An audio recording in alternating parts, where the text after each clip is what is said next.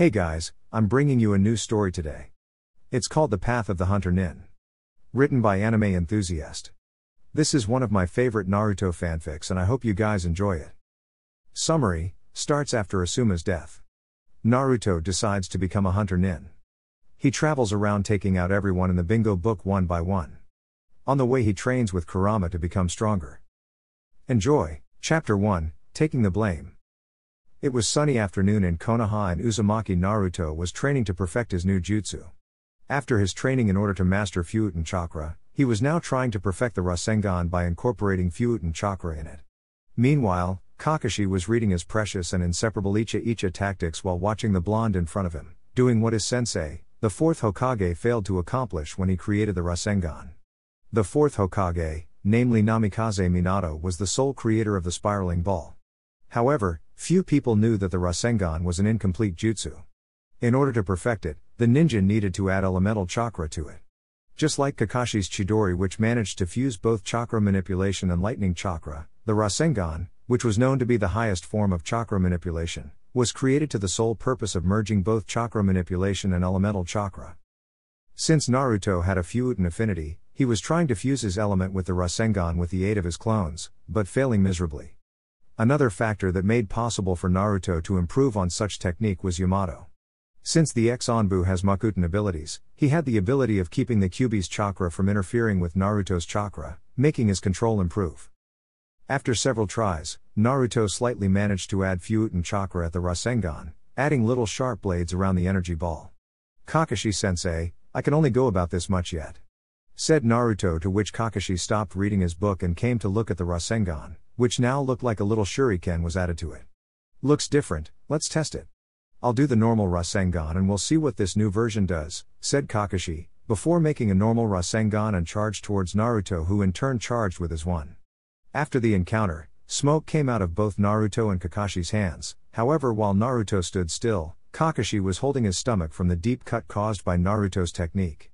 When Kakashi looked at Naruto's back, suddenly the figure of the fourth Hokage with his white robe appeared, making Kakashi's eyes go wide from the implication of such comparison. Naruto, only you can surpass the fourth Hokage. Keep like this and you'll be the one who finished sensei's work, thought Kakashi as he got up and went to congratulate Naruto on adding Futen chakra to the Rasengan, even though he knew that the technique was far from mastered, being still room for improvement. Congratulations, Naruto. You made it. Although you still need to improve, said Kakashi, smiling to Naruto, who in turn scratched the back of his head and laughed back at Kakashi. Thanks, Kakashi-sensei. Just a little more and I can finally reach Sasuke's level, said Naruto, shooting his arms high, making Kakashi smile in recognition. However, Kakashi wasn't aware of the fact that the blonde's behavior was just a mask to hide his true self.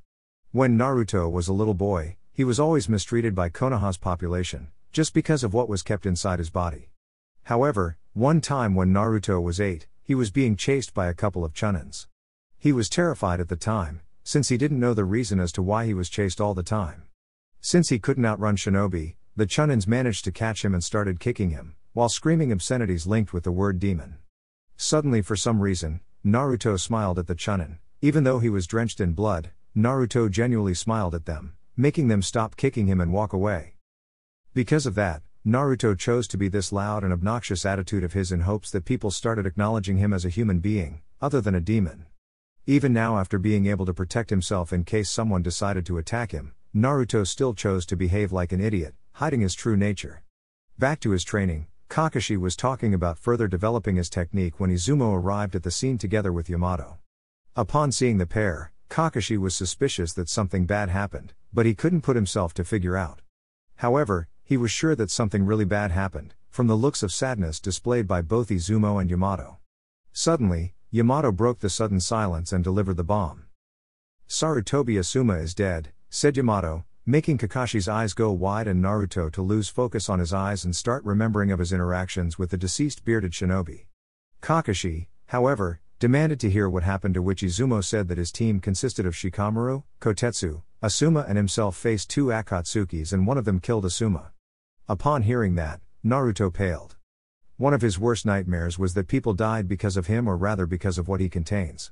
Right now, Naruto was looking down in shame from hearing about people dying because of him, which didn't go unnoticed by Kakashi, But he decided to let it go, since he figured that Naruto was taking the news just now and had to come in terms with what happened before moving on. Little did Kakashi know that right now Naruto had just dropped his mask. After delivering the news, Izumo left, leaving Kakashi, Yamato and Naruto hanging there looking at the ground.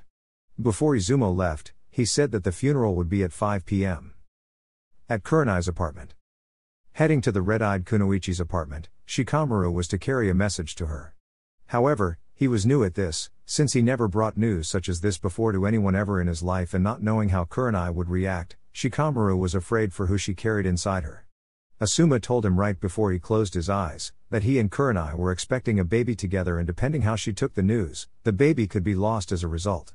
However, he made a promise to Asuma as well as to the Hokage that he would tell Kurenai about what happened. Upon arrival, Shikamaru rang the bell to Kurenai's door before waiting for the Kunoichi to open it. A couple of minutes after and a few more bell ringing courtesy of Shikamaru, Kurenai opened the door only to see Asuma's student with a serious yet down look on his face. Kurenai for her part was having bad feelings about the bearded shinobi, and while in her line of work, death was a common occurrence, she could not admit the fact that Asuma would get killed while on a mission, considering the fact that he happens to be one of Konoha's elite jounins. However, upon seeing Shikamaru looking like that and the fact that he happened to be standing near her door, it could only mean that the issue involved her to some degree. "Yes, Shikamaru?" said Kurenai before seeing the Chunin raise his face up to eye contact with the brunette, who caught a glimpse of a single tear running down his face, just before he dropped the news that immediately killed her from the inside. "Kurenai-sensei, Asuma-sensei is dead," whispered Shikamaru, making Kurenai's pupils lose their focus, and suddenly open tears starts to follow down her cheeks as she throw herself to the ground, screaming for Asuma's name in hopes that the bearded man suddenly appears and envelop her in a hug. Seeing this, Shikamaru kneeled down as to comfort her the best way he could. As Shikamaru heard the girl sob on his shoulder, Shikamaru just closed his eyes, while remembering his interactions with his sensei along the way from his Junon exam until the day he died. Shikamaru often beat himself because of not thinking of a way to save his sensei's life, however, being the analytical genius he was, he couldn't think of any solution to it. Not that it mattered anyway, since his sensei's life was now lost. However, as Kurenai stopped crying, his ear caught glimpse of the older girl whispering something. "Shikamaru, tell me what happened to my Asuma?" asked Kurenai, to which Shikamaru started relating the story, while looking down. "We encountered 2 members of Akatsuki. After that, our team engaged against them, however even though we were able to hold them back a little bit, one of the members did some sort of spell using Asuma's blood, therefore transferring all the pain of his body to Asuma's. And without even slight of hesitation, the man known as Hidan took a long dagger and pierced his heart, transferring the blow to Asuma's body, killing him in the process," said Shikamaru before suddenly seeing Kurenai's eyes flash with anger, which made him wonder if the girl would hunt Akatsuki. However, Kurenai wasn't thinking about Akatsuki at all. Well, not directly anyway. The reason she was angry was the reason why those S-ranked missing nins were near Konoha in the first place and then killing her beloved Asuma. She knew who those men were after, and since emotion was clouding her judgment at the moment because of the shock of losing her husband, Kurenai was actually blaming Naruto for the death of the only man she ever loved. Come to think about it, Naruto was the sole reason as to why those monsters came to Fire Country, and therefore he was the cause of Asuma's death. Shikamaru, still oblivious to what Kurenai was thinking, only managed to see her turn her back to him and walk inside her apartment, slowly closing the door and giving him an understanding look, since she knew how Asuma cared for the Nara genius. Upon seeing this, Shikamaru turned and walked away towards his home where he was supposed to get dressed to the funeral. However, he couldn't get himself to attend to the funeral. Therefore, the only place he could go, the place where his memories laid regarding his sensei, was his house's porch where he played shuji with Asuma. At the Nara residence. Upon arrival, Shikamaru simply placed the pieces and began playing by himself, oblivious to the fact that his father Nara Shikaku was watching his son since he arrived home. Shikaku was aware of Asuma's death on the hands of Akatsuki and was sad that Shikamaru had to witness his sensei get killed in front of him.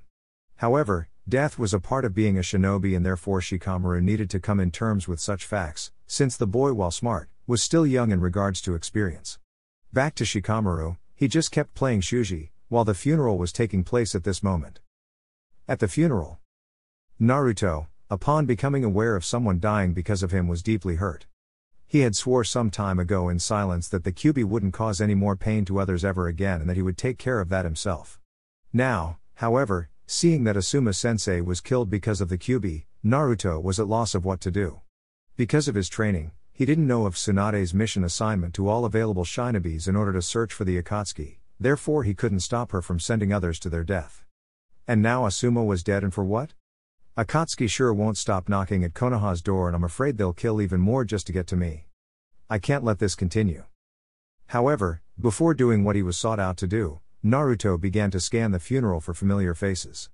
Upon doing this, Naruto sought Tsunade, Shizune, Sakura, of course Asuma's team, however without Shikamaru, which confused the blonde for a minute, but then again Naruto somehow understood the lazy chunin.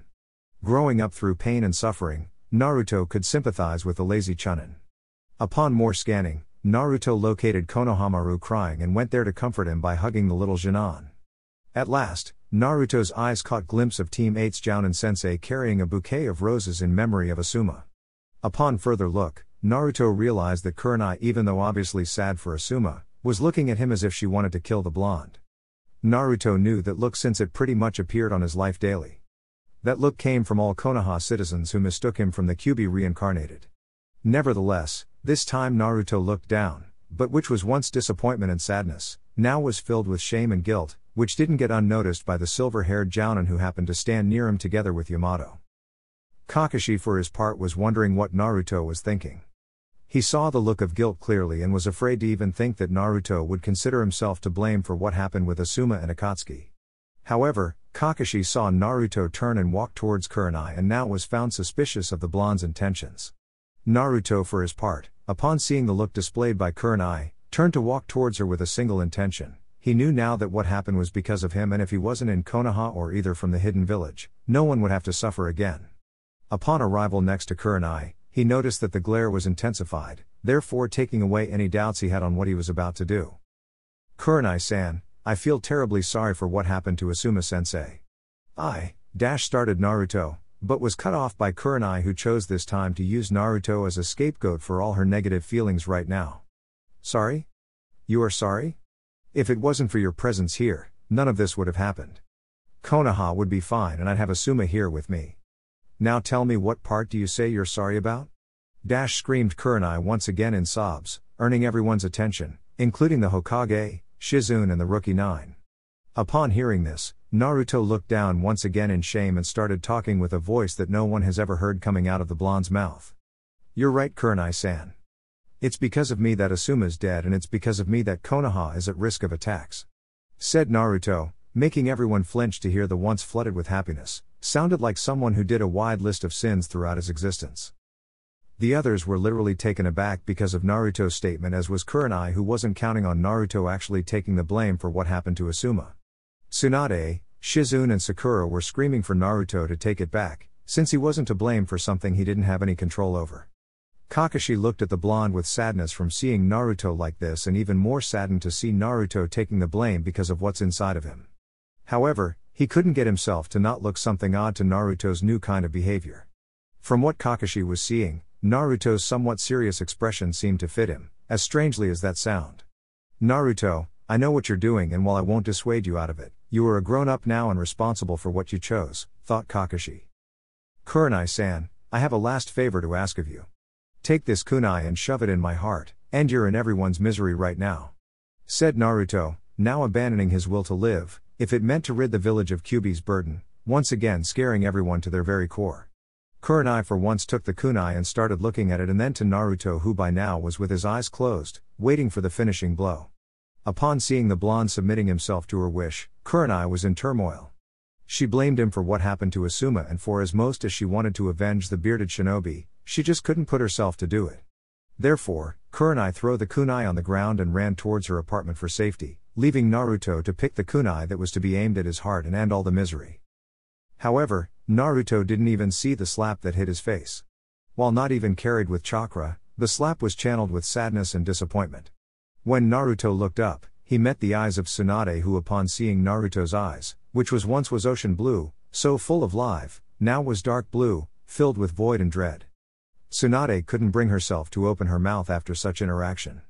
She was going to teach the brat not to waste his life like that. However, upon seeing Naruto's face, Tsunade suddenly couldn't see the Naruto she once knew.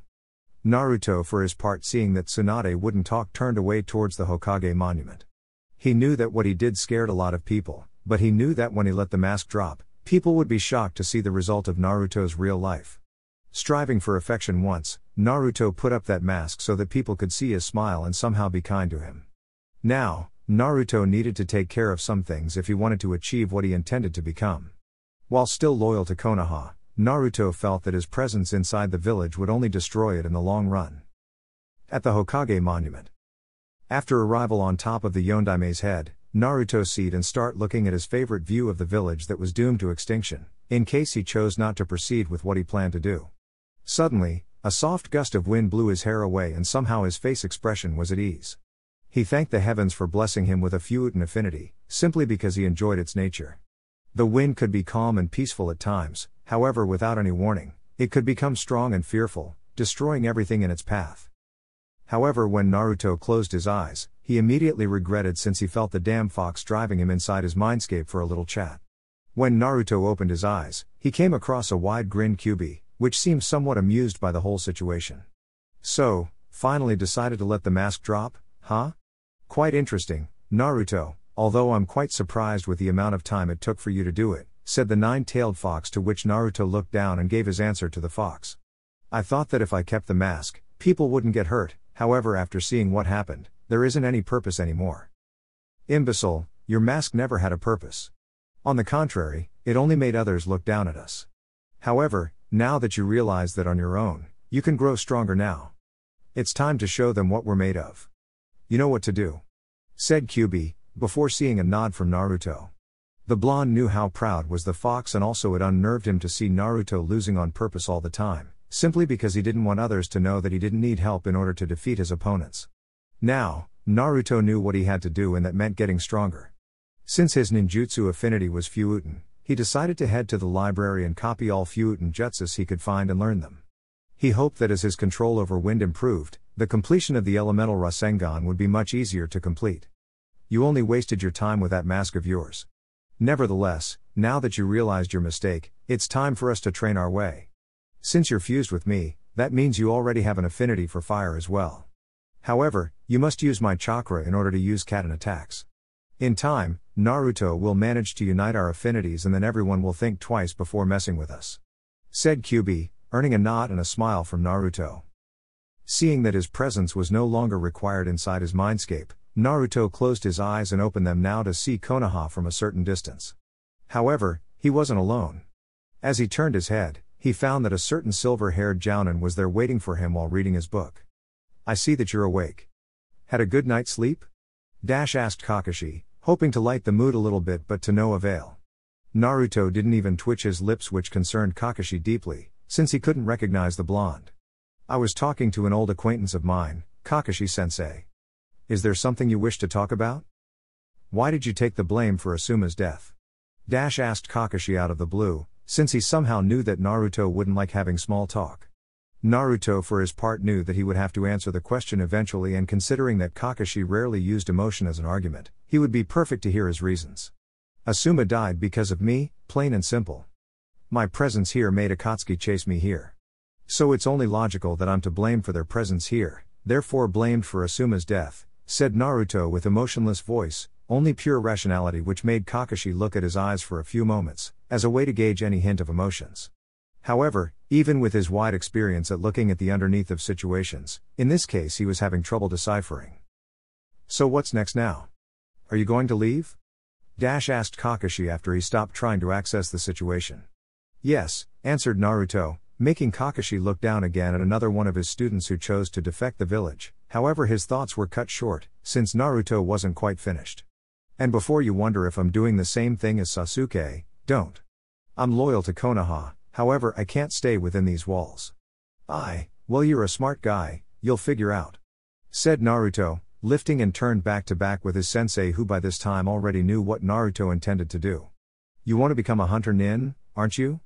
Asked Kakashi, though it was more like a statement than a question. You're not strong enough to fend for yourself, stated Kakashi, using his last resort to convince him to stay, however to no avail since the blonde's mind was already settled.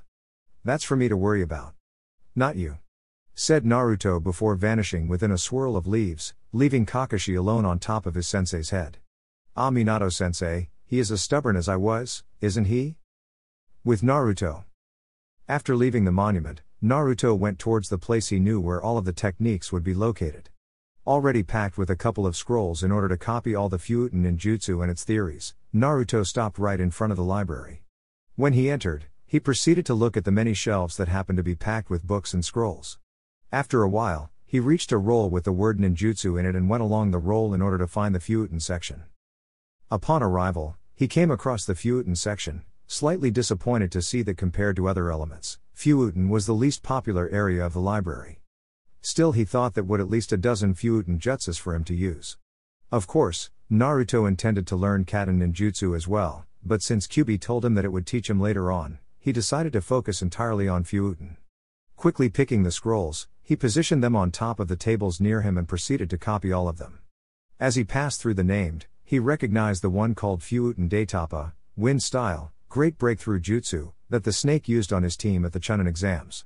After writing a bit, he came in contact with another familiar one called Fuuten Kaze no Yaiba, Wind Style, Wind Sword Jutsu.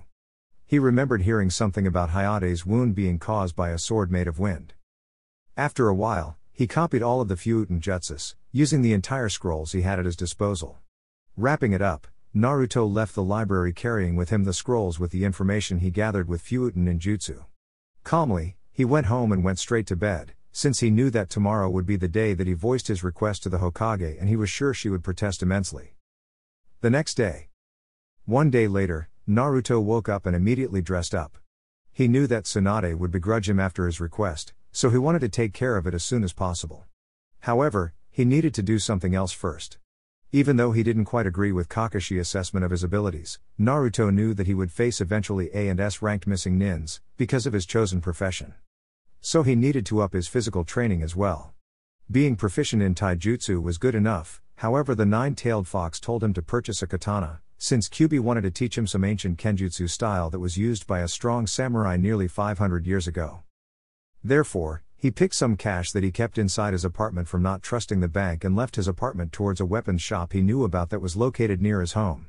Upon walking, he noticed people staring at him like they were waiting for him to show his wide smile or something peculiar to his usual behavior. As people passed through him, he was more and more thinking that the damn fox was right and even cursing the fact that because of their link, the fox could hear his thoughts as well, making the beast laugh his ass off, unnerving Naruto a little bit. At the weapons shop. After a while between walking and having to hear Kyuubi's way of saying "I told you so" inside his head, more like laughing at him for being right the entire time. He gauged the place from outside a little bit and shrugged it off since he didn't care for appearance. In fact, he knew that appearances were what made his life a living hell in the first place. As he entered, he was astonished to see that the store could easily fill an army. Tons of different types of swords, kunai, exploding tags, shurikens and clothes. Naruto was at loss of words right now, however his attention was diverted when an old man made his presence known with a little throat clearance. "Welcome customer, can I get you anything?" Asked the old man, to which Naruto turned to study the man a little bit. The blonde was suspicious of the fact that the man was treating him like a normal customer, since it was clear that he knew what Naruto has inside of him. However, the old man was just looking at him like expecting a request soon, so Naruto just shrugged it off for later and turned to give him the list. "Hi, I'm looking for a set of training weights of 20 pounds each, 2 sets of kunai and shurikens and a katana," said Naruto, earning a surprised look from the old man. "A katana, you say? Are you a ninja? I've never seen any shinobi wanting to purchase a katana. Not that I agree with those bastards, always preferring speed over force.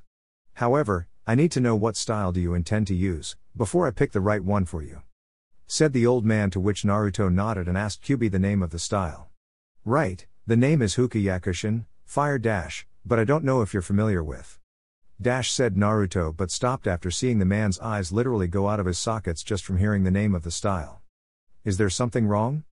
Asked Naruto, making the old man recover his concentration and go to the back of the shop. "You wait right here.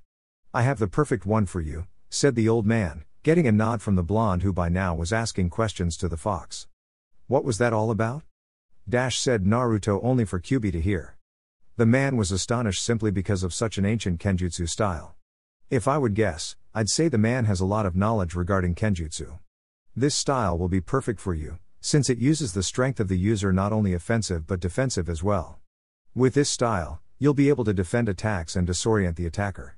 However, before you start learning, you need to enhance your muscles, hence why you'll be using the weights at all times. Explained Kyuubi, to which Naruto nodded when suddenly the old man appeared with a katana on his hands. Upon inspection, he realized that the sword was quite heavy, being therefore perfect for what Kyuubi intended for him to learn. As you managed to feel, this sword is pretty heavy. Your style focus on powerful hits, so this katana will be perfect for you. However, in order to be well used in battle, you have to be more bulky than you are now, but since you'll be purchasing weights, I see that you already know that. Now, I gathered everything you requested, said the old man before telling the price from the purchase, to which Naruto gladly bought. Thanks for everything, said Naruto, to which the old man shrugged it off. Don't mention it, it's rather rare for shinobi to acquire katanas. It'd my pleasure if you would bring her here once in a while for repair and treatment, said the old man, earning a question mark from Naruto. Her? Ha ha ha, sorry about that, I forgot to mention the sword's name. You see, every sword has a name since a sword is like an extension of the user's body. This one is called Furizere, free spirit. Said the old man, receiving a nod as well as a smile from Naruto, who in turn liked such a name. I like that. What's your name, son? I'd like to know the name of a customer who shares the same view as I do concerning katanas, asked the old man, to which Naruto quickly responded by saying his name and waiting for him to say his own. Nice to meet you, Uzumaki Naruto, my name is Higurashi Akito, said the old man. After a while, Naruto said goodbye to the old man and returned home with the things he purchased, wondering where he knew that name from. I don't know Tenten's last name, so I put this one. Once he arrived home, he quickly placed it on his couch and left again towards the Hokage's office. On the way, Naruto was thinking of what Tsunade would say to him once he came with the news. The only one he ever told was Kakashi, and Naruto couldn't know if the lazy Jounin reported to the Hokage or not. Still seemed odd that he would be the one to appear and demonstrate concern to the blonde. Perhaps the old hag sent him there in order to scout for some information as to why he did what he did. As Naruto walked, he also noticed that no one of his friends, if Naruto could say something like that, appeared to talk to him after what he did. He however shrugged it off, seeing that actually it was for the best. He knew that Akatsuki wouldn't stop for nothing to get a hold of what's inside of him, and that easily meant that they would kill everyone in Konoha if that was necessary to take Naruto with them. This way, Naruto wouldn't have to worry about seeing another one being killed by Akatsuki. Meanwhile, at Tsunade's office. Inside Tsunade's office, Kakashi and Jiraiya was there talking about what the blonde told to Kakashi yesterday. The idea of transforming Naruto into a Hunter-Nin not only seemed absurd, but also it would be like handing him on a silver platter to Akatsuki. Tsunade, however, was remembering Naruto's face expression yesterday, and it shocked her to very core. The idea of someone like Naruto literally give up on life was, safe to say, unimaginable. However, Tsunade wasn't blind to the fact that ninjas creates mask as a way to cope with all the pain and sufferings they've been through, and to think that Naruto wore such a mask would break her heart. She always adored the boy, even though he somehow always got to her nerves. Naruto was to Tsunade what Nawaki was when he was alive. Tsunade viewed Naruto as an annoying younger brother, and seeing him in such a state, it hurt her chest a lot. Right now, Jiraiya was finding hard to believe that Naruto would behave like this, and even if he had a mask, he knew that Naruto would always be Naruto, just with a little changes, that's all. He as well was against the idea of turning to Hunter-Nin duty away from the village, since he knew that Akatsuki had some spies here in Konoha and it would be easy to know the Kyuubi's whereabouts. Kakashi for his part didn't voice an opinion on that matter, he was simply here to tell them what Naruto told him and be on his way. He wouldn't like for Naruto to know that he broke his trust and ran to tell the god, "I'm Hokage." However, Kakashi's plan went down the toilet when a knock was heard on the door. Slowly getting inside with his hands inside his pockets, Naruto entered and gauged the ones present with the Hokage. He saw Kakashi there, which could mean that they already know what he planned to do, and there was Jiraiya. Speaking of the Toad Hermit, he was eyeing Naruto's face expression and found it peculiarly odd that the boy so far didn't show one single smile on his face, not even a twitch from his lips. Naruto's eyes were dark blue, quite different from the deep ocean blue ones that everyone seemed to be entranced with. Another different aspect was that Naruto chose to knock on the door before coming in, when before he would just barge it in and make his presence known. Tsunade looked at him and was sad to see that Naruto was still showing that look. That look that was only present when a person comes in terms with his haunted past and no longer tries to avoid it. And suddenly a realization dwelled inside her head: Naruto had acknowledged the Kyuubi. It was the only way he would take the blame for Asuma's death like that. Nevertheless, she needed to hear how he would address her so she could see if he still had hopes of snapping out of however trance he is on that made him think he was the nine-tailed fox. "What do you want, brat?" asked Tsunade, to which Jiraiya and Kakashi shifted their gaze towards what Naruto would say. "Hokage-sama, I have a request to make," said Naruto, making Tsunade look down once again and the others look at their Hokage with sympathy, since even though she always told him to address her with respect, inside she always smiled when Naruto called her Bakken.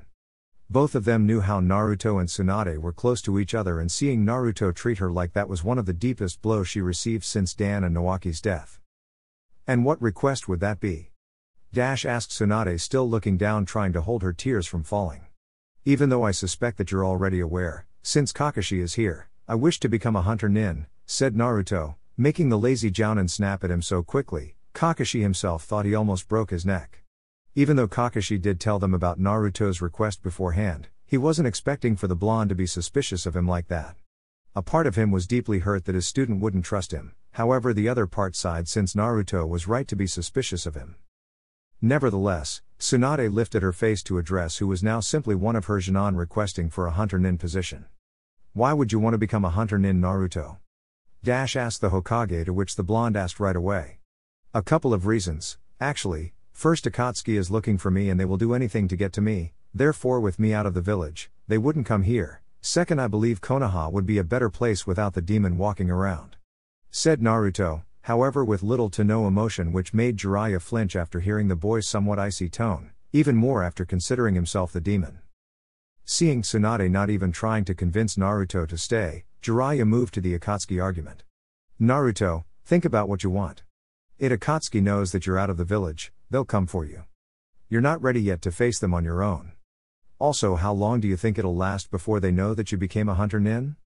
asked Jiraiya, using it more as a statement than a question. However, Naruto interpreted it as a question and proceeded to relate his plan. "Well, Jiraiya-sama," Jiraiya flinched from the sudden respect coming from the boy, "if you must know, I've that already covered. First of all, I would request 2-month training in order to perfect mine and Kyuubi's affinities and then proceed to Hunter-Nin duty. Now, regarding the information leaking, my plan is to give me a code name and hide the file deep within the Hokage's desk or even vault if necessary. With my identity being regarded as death, no one will know that it would be me and therefore no one will know of where I am," said Naruto before seeing everyone gasp upon hearing Naruto's plan. All of them were impressed of Naruto's strategy and all of them realized that if they followed Naruto's plan, no one would sneak on the Hokage's office just to see Naruto's Hunter-Nin identity. However, while his plan was ingenious to say the least, both Jiraiya and Tsunade suddenly remembered that they have to dissuade him of what he plans to do. "Naruto, think about this. What about your friends? They would be devastated to see you leave like this," said Tsunade. "What's the point of hiding my identity, if I were to tell anyone else about it? The less they know about me, the better. Asuma's death awoke me to see that the longer I stay in Konoha, more people will be killed by Akatsuki, and therefore I plan to serve Konoha outside its borders while training to exhaustion and eliminate them for good," said Naruto, gaining understanding nods from everyone present in the room that happened to agree that if Naruto were to be a Hunter-Nin and also hide his identity, the less people who knew about it, the best. However, there still remained the fact that the Rookie 9 would ask questions about him and Tsunade very well knew about that. "Very well, Naruto. I see that your mind is set up for this. I will not dissuade you out of it. I'll also grant you 2 months of training and then I'll be sending your mask and an updated copy of our bingo book. Now, one more thing I should ask, since you pretty much thought of everything. What should I tell in case anyone asks about you, what should I say?" asked Tsunade, to which Naruto turned to think a little bit. He wasn't considering that situation, however he didn't have much to think about it, since he had the perfect idea. "I doubt that anyone will ask about my whereabouts, so keep throwing solo missions for me. Tell them Jiraiya here is training me in information gathering and tell them I'm meeting his spying network and introducing myself to them," explained Naruto, to which Jiraiya laughed a little bit, since he would eventually send the blonde to meet his spy network in the future. "How long have you been planning all of this, Naruto? How the hell could you believe that it would be best for you to leave, huh?" Screamed Tsunade at loss of what she should do, since Naruto had beaten all their arguments like they weren't worth even mentioning. "What can I say, 2 heads think better than 1, I guess. Now, that I have clearance to do what I requested, I shall leave you be, Hokage-sama," said Naruto before turning and leaving through the door while all the people present were staring at his back. After he closed the door, Tsunade scowled him for deliberately betting his life like that, to which Jiraiya sighed, seeing that in fact this Naruto wasn't the Naruto he came to know. Also, Jiraiya was wondering about some of Naruto's words. He mentioned about mastering his and Kyuubi's affinity, which was odd considering that not only Jiraiya didn't teach him elemental ninjutsu, but also nobody knew what Kyuubi's affinity was. Also, he said that two minds think better than one, so that must mean that the Kyuubi is aiding him in this quest.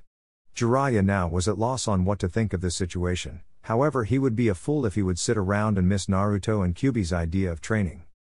With Naruto now walking straight to his apartment in order to study the theory behind the jutsus, Naruto started to ponder about his interaction with Tsunade and Jiraiya in regards to becoming a Hunter-Nin. He actually felt it went well, despite the fact that Tsunade was visibly angry at him for requesting such a thing. Underestimation is one of the main reasons a powerful opponent loses his battle, said Kyuubi, pretty much answering Naruto's hidden questioning. Yeah, look what happened to you, after you underestimated the fourth Hokage, said Naruto, playing the with Almighty Fox, who by this time stopped trying to put some sense into Naruto's head about such a lousy mistake he made 15 years ago.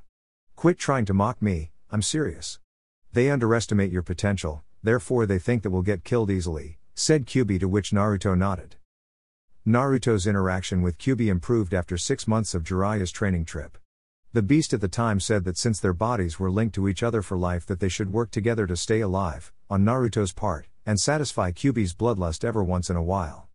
Actually, the Hunter-Nin situation pleased the beast greatly, since Hunter-Nins were supposed to kill missing nins and bring any sort of proof to their kill, like the enemy's hand or a very rare possession of his, in order to identify his death. Well, first phase of the plan is in action, said Naruto, to which Kyuubi nodded. Indeed. Chapter 2, Training for the Job. After Naruto entered his apartment, he left the scrolls and his sword on the table and went towards the kitchen to fix a bowl of instant ramen. No matter how much Naruto changed, ramen was simply his favorite meal, period. One time, the fox warned him to eat healthy stuff like some vegetables and scowled Naruto pretty much every time. What few people knew was that the fox was also responsible for the blonde's high metabolism. Therefore, when Naruto used to eat up to 16 bowls of Ichiraku ramen, everyone seemed to ask where the food would go. While the noodles were being prepared, Naruto stood next to it, waiting eagerly to eat the food from heaven, as he liked to call on occasions. 3 minutes later, the instant ramen was ready and he fixed the table for dinner. Looking across the table, he saw an empty chair and sighed. Still today he never even remembered why the hell he thought of buying a pair of chairs for his table. Naruto grew up alone his entire life, and while his academy sensei Iruka was rather close to the blonde, they only met at Ikirakus or at the academy. Furthermore, even his Jinan team didn't visit him once. So why bother, he thought. After eating all the noodles and receiving some killing intent aura courtesy of a very pissed fox, Naruto turned to study the sword a little bit. He could see that it was well taken care of from seeing how the steel managed to reflect the lamplight with perfection. The grip was simple, all black. In fact, Naruto never once considered personalizing the katana to suit his style, simply because he couldn't think of any symbol to put. As he yielded it off the holster, Naruto had to force his arms in order to move the sword around, simply because it was so damn heavy to move with it. The heavier it is, the better it goes for training. Not only will help your kenjutsu style, but also improve your muscle mass. Sometimes, you have to rely on physical abilities in order to win a fight, therefore you are going to train your body to the ground, and while you do that, your clones will be learning Fuuten ninjutsu from the scroll and Kata ninjutsu from me, said Kyuubi, to which Naruto nodded his consent and then put the sword back in the holster. Speaking of jutsus, we're going to be up all night, reading all this information. In that case, I'll be fixing a bowl of said Naruto, but was interrupted by the sudden yell from Kyuubi, who threatened Naruto that if he were to eat another bowl of ramen today, that he would throw everything up. Needless to say, Naruto stopped thinking about the noodles, since he didn't like the idea of throwing ramen away. Okay, damn it. I won't eat ramen tonight, mumbled Naruto, earning a satisfactory sigh from the fox. After the little interaction, Naruto started reading the first scroll, which made an introduction to Fuuten ninjutsu. Upon reading, he realized that Fuuten techniques were divided into two categories: sharpening the wind of cutting and slashing, or enhancing the strength and speed of the wind, which meant that he would need to practically master both of them. Well, more like the second one, since Naruto already knew who to cut using Fuuten Chakra from Kakashi and Yamato's training before. Therefore, he kept reading line after line with great interest. By tomorrow this time, Naruto hoped to understand the technique's concepts and just make the clones practice the technique. Kyuubi said that on the first month his clones would only be learning Fuuten ninjutsu, and the second one, they will be learning Katen. While the clones are doing ninjutsu, the real Naruto would do physical exercises, incorporating taijutsu, kenjutsu and bodybuilding workouts. 2 hours later, Naruto still didn't finish reading, but from the looks of it, he wasn't even worrying about a night's sleep, from being so immersed in mastering all the Fuuten jutsus and possibly the Katen jutsus in the future. He grinned at the prospect of fusing his techniques with Kyuubi's, simply because of how the wind affects Katen techniques. After another hour, Naruto managed to finish the scrolls, which he was proud to have been able to memorize the theory. Great, now to practice, thought Naruto, to which Kyuubi snorted at the boy's naivety. I hope you aren't thinking of being able to master all of them tomorrow, are you? Cause that would be the most stupid thing you've ever said, laughed Kyuubi, earning a scowl from the blonde. No, of course not, although I'm already able to use Fuuten Chakra, I'm not even close to doing a single Fuuten jutsu yet. Do not worry, Fox, if it's one thing I'm not, is being a genius. I just hope that at least I can manage to learn all of them in a week or two, so that the rest, I can practice doing it and hopefully master, said Naruto, earning a nod in recognition from the fox. Good, now training tomorrow will be tough on you. So I suggest that you rest a little so that you don't complain at me tomorrow, said Kyuubi, to which Naruto just ignored and went to sleep. The next day, as the sunlight engulfed Naruto's apartment, he opened his eyes and got off his bed. Walking slowly towards the little balcony of his apartment, he turned to look at the rather pleasant view of Konoha and the Hokage monument. However, his eyes were as always focused on a certain point, which was the fourth Hokage's head. For some unknown reason, Naruto always looked at the Yondaime Hokage's head, and because of this, he began wondering what would happen if the man was still amongst the living. It was an A-ranked secret in Konohagakure that the fox wasn't defeated by the Yondaime, instead he trapped the demon inside an infant at the time by the name of Naruto. As he closed his eyes, he was suddenly even more relaxed after a soft gust of wind came washing all of his worries and simply transformed them into nothing. For a moment, then, Naruto felt like he could do this all his life. It seemed quite logical that Naruto liked the air breeze, seeing which his elemental affinity is. After a while, he went back inside the apartment and began to change. Quickly going through the necessities, he grabbed the scrolls, the sword and the weights and left the place straight to the furthest training ground there was. Training ground number 43, being next to the Forest of Death, would be perfect for Naruto to train without being interrupted by someone wanting revenge or one of the Rookie Nine asking questions about his action at Asuma's funeral. It was not that he regretted saying what he did, far from it actually. The acknowledgement of being the one who shared the body with Konoha's worst enemy did have its setbacks, and sometimes being the population's scapegoat wasn't easy in the slightest. Constantly having to deal with hate stares and anger, Naruto grew accustomed to all of this and more. However, he had only 2 months to train and then he was back to active duty as a Hunter-Nin for Konohagakure. As he jumped rooftops, he wondered how much his life would change from now on. First of all, his missions would be all the same, tracking missing nins and exterminate them. However, Naruto knew that outside of Orochimaru and Itachi, there is many powerful missing nins as well. Another thing will be not seeing the ones who grew up together in their respective jounins, well, the living ones at least. He doubted Kurenai would ever approach him in the future, and the fact was that he was fine with it. At last, those whom were considered family to him, named Jiraiya, Tsunade, Iruka and Kakashi, would be safe at least from Akatsuki's hands. Just thinking about Asuma's death once again, made his blood boil in frustration. He sometimes wondered if maybe he wasn't even supposed to stay in the village after he had knowledge of the fox, but then again a lot of things would never happen. First of all, his team wouldn't be sent to face Zabuza, since it was him that kept pestering the Hokage for a better mission, and Sarutobi granted that wish. Also, Sasuke wouldn't be jealous of Naruto's growth. Nonetheless, Naruto dismissed the part of Sasuke not being jealous, since he pretty much knew that at the first promise of power, the Imo Uchiha would demand more and more power, eventually going to Orochimaru for guidance. And the best thing, he wouldn't have to constantly scream for attention, since he wouldn't feel the need for it anymore, since he would be outside the village. Quickly shrugging it off, since dwelling on the past would be pointless. Also, the fox couldn't help but add his commentary to the idea. It's nice to admit that you sucked back then. You have a cunning ability in embarrassing my presence to very core with how poorly your abilities were, said the proud demon, to which Naruto scowled the fox, because of his goddamn mask of attention. Training ground number 43. When he arrived at the aforementioned training ground, Naruto studied its size so as to establish the number of clones to use. The size was equivalent to the one he used to begin his Fuuten training, therefore 200 clones would be the number of choice. Slowly moving his arms to form the correspondent hand seal, he molded the necessary chakra and instantly the area was covered by a white smoke, appearing the 200 Naruto clones. Okay, then, listen up.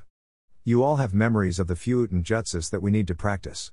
Therefore, since there is 200 of me and 12 techniques to master, we'll be doing the following. We'll divide in 13 groups. The first 12 will be consisted of 10 clones each and train one Fuuten technique. The 13th group will practice chakra control. Said the real Naruto, earning mumbles from his clones which appeared to have a mind of their own at times. Suddenly, one of the clones turned to ask a question. And while we train our asses off, what are you going to do? Asked the clone, to which the real Naruto sighed.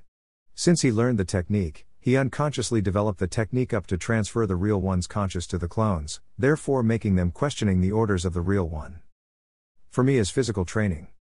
I'll be adding 20 pounds to both arms and legs. We'll be doing this for the equivalence of a week. Now let's get to work, ordered the real Naruto, earning screams of recognition from the clones. After seeing the clones divide into groups, the real one added the weights to his limbs and began sob-running exercises around the area. At the Hokage's office. While Naruto was training towards his goal, Tsunade was rubbing her temples because of the headache she was experiencing right now. Because of Naruto's resolve yesterday, the blonde Hokage decided to release the tension by drinking a little bit. Sadly, what first became a few drinks, at the end of the night, she already drank 2 bottles of sake. Therefore, it was safe to say that hangover was tormenting her at the moment.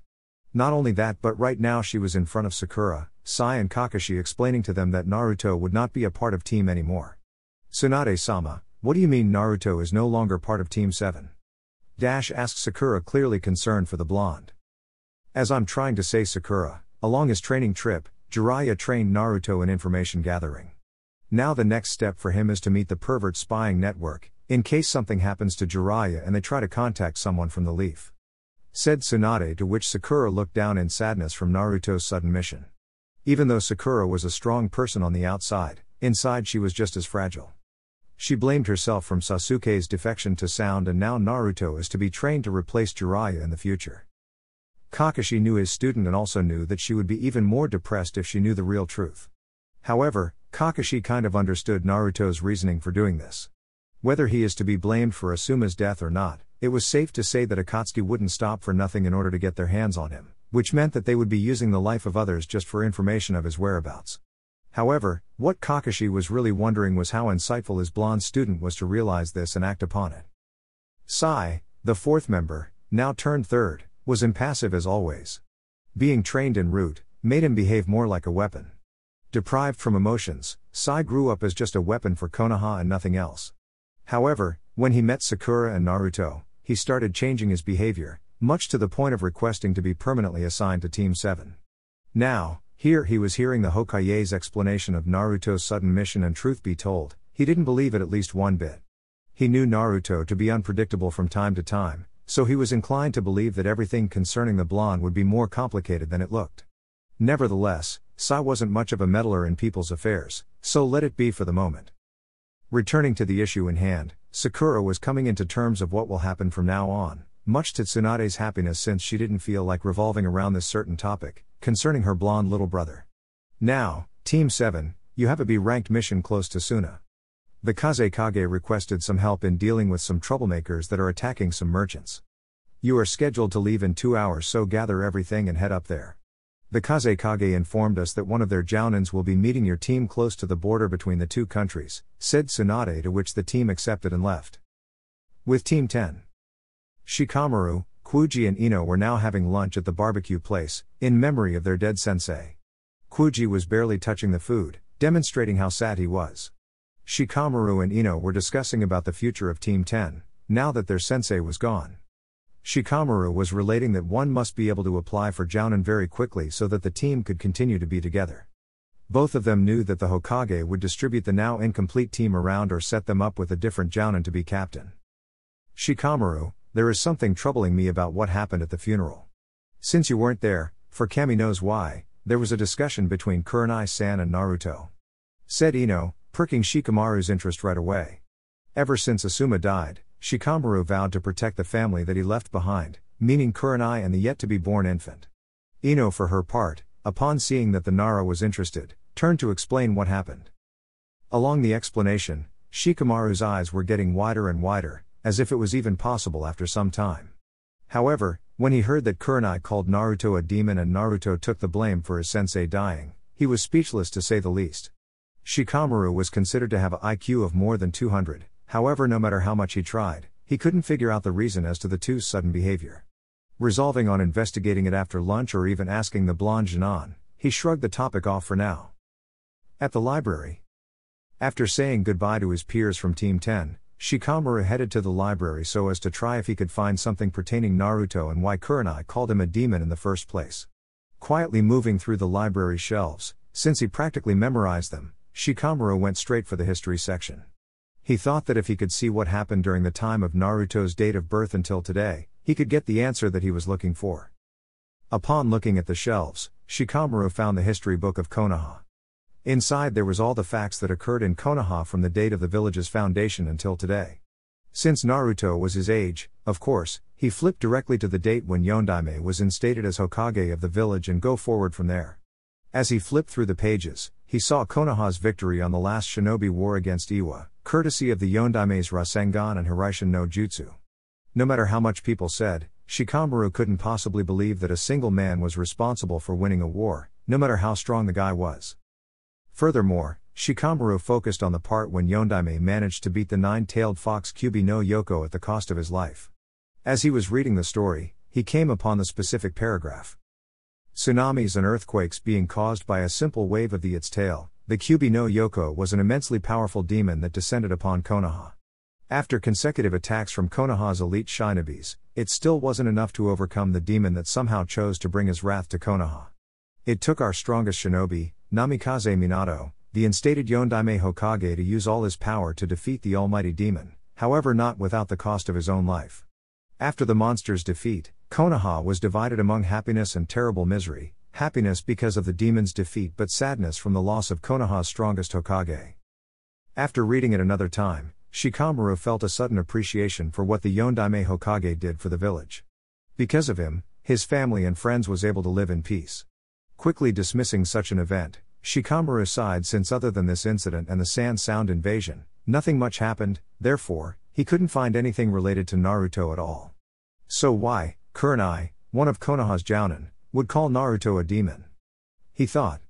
Shikamaru wasn't dumb to know that certain events, depending on its importance, wouldn't be listed in books for the public to read. Therefore, he assumed that the blonde was a part of an A-ranked secret to which only jounin and above would have access to. Taking this thought into consideration, Shikamaru flipped the book to the Kyubi part once again, since the word demon would only be associated with the Kyubi. Looking at the monster's photo, he began to compare the fox with Naruto, trying to find at least something. However, other than whisker marks, he had nothing. On second thought, why would Naruto even have whisker marks in the first place, he thought. Right now, Shikamaru was sweating profusely upon the indication that Naruto and the Kyubi are somehow linked. Shikamaru was surprised to see that the monster's incident happened the same day of Naruto's birthday, which was strange, considering that the blonde was an orphan, so maybe Naruto's parents were killed by the Kyubi. A lot of ideas were passing through his mind right now, but not one of them involved Naruto actually being a demon. So the question remains. Why would Kurenai say that he is a demon?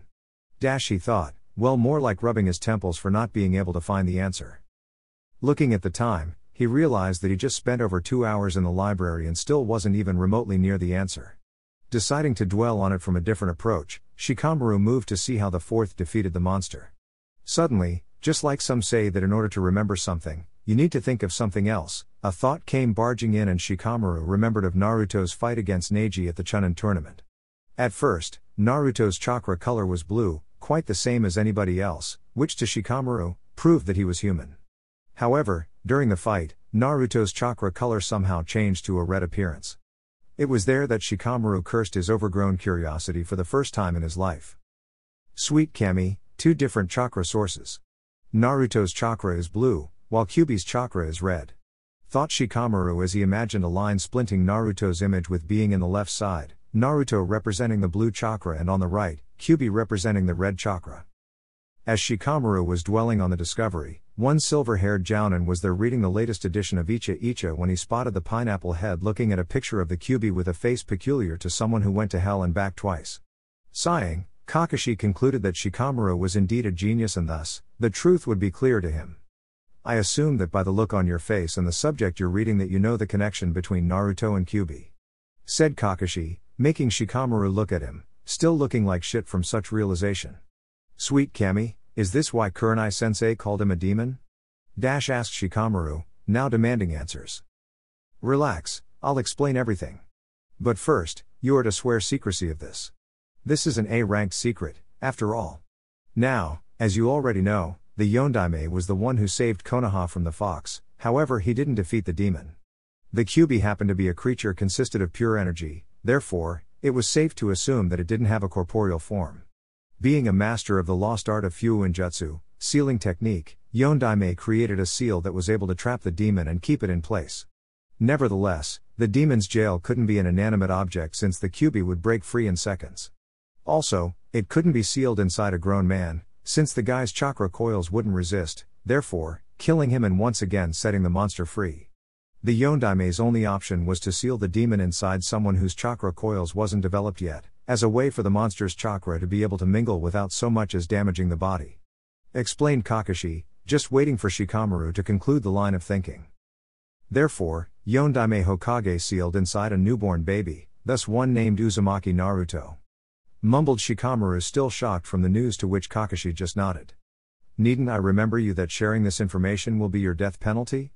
I only told you because you already knew some aspects, said Kakashi, to which Shikamaru nodded in acknowledgement, but being the over-curious and not one bit judgmental, Shikamaru turned to ask. So Kurenai was right, then? Naruto is the demon? Asked Shikamaru, before being able to see Kakashi flinch at such notion. Kurenai was moved by sadness from losing Asuma, so it would be only logical that she used him as a scapegoat. However, Naruto is no demon, he never was, never is and never will be. And before you ask why Naruto took the blame for Asuma's death, while this theory is true from a certain point of view, it's safe to say that Naruto isn't a demon. Said Kakashi, interrupting Shikamaru, which was in fact going to ask that. So, what is his theory? Asked Shikamaru, to which Kakashi sighed and wondered when the lazy bum began to show interest all of a sudden. According to him, both him and Kyuubi share one body, therefore he believes that he's Kyuubi just as Kyuubi's him or something like that. After hearing Naruto's theory, Shikamaru managed to see reason to it and understood why he took the blame for his sensei's death to a certain point, but he knew he would have the blonde's word for the rest. After he once again expressed his reason for keeping secrecy and stood up to leave towards his house, when Kakashi stopped him. Whether you think he is a demon or not, it's your call. Naruto has a lot of people that don't like him, one more wouldn't make a difference, said Kakashi, and then left the Nara-chunin. Wondering about the blonde, Shikamaru didn't need to think about it. He knew Naruto wasn't a demon. However, he concurred with Naruto on the point of sharing a body with a demon. Training ground number 43. After some time of training, the real Naruto was sweating profusely. Today, he thought he exercised more than a whole year without the use of weights. Sure, until then he didn't have the slave driver kind of sensei practically beating him up inside only for Naruto to keep on going. As he was resting the 5 minutes granted by Kyuubi, who in turn was already healing Naruto's strained muscles for the last training run, Naruto suddenly heard shoutings. Fuuten Daitapa, wind style, great breakthrough, said one of the clones before exhaling a huge gust of wind towards a huge boulder nearby. Fuuten Kaze no Yaiba, wind style, wind sword jutsu, shouted another clone, and out of nowhere a tree in front of him was sliced open. Fuuten Kaze no Hagshi, wind style, furious wind jutsu, shouted another clone, which then was enveloped by strong wind force peculiar to the technique's name. 3 techniques already learned, not bad. I bet the 4th one will be done by the time I end my last run around the training ground, said Naruto before getting up and proceed the running. So Kyuubi, how is the training so far? Asked Naruto, thinking of throwing small talk while running. Your body mass is rising considerably, however this is just the first day, so in about a week, we'll get ready to learn the Kenjutsu style. Tomorrow, you'll be training taijutsu with the weights, so as to be accustomed to it. As to the jutsus, 4 techniques will do for now. The others will come out eventually. Since the clones already managed 4 techniques, you can now assign more clones to do the other more complex jutsus, said Kyuubi, detailing how the day went when suddenly both of them heard one clone shouting Fuuten Itama no Jutsu, wind style, air bullet jutsu. At Naruto's house. After the last run, Naruto was dead tired for the first time in his life. Quickly dragging his ass to his home in order to get Kyuubi's approved dinner, which sadly to Naruto didn't have any ramen involved, rather the meal consisted of some sushi and vegetables. After the meal, which was surprisingly good by the way, Naruto threw himself on his bed and just let his eyes close slowly. While the body slept, the fox inside was beginning his work. Every time Naruto rested, he would heal the strain in his muscles so that Naruto wouldn't need to wait a while before continuing training again. 1 week later. Upon returning to his apartment after a long day training, Naruto was amazed about how much he was able to learn in 1 week by utilizing the Cage Bunshin style of training. Naruto's ninjutsu increased exponentially, since Naruto managed to make the last one called Fuuten Suidu no Tatsumaki, wind style, tornado tunnel jutsu, so he was able to make all the 12 techniques listed so far, 13 if he was to add the Fuuten Rasengan. Now concerning his body structure, he grew up a few inches and was slightly ripped with muscles being quite visible at naked eye. Taijutsu with weights were a good thing, since in time Naruto managed to do some precise katas. Tomorrow, it would be Kenjutsu time and Naruto was eager to finally be able to use the katana properly. Once again drifting to sleep, Naruto was suddenly awake by the fox, calling his name. Before you go to sleep, I believe you must know that I will be teaching you kata ninjutsu theory and some fire techniques as well. Said the fox, earning a scowl from Naruto and him mumbling quietly, am I supposed to be sleeping or not? Thought Naruto, to which Kyuubi responded with a smile. Of course you'll be sleeping, imbecile meatbag. The only difference would be I teaching your brain, kata ninjutsu, so that tomorrow, while you learn kenjutsu, your clones will be performing kata techniques.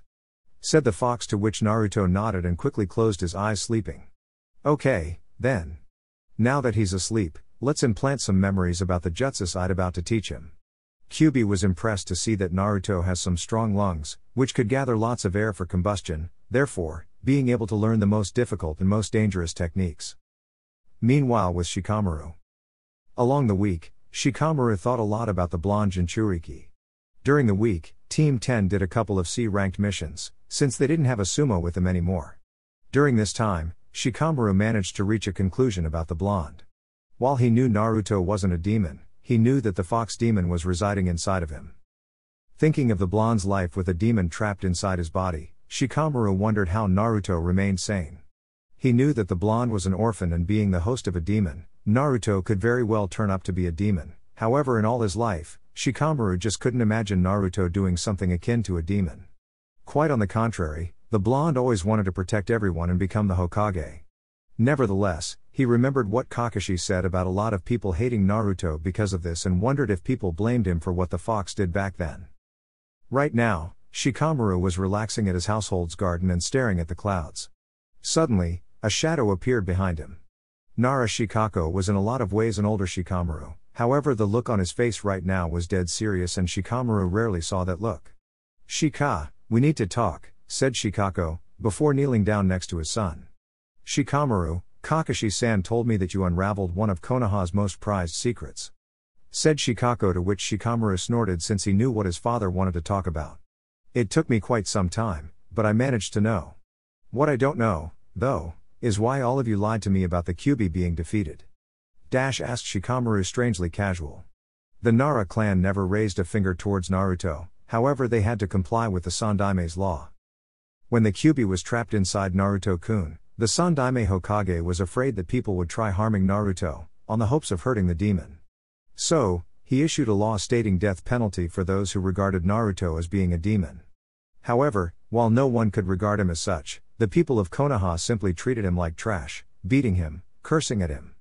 And before you ask, none of the Nara clan ever raised a finger at the boy, however we didn't do anything towards helping the boy either. The Kyuubi killed a lot of people, sons, husbands, wives, parents. In the end, Naruto ended up being the village's scapegoat. I have to say, though, for him to do what he did at Asuma's funeral, took a lot of guts out of him. I oftentimes wondered why the Yondaime chose Naruto to become the vessel of such demon, but now after seeing his resolve, I couldn't think of anyone else to fit such role better than him, said Shikako, confusing Shikamaru at the last part. Why you say that? Asked the Nara-chunin. After so many injustices, so much hardship in his life, he still has the guts to acknowledge his situation and assume all responsibility for what happened almost 16 years ago. The Yondaime was pure genius, said Shikako, although consciously missing the fact that he was talking about father and son, but that was an ever bigger secret than the Kyuubi's. After hearing his father, Shikamaru smiled at the prospect of actually getting to know the real Naruto, not the hyperactive knucklehead that the blonde appeared to be. Training ground number 43. Damn it, Naruto, use your muscles, said the fox, after seeing Naruto attacking with the sword. For some time now, Naruto started training his kenjutsu style and he was finding it hard to control his arm muscles while fighting. The secret of the technique was to use the muscles when attacking or defending, empowering the strikes, and when he was analyzing the opponent, that was the time for muscle relaxation. Quit screaming, damn fox. I can hear you without the shouting, said Naruto before kneeling on the ground, requesting for rest, to which the fox complied, and he turned to see the clones struggling to learn Katanendo jutsu. So far, the clones managed to learn the Katengu Kakyu no Jutsu, Fire Style, Grand Fireball Jutsu, Katen Makai no Kane, Fire Style, Hell Blaze Jutsu, and Katen Kane no Doki, Fire Style, Fire's Wrath Jutsu.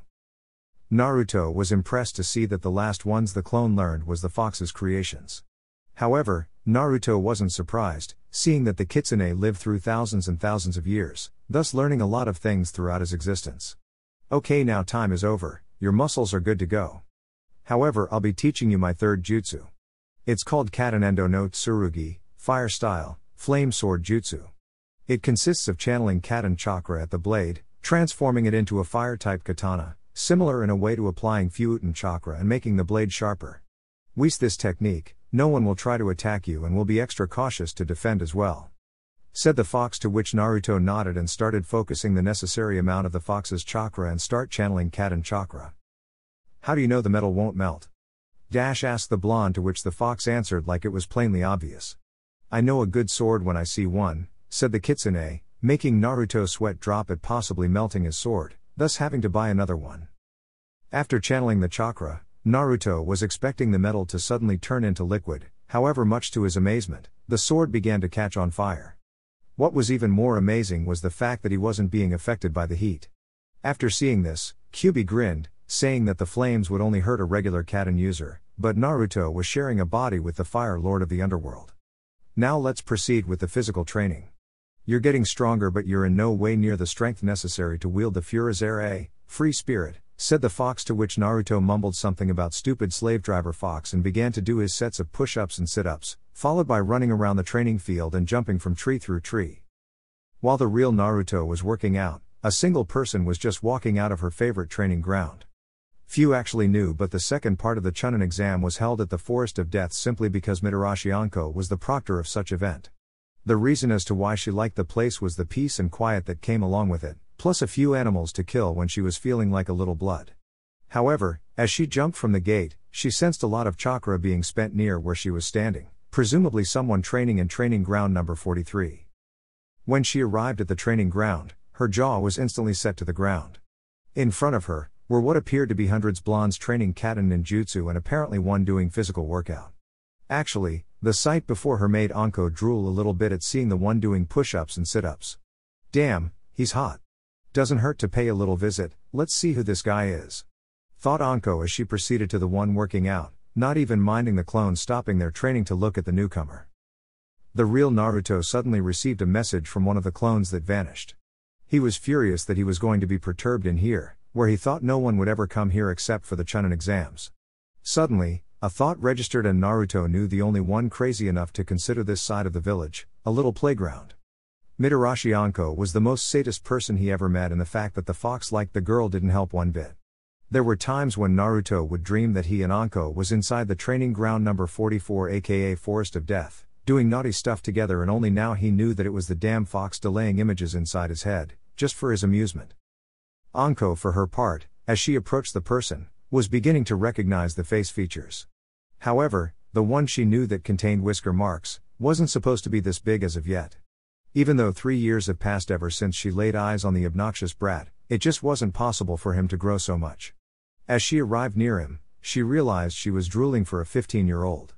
However, She was surprised to see the blonde getting up and surpassing her height by a good 6 inches. Anko is 5'4", so Naruto is 6 feet 0 inches. Is there something you wish to discuss, Anko-san? Asked Naruto, not demonstrating his rather irritation at having this conversation instead of training. I was just in the neighborhood. Sensed your chakra and came to check. Do you have a problem with me here? What's with the training? Never seen one train like this before. Asked Anko, and while she was waiting for an answer, she was seizing the boy now overgrown man. Truth be told, she was rather mad for the blonde who didn't even say hello to her, but she guessed that she interrupted something, so that must have been it. She remembered what Yuagao shared with her some time ago about the blonde taking responsibility for Asuma-san's death to Akatsuki, and safe to say, Anko wanted a few answers from the source. However, she was taken aback when Naruto turned to answer rather rude. I chose this area, so that no one would bother me, just like you have your own. Now, as to the training, I happen to have quite a lot of chakra to spend. Said Naruto, to which Anko scowled at him. Truth be told, she liked the tranquility at the Forest of Death, so like the blonde, she would be furious if someone interrupted her. However, being accused of doing the opposite, she was pissed to say the least. Okay, I get it, so you're saying I got in the way of your train? Oh, I guess I did it, didn't I? My bad, said Anko, after she looked around and noticed that hundreds of Naruto were looking at her. Seeing that Naruto wasn't training anymore, he dismissed the clones one by one until all their memory came to him and he sat near the tree he was in. Of course, while he was looking at the snake mistress, Kyubi was behaving like an animal in heat, making Naruto be rather uncomfortable. Would you stop that, you damn fox? She's human and you're a goddamn fox. Thought Naruto out loud, to which the fox responded. I'll stop as soon as you get in bed with her. Besides, I can take the shape of a man and start doing stuff to her that you even began to dream about. Mumbled the fox, to which Naruto scowled and started paying attention at the real world. If you want to know about my training, just know that what the cage Bunshine learns, the real one will receive his memory after he is dispelled. Said Naruto, to which Anko sat by his side. Oh yes, Kakashi's invention. Say, why you are sweating so much? Not that I'm complaining about it. Said Anko, to which Naruto appeared inside his mindscape and blamed the fox for the sex images inside his head. It only got worse, though, when Kyubi advised for Naruto to tell her the truth. To say Naruto was uncomfortable now, it would be an understatement. He was having trouble to control such lust, and if he told Anko that the fox has the hots for her, he knew she would jump at his neck instantly. What the hell? At least this will go away. And, mind you readers, that he isn't gay, he just hates perverts. Anko-san, called Naruto, as his breathing was becoming agitated from the huge lust and the sudden response from his hormones because of the pictures inside his head. Anko, for her part, was confused on what was going on. First Naruto started sweating and now she could smell the lust leaking out of his body, thus affecting her as well. Why, Naruto-san? Asked Anko, almost on the verge of exploding, to which Naruto turned to explain their current situation. Would you believe it, I told you that this lust you're feeling, it all belongs to the fox inside? Asked Naruto, now having trouble breathing. Anko, after hearing that, gritted her teeth from the lust pressure. Of course no human would be this horny, and certainly not Naruto, who openly cursed the perverted Sannin from peeping at the naked women. Why is the fox doing this? Asked Anko, now believing more than anything. Ver, since we met you, he has been doing this from time to time. I don't know what to do to control such urge. Said Naruto, before suddenly he heard moaning coming from Anko, worsening the situation even more if that was possible. Anko, for her part, was impressed with the boy's resolve against becoming a pervert. Being able to control this urge for 3 whole years and not jump at nearly any female in front of him was a feat on its own. However, she didn't have that kind of control, and it was unlikely that she would get rid of this feeling anytime soon, so she'd help the blonde with this. Naruto-kun, I doubt that we could control this urge. It's best to just go along with the flow. Said Anko, before moaning louder. Naruto, for his part, because of his increased sense of smell, could sense Anko's pheromones reaching volcano temperatures. However, after a whole 3 years of this, only a gay wouldn't be fazed about it. Suddenly Naruto saw Anko taking off her coat and come forward, becoming face to face with the blonde, then smashing her lips with his own. Author's note: there is a lemon here if you want to read it. Link to the story is in the description. A few minutes later, both of them, now fully dressed, sit side by side. Naruto was explaining to Anko that he and the fox shared the same body and that together they were one. Being that said, Anko understood his decision to take the blame for what happened, but he thought less of trying to convince him not to think like that, simply because he didn't even show that he regretted such decision. So, what are you going to do now? After what you've done, you can't stay here and wait for them to sudden praise you or something. Asked Anko, to which Naruto nodded. I was never in need of recognition from them in the first place, and you're right, I can't stay here, but not because this village would hunt me down or something like that. The longer I stay here, the more people will be hurt by Akatsuki just so that they can get to me. So, I made a secret request to Hokage-sama to be instated as a said Naruto, and whispered the name of the position close to Anko's ear so that no one would hear. Anko, for her part, after hearing it, understood his idea. Becoming a Hunter-Nin would take him away from the village, therefore not endangering anyone. Akatsuki would search for him elsewhere, but they won't find him, simply because of a mask and a simple henge, changing the hair color. Well, Naruto, about what happened between us. Although that was the best sex I've ever had, it doesn't mean that we have feelings for each other. I, for one, didn't even know if you were dead or still alive since you disappeared for 3 years, and I bet you have feelings for that Sakura girl, right? Asked Anko, to which Naruto simply nodded in the negative. Sakura is nothing more than a teammate to me. My supposed crush for her was more of my sudden drive for attention in the past. But while I don't have feelings for anyone at the moment, I can say that I don't consider you more than a potential friend. Like me, you also suffered hardships in life, and right now, you know a secret of mine that only the Hokage, Jiraiya and Kakashi know of, therefore ask for secrecy in this, said Naruto, to which Anko smiled, appreciating the honesty and getting up. In all honesty, the sex happened simply because of the uncontrollable lust that surrounded the area, therefore while usually girls would be upset from the rejection, Anko was one to hate falsity, so she began respecting the blonde in front of her even more for his honesty. Good luck on your journey, Naruto. When you return, make sure to tell me about the trip, and don't worry, your secret is safe with me. Said Anko, to which Naruto smiled and nodded. Thanks. I'll be sure to send you a few heads if you want to, said Naruto, to which Anko smiled genuinely for the first time in her life. No thanks, I enjoy a little bit of blood, but not actual human flesh. I'll be hearing good things from you, Naruto. Just don't be greedy. I happen to know a few Hunter-Nins that happen to be killed because they tried to capture Orochimaru or Itachi. Said Anko, earning a nod from Naruto. Those will have to wait for the moment. I'm beginning with C-ranked missing nins for a while. After a while, I'll go to the B-ranked, therefore it's safe to say that S-ranked criminals will be the last of the list. I appreciate for the concern, though, said Naruto, earning a nod from Anko, who in turn smiled deviously out of sudden. And maybe we can have another go, when you and the fox are in need of a woman's touch, said Anko before walking away, leaving Naruto sitting there with a side expression on his face while Kyuubi smiled deeply inside his mindscape.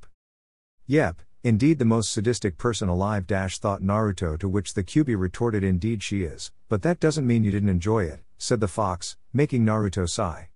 Stating the obvious. Chapter 3, Departure. It has been almost a week after the whole interaction with Anko happened, and now Naruto was seen slashing imaginary opponents with his now blazed katana. At first, he thought that the heat generated from the sword would hurt him rather profusely. However, Kyuubi assured him that when Naruto uses its chakra, the fire won't consume his body, simply because of how Kyuubi's control over the fire element is.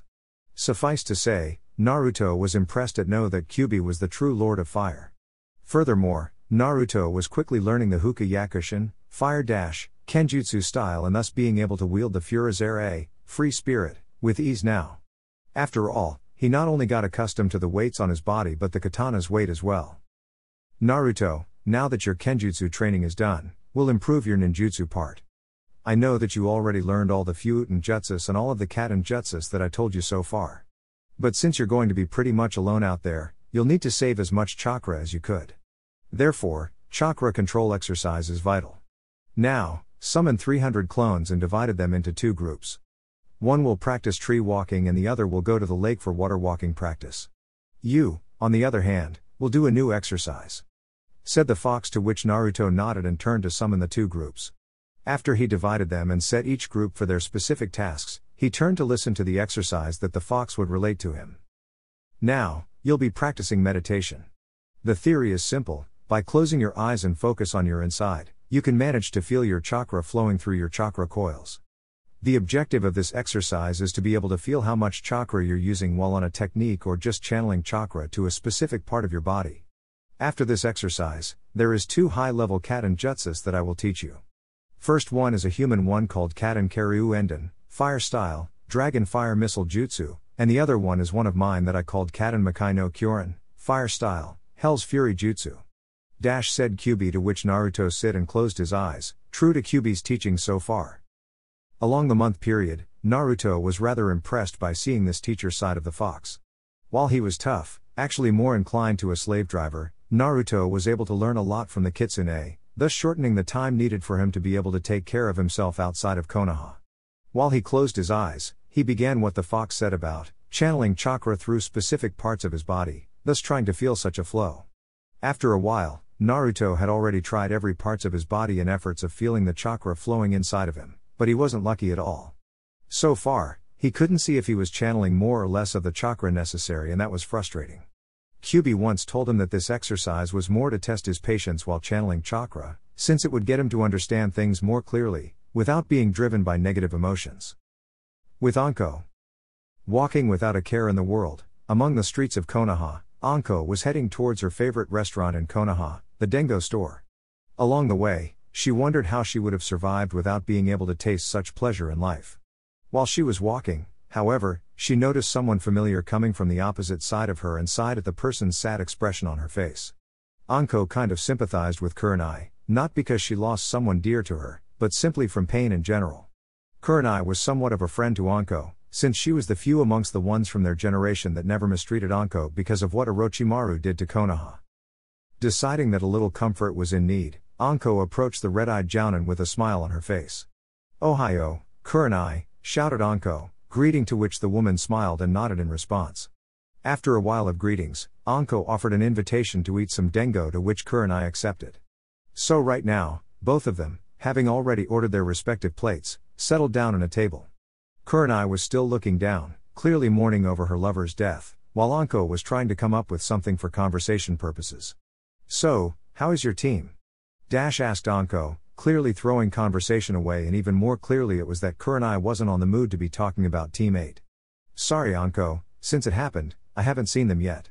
Hokage-sama assigned a temporary replacement for me, so they are out on missions. Other than that I don't know much," said Kurenai, without even bothering to look at Anko's face.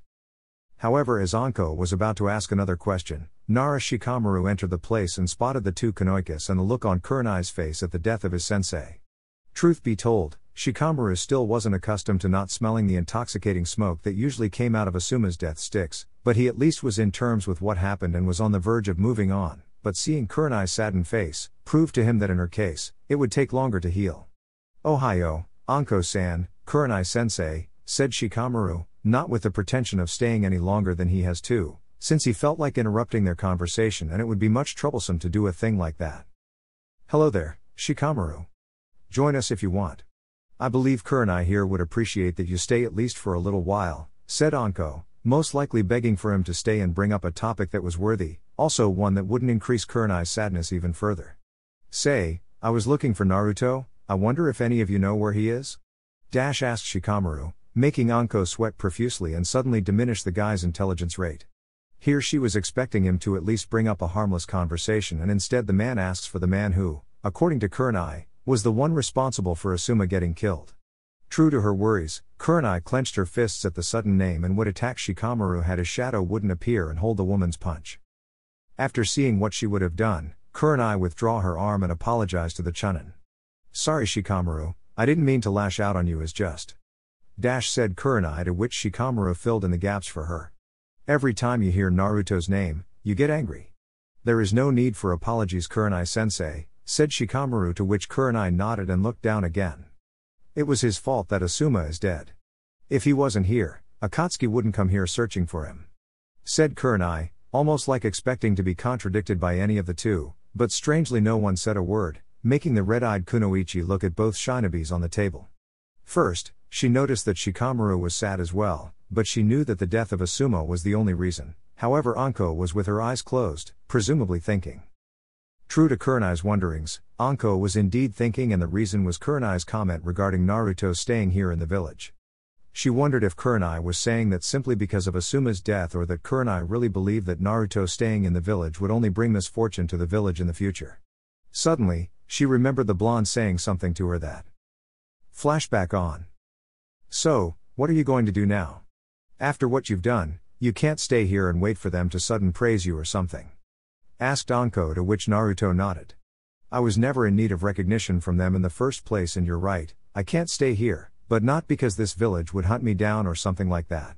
The longer I stay here, the more people will be hurt by Akatsuki just so that they can get to me. Flashback off. Naruto, no matter how much suffering you've been through in your life, no matter how much adversity you overcame, still you have to bear the burden of forever being Konoha's scapegoat. Such is the life of a Jinchuriki such as yours. If I were to choose, I'd gladly committed suicide a long time ago. My congrats to your will for living, and I hope that the villagers and Kurenai will eventually stop blaming you for what happened.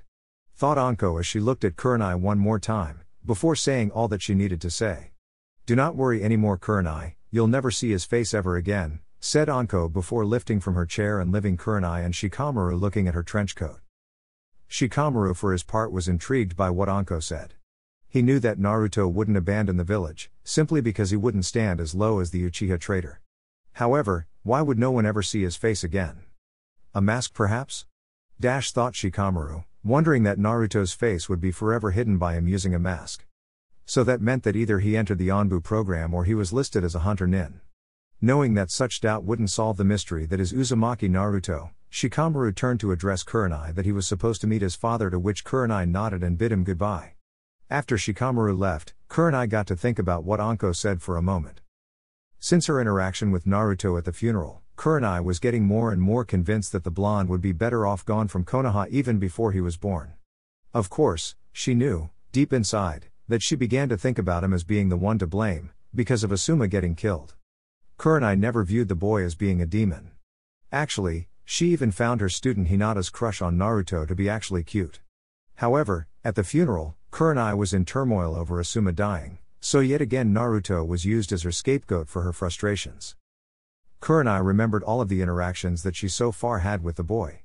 Out of few times she got in contact with him, however, what caused the most effect on her consideration of the boy was the time he helped save Yakumo for her inner demon. At the time, Yakumo was trapped inside her own mind, trying to understand what really happened that killed her parents. In the end, Kurenai was able to wake Yakumo up, by using Naruto's life as an example.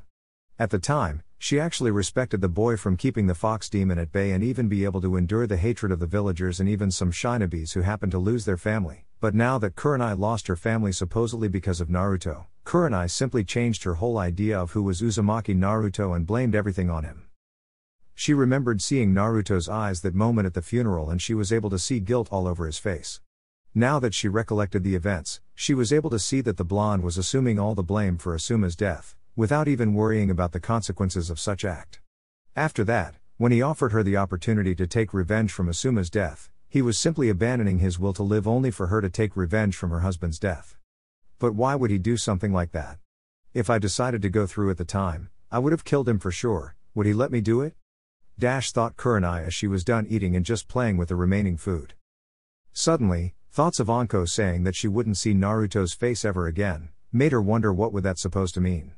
Kurenai knew that Onbu was recruiting talented individuals to join their forces, but as much as Naruto grew, she knew that he wasn't prepared to become an Onbu. Even more, since he was still a Genin.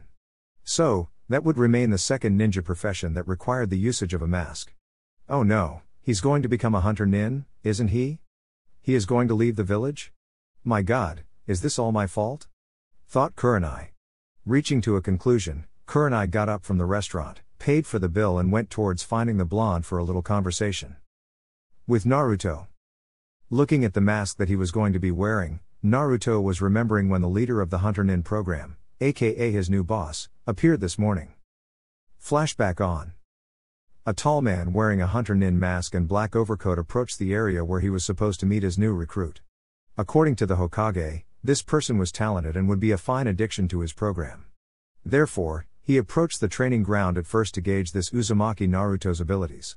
He wasn't surprised by seeing what appeared to be 100 clones of the blonde, practicing Katanendo ninjutsu while one of them was swinging a katana. After a while of watching and pretty satisfied, he approached the one holding the katana and presented himself. Hello there, Uzumaki Naruto? Greeted the man to whom the real Naruto stopped swinging the sword and turned to look at the tall man wearing a Hunter-Nin mask. Naruto knew that today he would be receiving his gears and Hunter-Nin material, therefore he wasn't surprised to see a Hunter-Nin in front of him. "Hello, do I know you? How do you know my name?" Asked Naruto just for the man to present himself without the need of saying anything wrong. "The name is of no relevance to you, soldier. Now, I got words from Hokage-sama, that you wish to become a Hunter-Nin, and although she told me the reason as to why you want to become one, I for one don't care about it. Your reasons are your own. Now, I'm the Hunter-Nin leader, and as a hunter, you shall address me as leader-sama." "Got that, soldier," said the leader, gaining a nod from the blonde. "Okay, now here is your mask and an updated bingo book of Konoha's missing nin so far, as well as a book consisting of missing ninjas across the elemental countries. Your job is to hunt only Konoha's missing nin. However, should you eventually capture missing nins from other countries, you'll need to go there and collect the bounty on said person. Now, regarding our missing nins, since you can't come and go here every time you collect a head, we'll have to establish a connection between you and the Hunter-Nin station here in Konoha," said the leader, to which Naruto nodded and proceeded with his idea for a link of communication. "Leader-sama, I already thought of a possible link between us. I'll summon Gamakichi and he'll be responsible for establishing a line of communication between us," said Naruto. "That's fine. Now, you'll need to change your clothes if you want to survive out there. While you're wearing black, you're also wearing orange, therefore it's safe to say that you'd be a sitting duck out there. So, before you start tomorrow, shop for another piece of clothing, preferably black, that won't give away your position. Now, good luck out there," said the man, before vanishing and leaving Naruto alone on the field to think about it. Flashback off. Putting his mask on, Naruto got up and dispelled the clones one by one until memories of the last jutsu he would be learning entered his mind. The Hell's Wrath jutsu was considered high level, and Naruto would need at least 2 taels worth of QB to do this technique, so it would be like a last resort kind of jutsu. After that, Naruto left the training ground, heading for his house. On the way, Naruto was surprised to see that no one recognized him with the mask on. Therefore 1 and 1 from the rookie 9 passed through him and no one knew that it was him. Sakura, Ino, Hinata, Tenten, Neji, Lee, Kuji, Kiba, Shino, no one could spot the blonde when the mask was on. Seeing this, Naruto sighed, realizing that his path has began and thus, his past life ended. Upon arrival at his house, he saw the last person that would pay him a visit. Yui Kurenai was there sitting in front of his door, waiting for him to arrive. Naruto wondered if the woman would take his offer and strike his heart with a kunai. Getting ready, he approached the door with his mask still on, thus attracting the woman's attention. Kurenai, for her part, saw the blonde already with the Hunter-Nin mask on and sighed, hoping that she wasn't too late to do what she intended to do. When Naruto stopped in front of her, Kurenai gasped at the sudden growth. She remembered at the funeral that Naruto was barely bigger than Kiba's size, but now Naruto apparently was bigger by 2 sizes, thus showing that he must have been training non-stop to achieve this form. Also, Kurenai managed to see the katana strapped on his back and also knew that he didn't use one until now. However, when it was supposed to open her mouth, she couldn't from the words, much less let a sound escape, to which Naruto took as in his responsibility to start any sort of conversation. "Kurenai-san, what can I do for you?" asked Naruto, earning her attention and silently thanking his initiative so as not to look foolish. "Naruto, first of all I wanted to apologize for what I said a month ago," said Kurenai, and then waited for a reaction out of the now masked shinobi. "No need for apologies. What you said was nothing far from the truth and you as hell know that," spoke Naruto, making Kurenai look down in sadness, from seeing this boy was delusional as to his situation. "You can't seriously believe that. I shouldn't have spoken that to you, you're not the fox, Naruto," shouted Kurenai, however not even fazing the blonde. "Whether you believe it or not, Kurenai-san, the truth is that Kyubi and I share the same body, so he is me and I'm him. Now, I'll just go inside and grab some money for shopping, be right back," said Naruto, not even waiting for a response. After he came back, he was surprised to see that she was still there waiting for him. "You're still here, I see?" asked Naruto, to which Kurenai nodded and turned to ask him about where he was going, to which Naruto responded by saying he needed to buy new clothes for the job. Naruto knew that Kurenai saw his mask, thus wouldn't try hiding his profession to her. "Can I come as well? I want to talk to you about your choice of being a Hunter-Nin," asked Kurenai, to which Naruto lifted his shoulders as in telling her that he didn't care whatever happened. On the way, Kurenai was apprehensive by looking at the masked blonde. As a child, She had lots of nightmares concerning that mask, and now here she was seeing what looked like a bright young man, actually starting to scare her a lot. Naruto, why did you become a Hunter-Nin? Asked Kurenai while walking side by side with the big blonde. Naruto for his part didn't trust her enough to relate his actual reasons, as well as the fact that he didn't want anyone trying to dissuade him out of it, so he simply gave her a vague response. Decided to give it a try, who knows, maybe I can find my vocation, said Naruto, not even bothering to turn his head to face the woman, much to her annoyance. You don't know what it means to be a Hunter-Nin, being a Hunter-Nin is tough, said Kurenai, trying to dissuade him out of it, much to Naruto's annoyance this time. I didn't know you were a Hunter-Nin before, Kurenai-san. Since you know what it is to be one, then.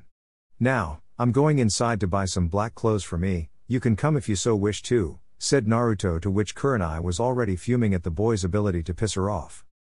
Careful Naruto, you are pissing her off.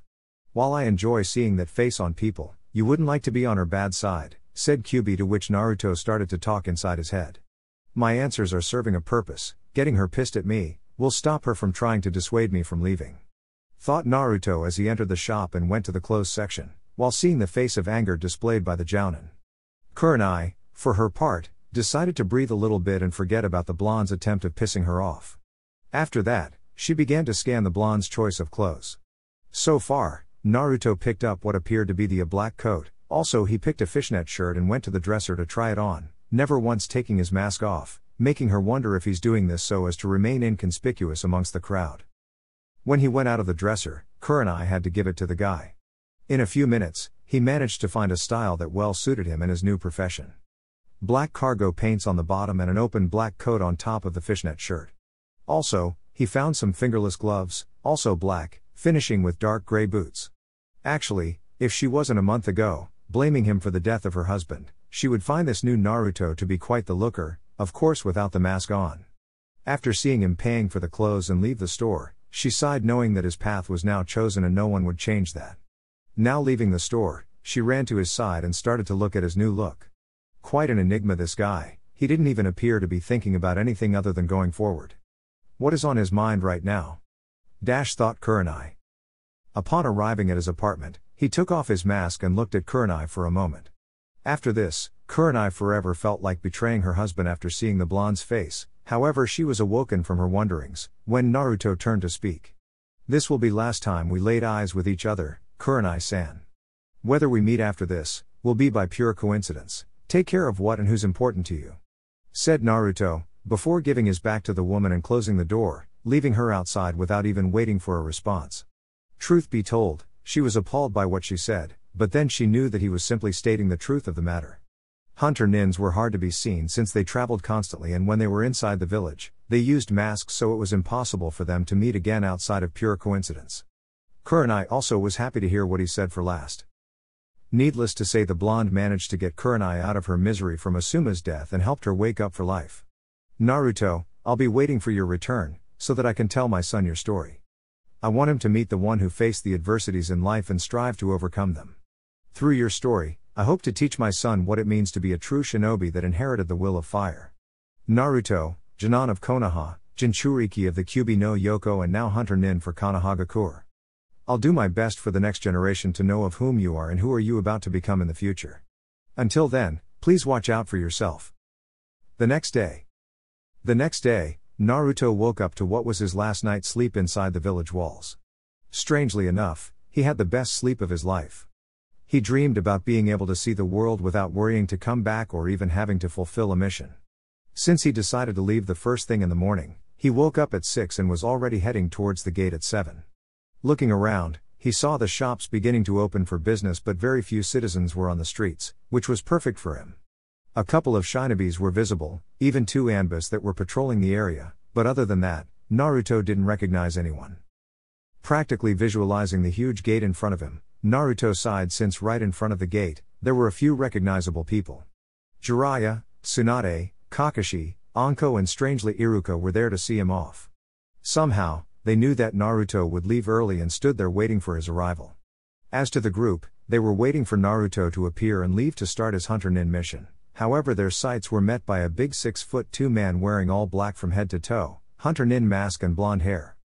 Anko was the one who recognized the blonde, which earned the attention of everyone for two reasons.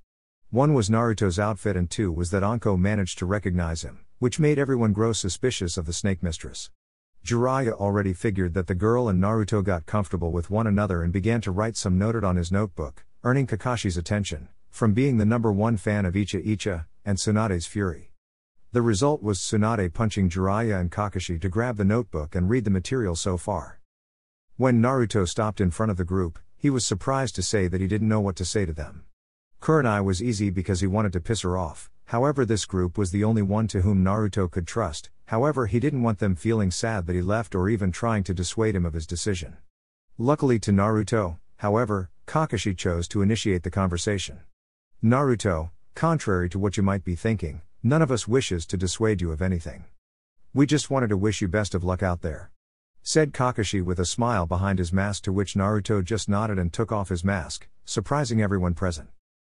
This new Naruto was somewhat different. His eyes' expression didn't have any doubts of what the blonde was about to do, and by looking at him, everyone somehow felt it was right for him doing this. True to their analysis, Naruto was actually confident that this was the best vocation for him. Also, he would protect the village by leaving them. By now, news of his fake travel to visit Jiraiya's network was already public, therefore Akatsuki would be out there trying to search for someone that doesn't exist anymore. I appreciate it, Kakashi-sensei. Well, I don't know what to say other than thank all of you for being here to see me off. Some of you just now entered in my life, but others were there for me since the academy. Please take care of yourselves and I'll be in touch through letters or when I come back occasionally. Until then, though it would be unlikely that any of you will be hearing from me, said Naruto, earning nods from the group. Seeing that no one chose to speak anymore, Naruto bid them all goodbye and proceeded to walk away from the village. Meanwhile, the group was talking between them about the blonde. Do you think he'll be okay out there alone? Asked Tsunade, to which Kakashi replied by saying that he could take care of himself. Iruka was amazed by the blonde's growth since the academy and concluded that the blonde would be every missing nin's nightmare some time from now. Anko was seizing him up to bottom and remembering the interaction they had together. Wow, he is even bigger than before, good luck Gaki and come back for more if you like, thought Anko as she licked her lips. With Naruto. After about an hour of walking, Naruto looked behind only to see that the village was barely visible anymore. Smiling, he turned again and went forward to his first target of the book. Last night, before going to sleep, Naruto studied the bingo book with care in order to gauge his opponents. Starting from the C-level missing nins, Naruto was stunned to see one man named Nara Shishio listed as C-level missing nin. According to the bingo book, the man was responsible for raping some Konoha civilians and then leaving the girls at the park naked and blood all over their bodies. Thinking of the Nara clan, Naruto didn't actually know much about them outside their unrivaled skills on shadow manipulation. According to the bingo book, though, Shishio's abilities with the shadow manipulation was limited to the shadow binding, being that the clan's weakest technique ever. Also, it says the man barely received the promotion to Chunin from showing proficiency with Suten ninjutsu, so Naruto would have to be careful of the guy. Naruto was stunned to see that the bingo book wasn't only describing the man's abilities and reason for defection, but also his whereabouts. According to the book, Shishio was found near the border between Wave and Fire Country. Apparently, he was residing in a village close to the border and it wouldn't take long to find him. Already on the move to Wave Country, Naruto remembered his first trip to Wave Country that took 2 days traveling. However, that time his team was walking since they were supposed to be escorting a civilian. Now jumping through trees, Naruto was remembering that particular mission and how ill his abilities were at the time. Not to mention how much you pissed your pants when the demon brothers attacked you, said Kyuubi on the verge of exploding himself in laughter upon imagining the scene, much to Naruto's discomfort. Please refrain from remembering me of moments such as these, okay? At least when Orochimaru was against me, I happened to put a good fight, thought Naruto, thus talking to the fox in his mindscape. If it weren't for me, you would have become snake food, back then. Said Kyuubi, laughing his off right now, making Naruto wish to come inside the cage and shove a Rasen Shuriken up Kyuubi's butt so as to teach a lesson. It was moments like these that Kyuubi showed his fun side, taunting Naruto and hearing his thoughts about it afterwards. Still, as Naruto traveled towards Wave Country, he couldn't help but think of the time ahead of him. He had Kyuubi to talk to, he could even summon Gamakichi for a little game, but other than that, he really didn't have anyone to talk to. Even worse was the fact that he couldn't mingle very much with others from fear that news of his whereabouts wouldn't be safe anymore. Putting his thought aside for the moment, Naruto focused on the battle ahead. Even though the man was considered a sea-level missing nin, Naruto could very well get caught if he wasn't careful. After a while of traveling, Naruto suddenly heard a sound of woman screaming. Therefore, he went towards the source to see what was happening. Upon arrival, he suddenly clenched his fists in anger at the sight. According to his view from the tree, he could see his target forcing his way into what appeared a brunette civilian, since he couldn't see any headband. Also, no kunoichi would get caught like this, unless it was a group that kidnapped her. Mentally kicking himself in the gut from taking advantage of the raping, Naruto took 2 kunais from his pouch and carefully aimed against the neck of the shadow user. Little did Naruto know, however, that the girl was extremely familiar. Tsunami was visiting a couple of friends who were residing in the village closest to the border between Wave and Fire Country when this man captured her by using his shadow. No, she was forever cursing her existence as the man was literally taking advantage of her fragile strength. Tsunami was by no means naive about such a thing happening to her eventually, however, because of the peaceful times in Wave Country, now thanks to a team of Konoha ninjas, she thought she wouldn't have any trouble. However, when this Shishio character caught her, she was defenseless. As the man was sticking his side of her hard, Tsunami was crying like she hadn't cried before in her life. Such an event would forever haunt her. It didn't help that the guy was laughing at her desperate cries of pain and anger. Suddenly, Tsunami heard a sound of knife-piercing flesh and turned to look at the aggressor who was already killed. Looking at the guy's neck, Tsunami almost shouted upon seeing 2 knives embedded against the man's neck, almost cutting his head off. Instantly, Tsunami picked whatever clothes remained and covered her body. She was trembling now in unconditional fear. Whoever did this would surely kill her as well. Suddenly, a big man wearing all black and a white mask landed in front of her and looked at the Nara clan member dead.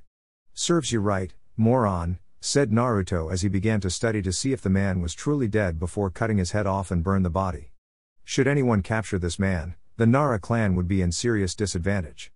"I have to destroy him," thought Naruto as he took his katana in order to cut his head. However, he stopped upon hearing the woman breathing hard and trembling in fear.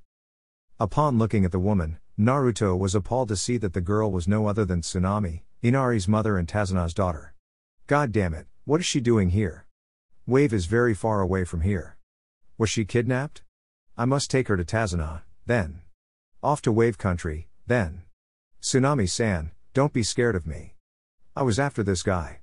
Would you please close your eyes for a moment? What I about to do won't be pleasant to the untrained eye, said Naruto, calming the woman down a bit, since she kind of recognized the voice, but it seemed a more masculine voice than she remembered. Naruto, is that you? No, it can't be, but how does he knows my name? Thought Tsunami, but complied with the man's request. After Tsunami closed her eyes, Naruto cut the man's head fast, managing to sever the man's head without spilling much blood. Afterwards, he channeled a bit of Kyuubi's chakra and proceeded with the hand seals for Katanmakai no Kane, fire style, Hell Blaze Jutsu, exhaling a thin line of fire which upon contact with the body, engulfed it completely in flames. Afterwards, he kept the man's head inside a scroll and summons Gamakichi in order to take the scroll to Konoha for the bounty.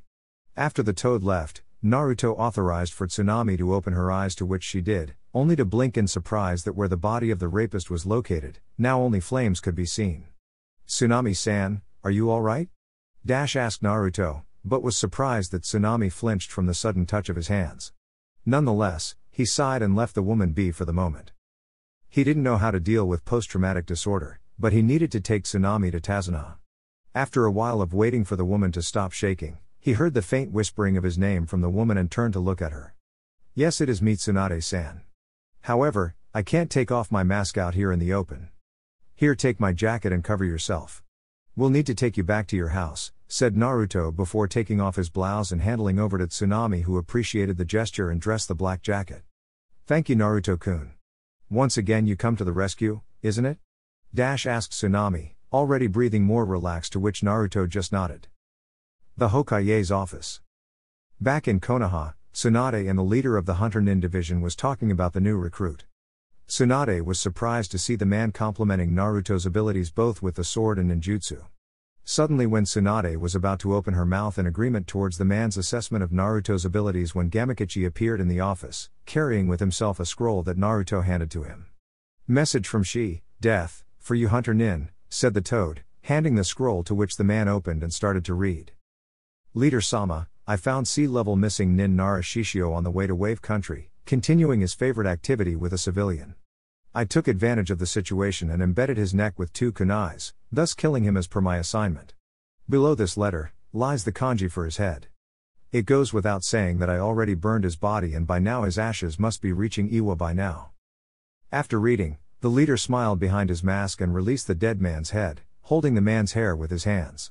He began, then, to analyze the man's expression and smiled upon seeing that the man was caught by surprise. Also, the leader was surprised by the clean cut near the man's neck, peculiar to a katana. Meanwhile, Tsunade was appalled by the man's smile over seeing a dead man's head, also wondering if Naruto was the one who actually did this. Uzuki-san, I would appreciate if you didn't do that in front of me, it's rather appalling just to watch. Said Tsunade, to which the man known as Uzuki Geishi, Yuagao's uncle, offered his sincere apologies. My apologies, Tsunade-sama, I was just admiring my new recruit's work some. Gamekichi, take this scroll and hand it to Shi, it will cover the amount for a C-ranked missing nin as well as beating an old record of mine, hey. This guy is interesting, said Geishi before vanishing, leaving Tsunade and Gamekichi alone in the room. Gamekichi, when you saw Naruto, did he look disgusted by doing this? Asked Tsunade, slightly afraid of seeing someone as Naruto lose his innocence for good. Note Tsunade-sama, bro was quite normal. Although, I'd refrain from judging him because of this. According to bro, this man was raping an old friend of his, so I believe what he did was just. Anyway, he must be waiting for me to arrive with the payment.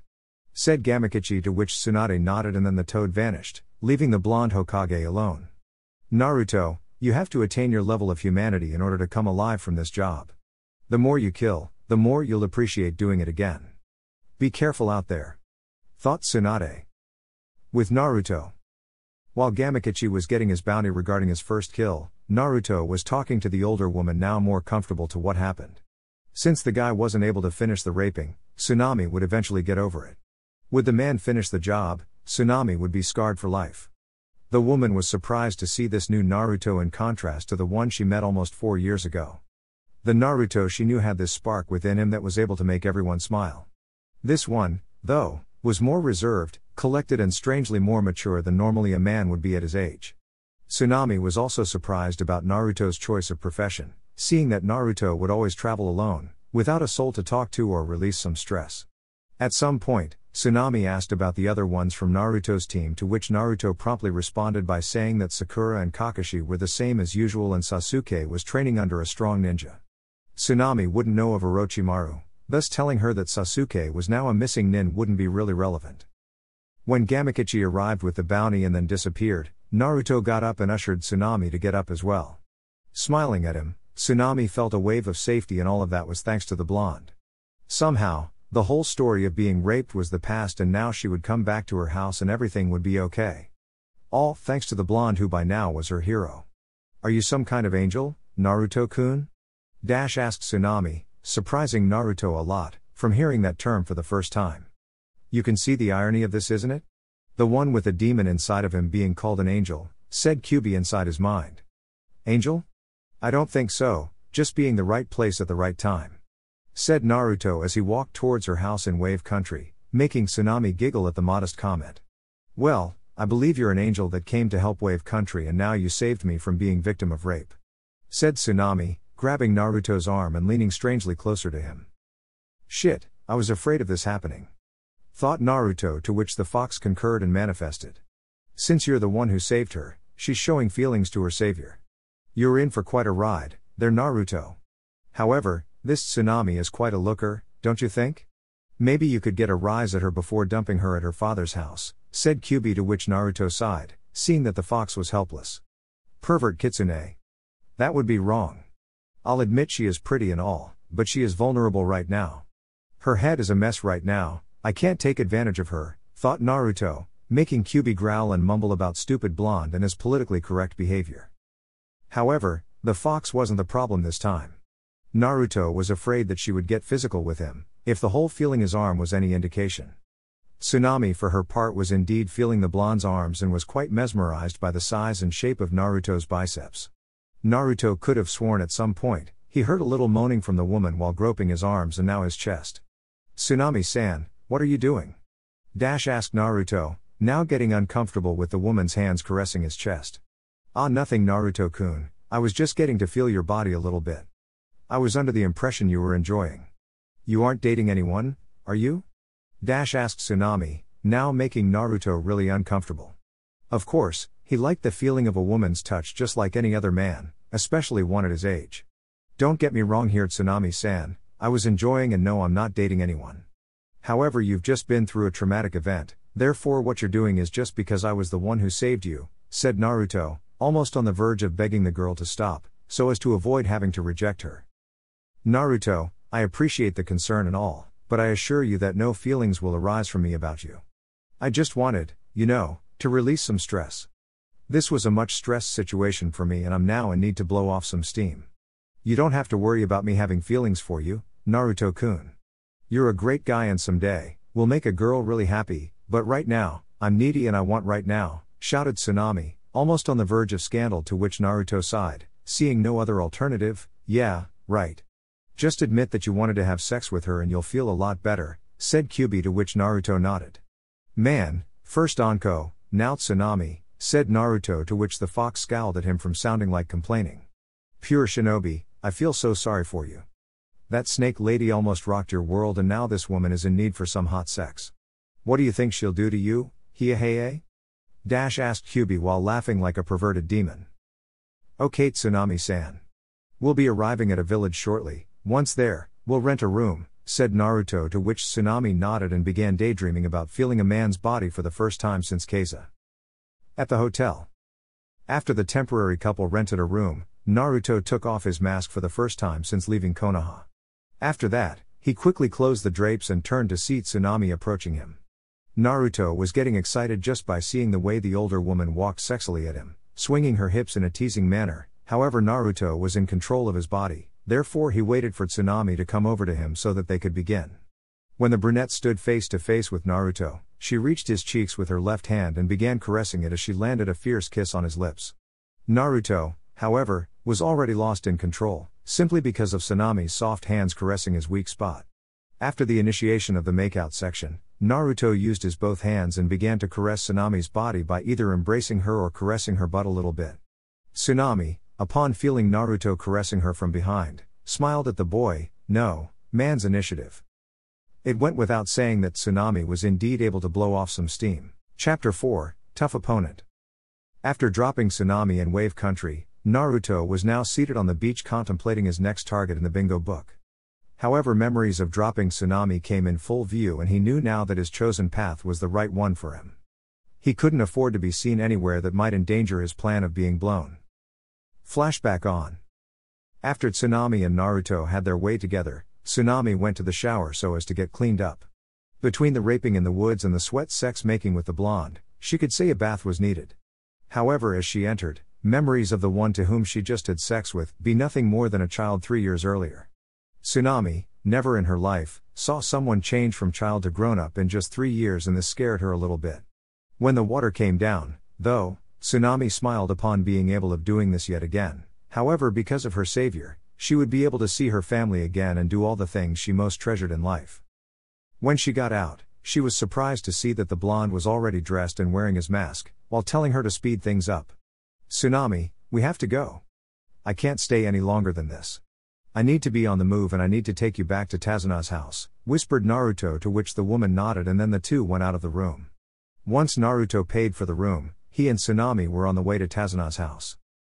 After a while, the great Naruto bridge was upon them and Naruto couldn't help but show his surprise at the name while Tsunami giggled. I told you were our hero, Naruto. My father dedicated this bridge to you in sign for your efforts in beating Gato as well as returning light into Inari's eyes, thus the villagers. Come, our house is no longer where you thought it was, shouted Tsunami, to which Naruto complied and followed the woman to Tazuna's house. Tsunami, when we are inside, please don't tell Tazuna or Inari who I am, said Naruto, earning a look of surprise from the woman who didn't see that coming. Why not? Inari would be thrilled to see you. What's the matter? Asked Tsunami, though shocked by hearing what Naruto said to her. I can't let your family be submitted to interrogation just so that my enemies can find me, and trust me, they have eyes everywhere, said Naruto, to which Tsunami sighed but complied with the request. When the woman knocked the door, Tazuna was the one who answered and immediately hugged his daughter. Tsunami-chan, you're home. I was so worried about you leaving. Was your trip okay? Who is this fellow with the mask? Is he a ninja? Asked Tazuna, to which Tsunami responded. Unfortunately, father, a missing nin captured me and tried raping me.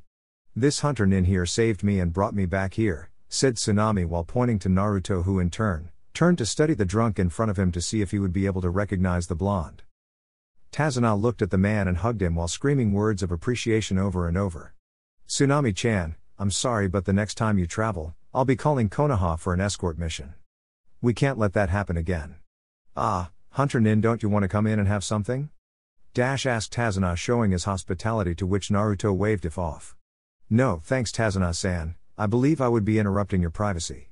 Also, I have some business to attend to, said Naruto, to which the old man nodded and said his goodbye to the shinobi. Naruto greeted everyone goodbye and fixed his eyes on Tsunami to say a silent thank you, to which the woman acknowledged and nodded in response. Flashback off. Naruto was able to recognize some people looking at him in suspicion while in wave, so he needed to vanish. After that, he appeared on the beach and took his bingo book for his next target. Using a red pen, he made a huge cross on Nara Shishio's page indicating that he was already killed, thus moving on to the next page. C-ranked missing nin called Makoto Shinji was banned from Konoha because of the murder of his Jinan comrade on a mission near T Country. At the time, Shinji blamed the enemy for casting a genjutsu on him, thus manipulating him to kill his comrade. However, according to the report made by the responsible jounin at the time, stated that no genjutsu was ever casted, and thus eliminating the man's only line of defense. As for his location, his last whereabouts were near Suna village, where he tried establishing himself within one of their villages. I think I'll pay a visit to Gaara, maybe he has some information about the man, thought Naruto as he got up and left Wave Country by once again passing through the bridge that was nominated after him, even though if it wasn't for Kakashi, Zabuza would have killed all of them without even breaking a sweat. However, there was something he would never say it to the Silver Man's face. After stepping his foot on Fire Country, he picked up a map and draw his trip to Suna. From where he stood, he would have to cross the entire Fire Country, then passing by River Country, thus enter the desert that is Wind Country. After a day, perhaps a day and a half, he would reach the hidden village. Remember that you're not supposed to be seen, so you'll need to contact the Kazekage without anyone from the village seeing you, advised Kyubi, to which Naruto nodded and thought. I know that, I'll just have to figure something out when I arrive there. Wind Country is very big, I'd be searching for Shinji endlessly. Thought Naruto, to which the Kyubi turned to think. Presenting yourself as a Hunter-Nin from Konoha would draw suspicions, however if you try getting in by using henge then I believe it's safer, said the fox. In order for that to work, though, I'll have to sneak in the village from another way other than the gate. I'll need to stay in a hotel and then reach Gaara, thought Naruto, to which the Kyubi manifested his consent and proceeded on his trip. Crossing Fire Country would take a day if he uses Chakra to give a little push. That being said, Naruto channeled some Chakra through his feet and started the trip. Along the way, he was focusing Chakra on his nose as well in order to sense when danger would arise. In Konoha, Tsunade was reading some report about a mission when Kakashi arrived to talk. What can I do for you, Kakashi? Said Tsunade, to which Kakashi took his eyes off his book and looked at the blonde Hokage. Are we going on that line, Tsunade-sama? I need to know the fake story so Sakura won't ask. Also, I believe that we need to contact Kurenai and Shikamaru, seeing that he is now the one responsible for Team 10, asked Kakashi, to which Tsunade sighed and nodded with the jounin. Also call Jiraiya, he'll need to run some counterintelligence on this one, said Tsunade. After all were gathered in the room, Tsunade addressed them all at once. Greeting everyone, I called this meeting to discuss Naruto's situation inside of Konoha. Shikamaru, even though you're not a jounin yet, you are here as responsible for Team 10. Some of you know and some of you don't, but Naruto, since 2 days ago, became a Hunter-Nin for Konoha. Also, yesterday I received his first victim. Nara Shishio was expelled from Konoha from being responsible of many rapes throughout Konoha. Naruto caught him trying to rape yet another girl and he was eliminated, said Tsunade, before earning a look of surprise from Shikamaru, who could only mean that he knew the man. Before you ask, Shikamaru, he was your half-uncle. Also, I'm here to tell all the ones who don't yet know that he chose this job so as to take Akatsuki off Konoha. However, in order for them not to know about Naruto, he proposed ensuring him a mission to meet the pervert here's spy network. Now as to his real documentation, it will be locked inside this office at all times. As of this moment, Naruto's whereabouts will be labeled as a B-rank level secret, only until he returns to being a regular shinobi. Any questions? Asked Tsunade, but surprisingly Kurenai only nodded and Shikamaru was silent. Kurenai-san, I understand if you're uncomfortable talking about H. Said Tsunade but was interrupted by the woman who smiled and addressed everyone. It's not that, Hokage-sama. I realized that the death of Asuma was what drove me to say all those things to Naruto and I apologized to him. Also, he told me of the Hunter-Nin position. However, I'm afraid to say I tried to convince him to back off the position, but he didn't even listen to me. That kid only bothered going forward, thus not dwelling on the past. I thought that he would have trouble but I guess I was wrong, said Kurenai, to which Tsunade smiled and turned to explain a little thing about Naruto's job. Only for your knowledge, I'll be explaining some aspects of Naruto's job. First, Naruto received 2 books, one being the Bingo Book of Our Missing Nins and another that all Hunter-Nins and Anbis have it as well, that is a gathering of missing nins from all of the elemental nations. His targets are the one from the Bingo Book and he receives the reward that anyone would receive by killing the man. So far, Naruto is on the C-ranked pages, thus killing only the ones he can beat. After a while, he'll start taking on B-ranked, then A-ranked. However, I intend to revoke his Hunter-Nin license when he reaches the S-ranked ones. As of right now, only 3 ninjas are listed as S-ranked missing nin and those are Uchiha Sasuke, Uchiha Itachi and Orochimaru, said Tsunade, to which Kakashi nodded and this time Jiraiya moved in. I wouldn't agree with you on this point, Tsunade-heim. You forgot that you're not talking about Naruto anymore. This new being has the body of Uzumaki Naruto, but the mind of both him and the fox, thus he is now proficient in fighting against any type of enemy. My guess is that the fox wouldn't want a weak vessel, so he will stop at nothing to bring Naruto into shape in order to battle against the S-ranked level missing nins. According to Naruto himself, he used the 2-month training in order to improve his Fuuten affinity and also learn the Katan affinity that is peculiar to the fox. Also, I found that Naruto was carrying a katana, so Kyuubi must be teaching him a kenjutsu style that could help him. Now, I'll be running some counterintelligence and be constantly filling his mission report with fake locations of my spy network. This way we'll be able to keep Akatsuki from capturing Naruto and also find who is spying for Akatsuki within these walls, said Jiraiya, earning surprised looks from Kurenai and Shikamaru. How can you know that someone is passing information to Akatsuki? Asked Shikamaru, to which Tsunade chose to answer. We have reasons to believe that Akatsuki is receiving information regarding the village's situations. It was strange how just after Konoha was victorious after the Sound/Sand invasion, Itachi and Kisame was here and tried to capture Naruto.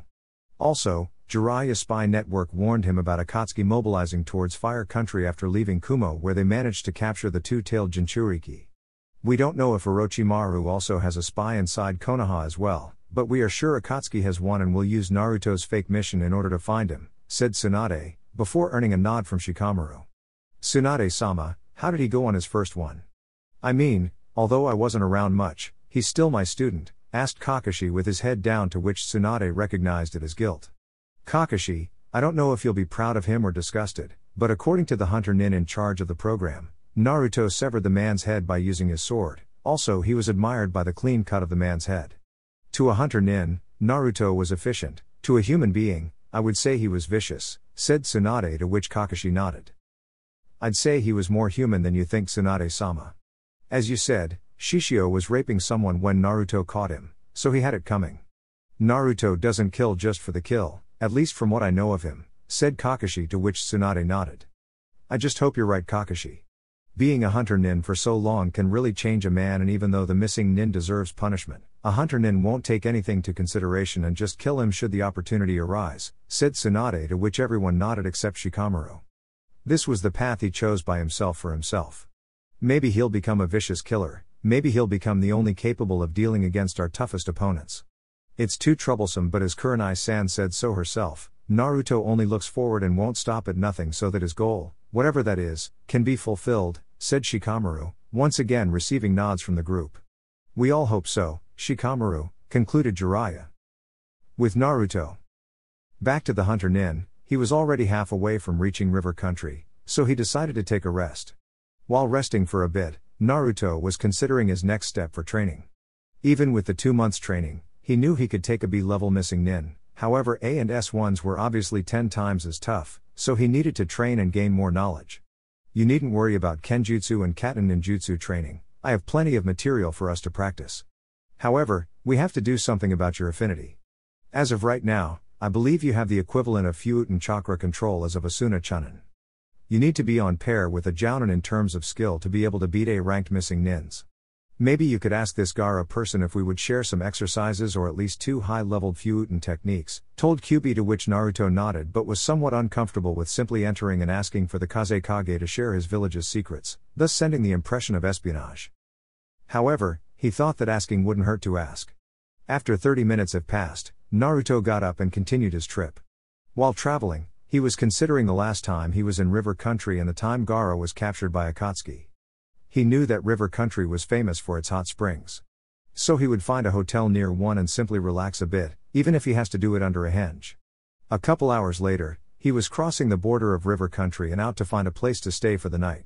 Camping outside was out of the question, since he, then, needed to be on guard for possible threats and wouldn't be able to rest at all. After finding a hotel with hot springs, Naruto asked for a room. Quickly shutting the drapes, so as not to call attention, he took his mask off together with his clothes so as to take a nice long bath. He let go of the idea of joining the hot springs simply because it would be extremely tiring to use henge, thus not being able to rest. All you need is a couple hours of sleeping while I take away the strain on your muscles from the trip, said Kyuubi, to which Naruto nodded and proceeded with the shower. After that, he summoned some sleeping clothes and just let his eyes slowly close as he got accustomed to a nice bed. The next day, Naruto woke up and without further delay, he changed into his Hunter-Nin clothes and checked out of the hotel, not even bothering to have breakfast.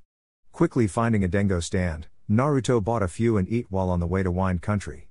Unfortunately, Naruto wasn't aware of how large River Country actually was, so he couldn't know how much time he would take to cross the country.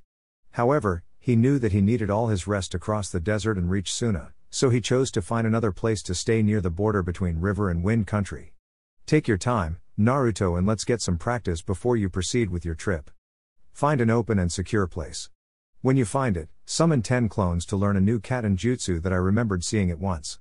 Also, I'll be adding 5 more pounds on each of your limbs, so it will be Kenjutsu training combined with strength and speed as well, said Kyuubi, to which Naruto at first complained, however he complied in the end since he would have to see a place at the end of the day anyway. Right, now that you've found the place, the jutsu is called Katen Kasumi and Bu no Jutsu, Fire Style, Mist Waltz Jutsu, and what it does is create a large combustible mist that when in contact with fire, it will ignite in an explosion. I'll send the hand seals sequence through your brain and some explanations for you to practice on, however this jutsu must require some flame to ignite, otherwise it won't do any good, said Kyuubi, to which Naruto complied, thus summoning the needed clones to perform the technique. Now, it's time to raise the weights a little bit, said Kyuubi. After the process was completed, Naruto kneeled down a bit because of the extra weight and slowly lifted. When he got accustomed to the weight, he took his katana and traveled through the katas that Kyuubi taught him. While he was doing that, the clones were trying the new jutsu, however none of them were getting even closer to perfecting the technique. One clone did manage to blow a thin layer that resembled combustion mist, but other than that no such luck. For this jutsu to work, you have to do the seals perfectly and then gather the most amount of air inside your lungs as you can and simply blow it, said Kyuubi as he instructed the clones to try it once again. While the clones were going at it, Naruto was dancing with his sword as he viciously slashed through every single imaginary opponent that went to face him. By now, Naruto's proficiency with the sword was enough to be a Chunin level, however in order for him to become a Jounin in terms of skill with the sword, experience would be the only training method available. After a while of slashes, Naruto stopped to rest a little bit and looked at his clones when suddenly a huge combustion mist appeared from the mouth of one clone and the other threw an exploding tag in it, thus creating a rather large explosion in front of the clones. Jutsu mastered, Naruto. Now rest for 10 minutes and then let's head to the desert, ordered Kyuubi, making Naruto snort at the fox for acting like he was the boss or something like that. You'll learn to respect me, pathetic imbecile, I'm teaching you all these and I expect that you treat me with respect, shouted Kyuubi, to which Naruto sighed and explained to the fox. Never had I disrespected you, Baka Kitsune. It was just that the last thing you said sounded more like an order, thought Naruto, to which Kyuubi ignored and cut off the link, leaving Naruto to talk to himself. Ignoring the fox's bitching, Naruto rested for a little while and then got up to head towards Wind Country. On the way, Naruto was considering how he could improve the control of his Fuuten Chakra, since he already made the 2 exercises required for being able to perform Fuuten ninjutsu. Why not controlling the air? Asked Kyuubi as in barging in Naruto's thinking. How can someone control the air? There just isn't possible, is it? Thought Naruto, as in wondering if Fuuten users could somehow manipulate the air molecules to the point of molding it. A few ancient Fuuten users in the past were able to control the air to an extent, but I never put my hand in this, because it's not within my elemental limits. Nevertheless, imagine the possibilities of being able to control the air. You can make the air thicker by adding chakra or make it lighter where you can flow. You could also control it to the point of being able to increase air pressure or even gravity if you concentrate hard enough, mumbled Kyuubi some of his knowledge, to which Naruto smiled at the prospect of being able to do such a thing. However, as you know or do not know, air molecules are consisted of oxygen and hydrogen, thus being the molecules that, while together, generate water. I believe that the Nidaime Hokage was able to use Suiten Ninjutsu just by using the air molecules, thus generating water. I don't know if you have to learn Suiten manipulation in order to be able to control air, thought Kyuubi, to which Naruto asked a question. If what you're saying it's right, then I wouldn't need to worry about hydrogen, since my interest wouldn't be generating water. My interest would be to control the wind that travels throughout the air, thus don't need to gather air inside my lungs. Thought Naruto, to which Kyuubi nodded. You are onto something here, Naruto.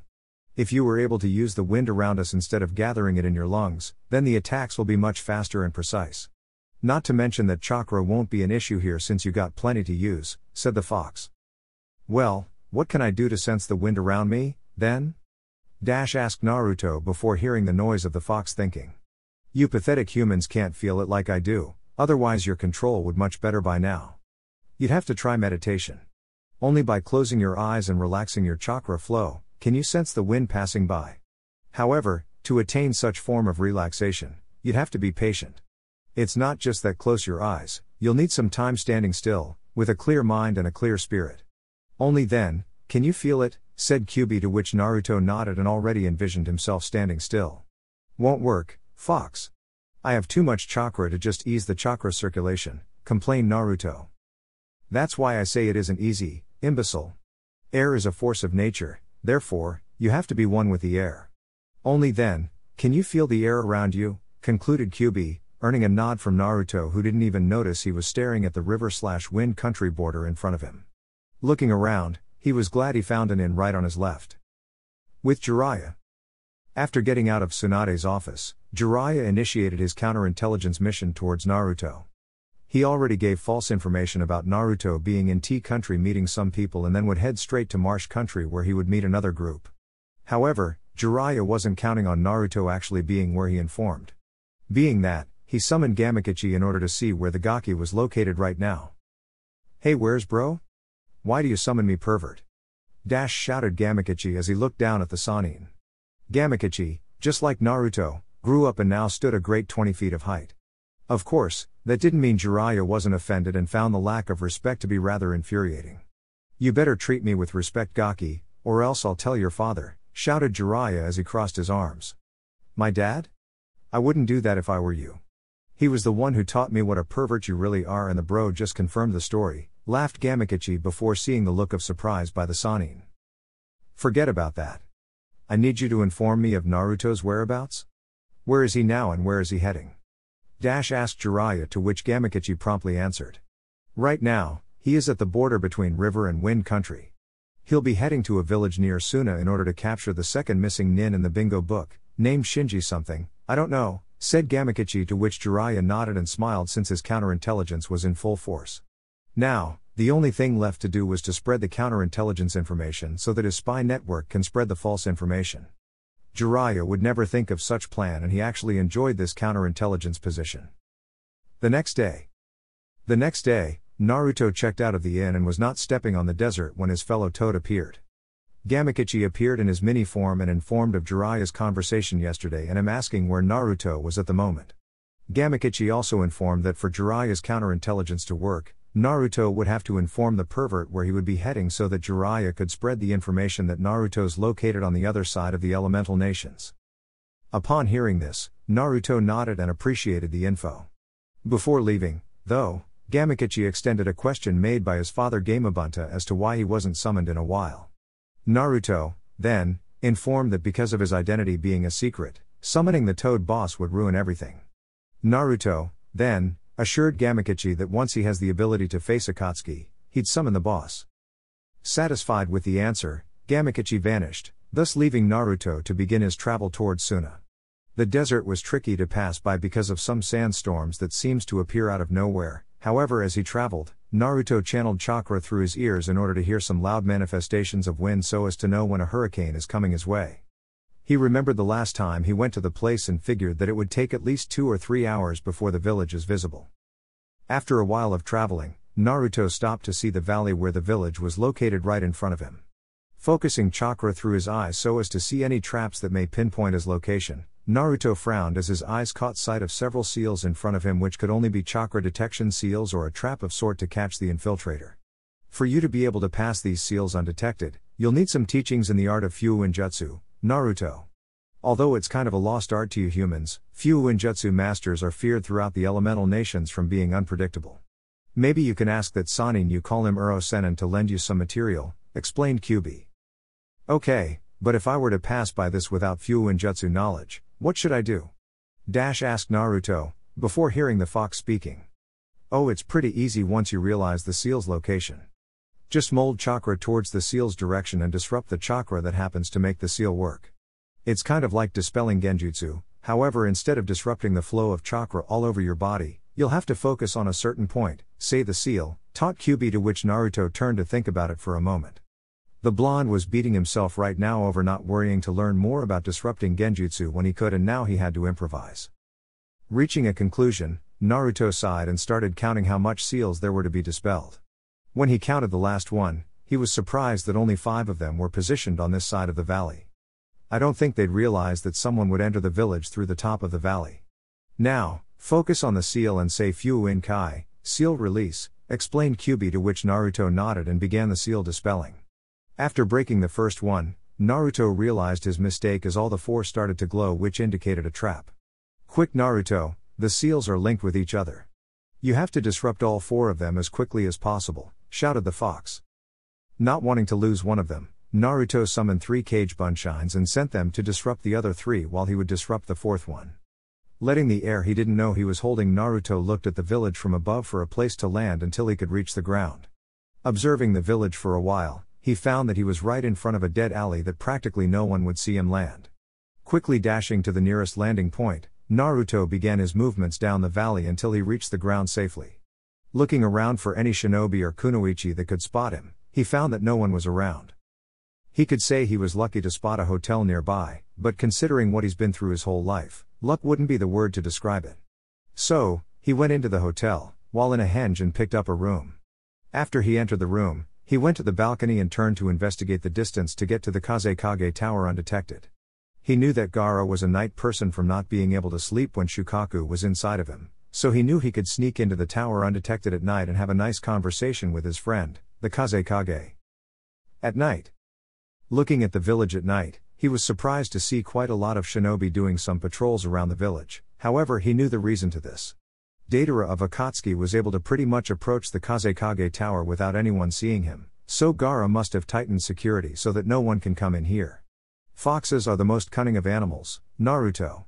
Why do you think you were able to get in placed undetected or escape jounins and ambush before starting to learn about being a shinobi? Said Kyubi, to which Naruto nodded and turned to leave the building and charge towards the Kazekage Tower. As Naruto quickly dashed around, avoiding security, he found that the ones doing patrol wasn't all experienced, since they only turned when Naruto was already far away from such place. However, because of this being like second nature to him, Naruto didn't need any chakra, therefore, being quite difficult to detect his presence, except by actually seeing him. After a while of evading security, he was now in front of the Kazekage Tower. Looking up, he jumped towards the roof in order to reach Gaara's office through the window. Landing on the roof presumably unseen, he was surprised to see that Gaara was in front of him with his arms crossed. So much for infiltration, thought Naruto as he looked at his friend. What are you doing here, Naruto? Asked Gaara with a monotone voice, to which Naruto lifted from the ground. I wanted to talk to you for a little bit. Mind giving me a minute of Akage's time? Asked Naruto, earning a simple nod from Gaara. After Gaara nodded, began explaining what happened since they last seen each other and his decision towards Akatsuki. Upon hearing this, Gaara was actually surprised for the first time in his life. However, he let Naruto continue his story so that afterwards he could ask questions. When Naruto finished saying that he was after Shinji, Gaara lifted his eyebrow at the mention of the name and told that Suna was after this man as well. To say that Naruto was surprised it would be an understatement. He thought about talking to Gaara about the man for some information about his more precise whereabouts, but never would he guess that the man was wanted in Suna as well. In Konoha, he's considered a C-level missing nin, however I have the feeling that he's more than that, since you guys want him too. What did he do to earn Suna's trail? Asked Naruto, to which Gaara crossed his arms and turned to answer. Shinji broke in recently and stole one of the village's most precious scrolls. The scroll was created by Nidaime Kazekage, who was a legend in wind manipulation. Some said that he could control the air, but that was never proved since none of the enemies he presumably used lived to tell. The scroll related the third exercise needed to fully manipulate Fuuten ninjutsu. Since you're hunting him, I'll come with you since the scroll is Suna's possession, and quite frankly, I'm quite bored with doing paperwork all the time, said Gaara. Do you happen to know where he is, then? Asked Naruto, to which Gaara nodded. However, Gaara was already forgetting something and extremely important about the blonde's presence. Gaara forgot that Naruto didn't enter through the door, nor was he escorted here, which meant that he sneaked in. Yes, I know where he is, however I'm not sure as to why and how you were able to reach this place undetected, said Gaara before seeing Naruto scratch his head in annoyance, indicating that he didn't have much of a choice, which he in fact didn't. In case you didn't listen, I can't be seen by anyone, so I had to sneak in without anyone seeing me. As to how, I'll leave it up to you to figure out, mumbled Naruto as he shrugged his shoulders as in not his problem, earning quite the angry face from Gaara, which resembled that of Shukaku. Okay, I'll tell you. First, I entered the village from the top and then dashed towards the non-populated area of the village. After that, I hid inside a nearby hotel and waited for night to appear. When said time approached, I came here without any of your guard noticing me, explained Naruto as though it was the simplest thing in the world. However, the Kazekage wasn't so thrilled since his village once again suffered a breach in security, which meant that no matter how much trouble he had coming up with a solution to this problem, once again one man was able to sneak in and once again reach the Kazekage's office without anyone noticing. Naruto, after noticing that Gaara was in deep thinking, sighed and turned to question the man about the missing nin. Naruto, I'm afraid I won't be able to guide you through this hunting because of your little breaking in. So, I'll be asking you a favor and return the scroll that is rightfully Suna's possession, asked Gaara, to which made Naruto think. I'll do it. Also, seeing that my affinity is wind, I am in need of further perfecting such manipulation. I've already done the 2 exercises needed, but I know I don't have what it takes to fully control it. Could you offer me some advice? Asked Naruto, to which Gaara turned to think. Being the wind shadow of his village, he was well aware of how Fuuten ninjutsu worked and how could a person increase its control, however such information would be limited to Suna, thus sharing with the blonde would act as treason. Sorry Naruto, but such information is considered Suna's secret, thus I can't reveal it. I'm well aware of your problem with your new Fuuten technique and how much pain was caused, since every aspect of Akatsuki is shared between the villages. So, I can't help you, said Gaara, to which Naruto nodded as in dismissing the issue. Okay, just tell me where the guy is and tell me where and who should I deliver the scroll? Asked the blonde before seeing Gaara vanish for a while and then appear. This first scroll contains the map of the man's location. After you retrieve the scroll, just send it here via summon, as I'm sure you have a contract with the Toads, said Gaara, earning a nod from Naruto, who in turn said his goodbye and jumped back to the ground in order to leave Suna through the same way he entered, thus leaving Gaara to analyze the blonde's escape for future references regarding security. With Naruto. After getting some safe distance from the village, Naruto looked at the map in order to find Shinji's location and perhaps the scroll containing Fuuten ninjutsu training. Looking at the direction needed, he stored the map inside his weapon holster and charged towards the destination. It wasn't long until he stood in front of what appeared to be a deserted village in the middle of the desert. According to the bingo book, the man was quite proud of a peculiar line of cloth that consisted of a vest that resembled a Konoha-chunin vest, although in black color. However, upon looking at the handful of people that appeared on the streets, Naruto sighed, seeing that the man wouldn't simply be walking around, waiting for someone to kill him. After all, he isn't a missing nin for nothing. Another aspect of the job of being a Hunter-Nin is understand what a missing nin thinks, what he does to stay out of trouble and what he doesn't. Even though this man was Naruto's second hunt, the blonde was already catching a few hints regarding C-ranked missing nins at least. He knew now that this type of missing nins are in a lot ways compared to criminals with shinobi training, simply because a criminal doesn't stop committing crimes, so it would be easy to spot them out of the crowd. However, As the rank was higher, the more difficult it would be to find a missing nin. The B1s and higher know how to avoid giving signals of his presence, and some are able to cast genjutsu to trick the pursuer into believing that the person isn't there. Luckily, the blonde had another pair of eyes to see in case he didn't see. Of course, Naruto wasn't seeing this as an advantage, seeing that the damn fox is in favor of sometimes make fun of its host. "Don't blame me, meatbag, just your presence is enough for me to fall on the ground from laughing so much," laughed Kyubi, to which Naruto snorted at the fox. "I swear, one of these days I'll get in there and shove a Rasengan right up your ass," thought Naruto before hearing laughter from the fox. However, it was more because of the impossible threat by the blonde. "I'd like to see you try, Naruto. Also, I'm inside of you, moron, either I or you can't hurt the other physically. So that being said, the only thing you can do to me is either having a stronger killer intent or winning on a verbal discussion between us. Since it will be virtually impossible for the first to happen, I'd say you stick to the second and we'll go from there," said Kyubi before realizing that the damn brat stopped listening before he finished the explanation. "Stupid brat, no respect." Outside the mental link, Naruto sighed, seeing that it will be a long time before he accomplishes to win an argument against a 10,000 years old demon fox. Focusing on the task in hand, he turned left only to stop in front of the village's bar. Quickly using a henge as not to arouse suspicion, Naruto entered the bar disguised as a samurai with long hair and an eye patch, wearing a white kimono.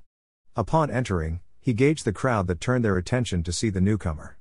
Not wanting to draw attention to him, Naruto quickly went to the bartender and ordered some hot sake. Naruto wasn't fond of drinking, simply because of having to drag the stupid toad Sanin from almost every bar they went because the man couldn't even carry himself. While the water was preparing Naruto's beverage, he turned to study the public so as to look for his prey. Suddenly, he saw a man that was drinking his third bottle of sake that happened to wear a black vest. Looking once again at the picture from the bingo book, Naruto recognized the man as being the one who is wanted dead in Konoha. After zipping the sake down his throat, he paid the man and called him to ask a question about the man on the other side of the balcony. The bartender, first, looked at Naruto with suspicion, but quickly dismissed from being extra paranoid and turned to reply.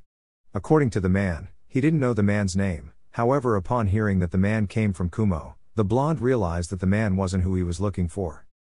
However, when Naruto asked if the man came alone, Naruto was satisfied to know that the man had a twin brother who was expelled from Konoha for murdering a fellow ninja. Also, Naruto learned that the man would be arriving soon since he likes to wait a bit of time before starting to get drunk. Thanking the man, Naruto got up and left the bar so as to wait for the man to approach. However, he didn't need to wait long as a man identical to the one in the bar appeared some distance away. Seeing that the street was now empty except for the two of them, Naruto stopped the henge and charged the man while making hand signs in order to push him away from the commotion. Fuuten Daitapa, wind style, great breakthrough jutsu. By the time the man sensed Fuuten Chakra, he was already caught by the strong gust of wind, thus flying backwards. While flying, the man was mentally cursing himself from lowering his defenses and gets caught by the technique. Although the landing was quite rough, Shinji got up and started to assess this time's opponent. "Konoha again bothering me, don't you people have more to do?" Shouted Shinji, to which Naruto lifted his shoulders and answered. "I can't help it, you know. It's my job to hunt you people, you understand that, right? Trust me, there are plenty stuff for me to do than having to track you down and kill you. Do you know how hard it is for us to travel all around just to find one imbecile who chose to leave the village?" said Naruto. After hearing this, the man was taken by surprise. Most Hunter-Nins he faced always came with the same crap about dealing with the ones that threaten the village's well-being. "So you don't care about the village and all that crap you people say?" asked Shinji, to which Naruto lifted his eyebrow in surprise at the question. "Considering your rank, I wouldn't be concerned about Konoha's well-being. An elite Chunin could neutralize you in seconds," said Naruto, taunting the man, who in turn gritted his teeth after being downsized by his opponent. "Okay man, you managed to piss me off, now suffer the consequences," said the man before starting some hand seals for Fuuten Kamaitachi no Jutsu, wind style, cutting whirlwind jutsu. Suddenly, Shinji sent waves of cutting winds at Naruto, who barely jumped in time to avoid the technique and then look at the man. The bingo book didn't say anything about him being a wind user, however Naruto figured that the man leaned it after seeing Suna's scroll. "Fire beats wind, Naruto. Channel some of my chakra and deal with this man," said Kyubi, not even bothering to watch the fight. "You don't need to tell me that, I was already thinking about it," thought Naruto as he focused a bit of the fox's chakra and took his sword in order to charge against the man. Because of the extra chakra in Naruto's chakra coils, his speed doubled, thus taking Shinji by surprise, who in turn took a kunai and was barely able to hold itself against the Furizere. However, Shinji was surprised when the hunter's sword was surrounded by fire, thus shattering the kunai into pieces. Taking advantage of the man's surprise, Naruto landed a powerful kick on the man's chest, sending the man flying. While the man was flying, Naruto took the time and started the long series of hand seals needed for Fuuten Suidu no Tatsumaki, wind style, tornado tunnel jutsu. Although the attack landed, Shinji, at the last minute, switched places with a nearby rock, thus evading the attack and appearing side by side with the hunter. Fuuten Kaze no Yaiba, wind style, wind sword jutsu. Not having time to evade and not enough chakra control to do a kawarimi, Naruto made his trademark seal for Bunshin Danmaku no Jutsu, clone barrage jutsu. Instantly, 4 cage Bunshines appeared and blocked the attack with their lives, thus protecting the real one. Feeling the need to end the fight right now, Naruto picked his sword and charged against the surprised man, who was taken aback after seeing someone use a kinjutsu for defensive purposes, thus cutting the man's head off before the man could even move a muscle. After the man fell on the ground, Naruto searched his jacket and smiled upon finding Suna's scroll. After putting the man's head inside a scroll, he labeled it for Konoha and summoned Gamakichi, who took both scrolls and nodded. Quickly vanishing, the toad went to Gaara's office and delivered him the scroll. The Kazekage was surprised to see the toad in his office, but then remembered about Naruto's mission, so he thanked Gamakichi and handed him a scroll to give Naruto. Once Gamakichi was back, he handed a scroll for Naruto, who unrolled it, began to read. Naruto, thanks for retrieving the scroll. Once again I'm in gratitude towards you for helping the people of Suna. As reward for your trouble, below there is a hint to the next phase of Fuuten ninjutsu training. I decided to give this to you, seeing that you could have looked this information at the scroll Shinji stole, but didn't. See you soon, my friend. Third step, Kaze Saishu, wind gathering. After reading the letter, Naruto smiled and then asked Gamakichi to go to Konoha with the head and the report on Shinji's false status as C-ranked missing nin, simply because of his ability in Fuuten ninjutsu. Chapter 5, Scratching Dog's Ears. Tsunade was getting rid of the usual paperwork. A few moments ago, Gamakichi arrived with Naruto's second victim and his report on the battle. Tsunade was somewhat impressed with Naruto's career as a Hunter-Nin, considering that inside of Konoha, he wasn't really good in anything except being a stamina and chakra powerhouse. She also called Shizune to rank the missing nin up to B ranked and sent Gamakichi back with the amount for a B rank capture. Back to assessing Naruto's real capabilities, she thought about it and wondered why the blonde was hiding such abilities all this time. Moving on, she and Jiraiya had other mission to attend to as well, and that was finding the rat that's inside of Konoha, relating information to Akatsuki. However, since no one bothered to know anything about the blonde in a while, she figured that the spy wouldn't as well. With Naruto. After receiving the money from Gamakichi, he rested for a while and began to read Gaara's letter and try to figure out what's the last step of Fuuten ninjutsu training. The technique called Fuuten Kaze Saishu, wind release, wind gathering jutsu, was considered an A-ranked jutsu in Suna, not because of its power, for its complexity. Naruto also learned that such technique is vital for a Fuuten user to become Jounin, simply because only one with significant skill in Fuuten element could begin to learn the theory behind the technique. In reality, the concept was simple. The ninja has to focus on the air around you and simply start gathering wind at the top of the shinobi's hand. Although it was a supplementary jutsu, Naruto knew of the usefulness of such technique. For instance, the Fuuten Daitapa, wind release, great breakthrough jutsu, would be seriously improved if he managed to gather the wind on its hand and then expel it with force, thus sending the enemy flying. Of course, the blonde wasn't known for taking the easy way out of things. He was sure that this technique, although easy in theory, it would be certainly tough to perform it. Of course, imbecile, it isn't a Jounin level technique for nothing. As I said before, you'll need to feel the wind before you can learn how to gather it. Also, in order for you to be able to feel the wind, you'll need to learn some meditation exercises. Now, kneel on the ground and I'll teach you how to meditate, said Kyuubi, to which Naruto nodded and sat down on the floor. Closing his eyes, he started to focus on his chakras movement inside his body as per Kyuubi's teachings. Naruto was finding extremely awkward that a demon such as the fox could know meditation exercises such as these, and the fox made every possible way to curse the blonde for the lack of respect. However, the blonde was far from being patient at the moment, thus not being able to focus. Man, how much time do I need to stay this way? My legs are falling asleep already, mumbled Naruto, to which the nine-tailed fox smiled and transformed into his teacher mode. Meditation is, of course, a tiring procedure, thus patience is the key to performing this exercise. By closing your eyes and focusing merely on the chakra inside of you, eventually you'll be able to see, feel and hear more clearly than before, therefore being able to feel the wind around you. Never matter, though, since the third step of Fuuten demands time and time alone. Now, let's proceed with your training. Summon some cage bunshines and practice all the techniques you know. It's important for you to master all of them so that when the time comes, you'll be able to perform the technique flawlessly, ordered Kyubi, to which the blonde complied, and so the training began. In Konoha. The sun had just appeared in Konoha and the sunlight had just about reached every building's windows by now. Inside the Inuzuka compound, a girl on her 20s had just woken up because of the sunlight when 3 dogs immediately jumped in bed to greet her. Inuzuka Hana was one of Konoha's chunin and also a part of the family's vet, which happens to treat all animals within Konoha's walls. Hana didn't have much to complain in life. She was a part of the few Inuzuka's families alive after the Kyubi's attack, and her mother was the head of the clan and her brother was next in line for the position. As to her personal life, though, she wasn't having much luck. All of her dates didn't get pasted the second dates, simply because of her family's feral personality. Getting up from her bed and after petting her dogs a little bit, she got ready and went downstairs to have some breakfast, only to see her stupid brother scratching Akamaru's ears. "Morning, sis," greeted Kiba, and Akamaru barked with the same intent. After that, Hana smiled at her little brother and went to the fridge. Kiba, to his part, remembered that his sister went out with some chunin that he didn't like and decided to ask her about it. "So, how was your date with the bastard? Don't tell me you're seeing him again," snorted Kiba, to which Hana slammed the fridge door and focused some killing intent to her little brother. "Not that is any of your business, Kiba, but no, I'm not seeing him ever again. He really was a bastard.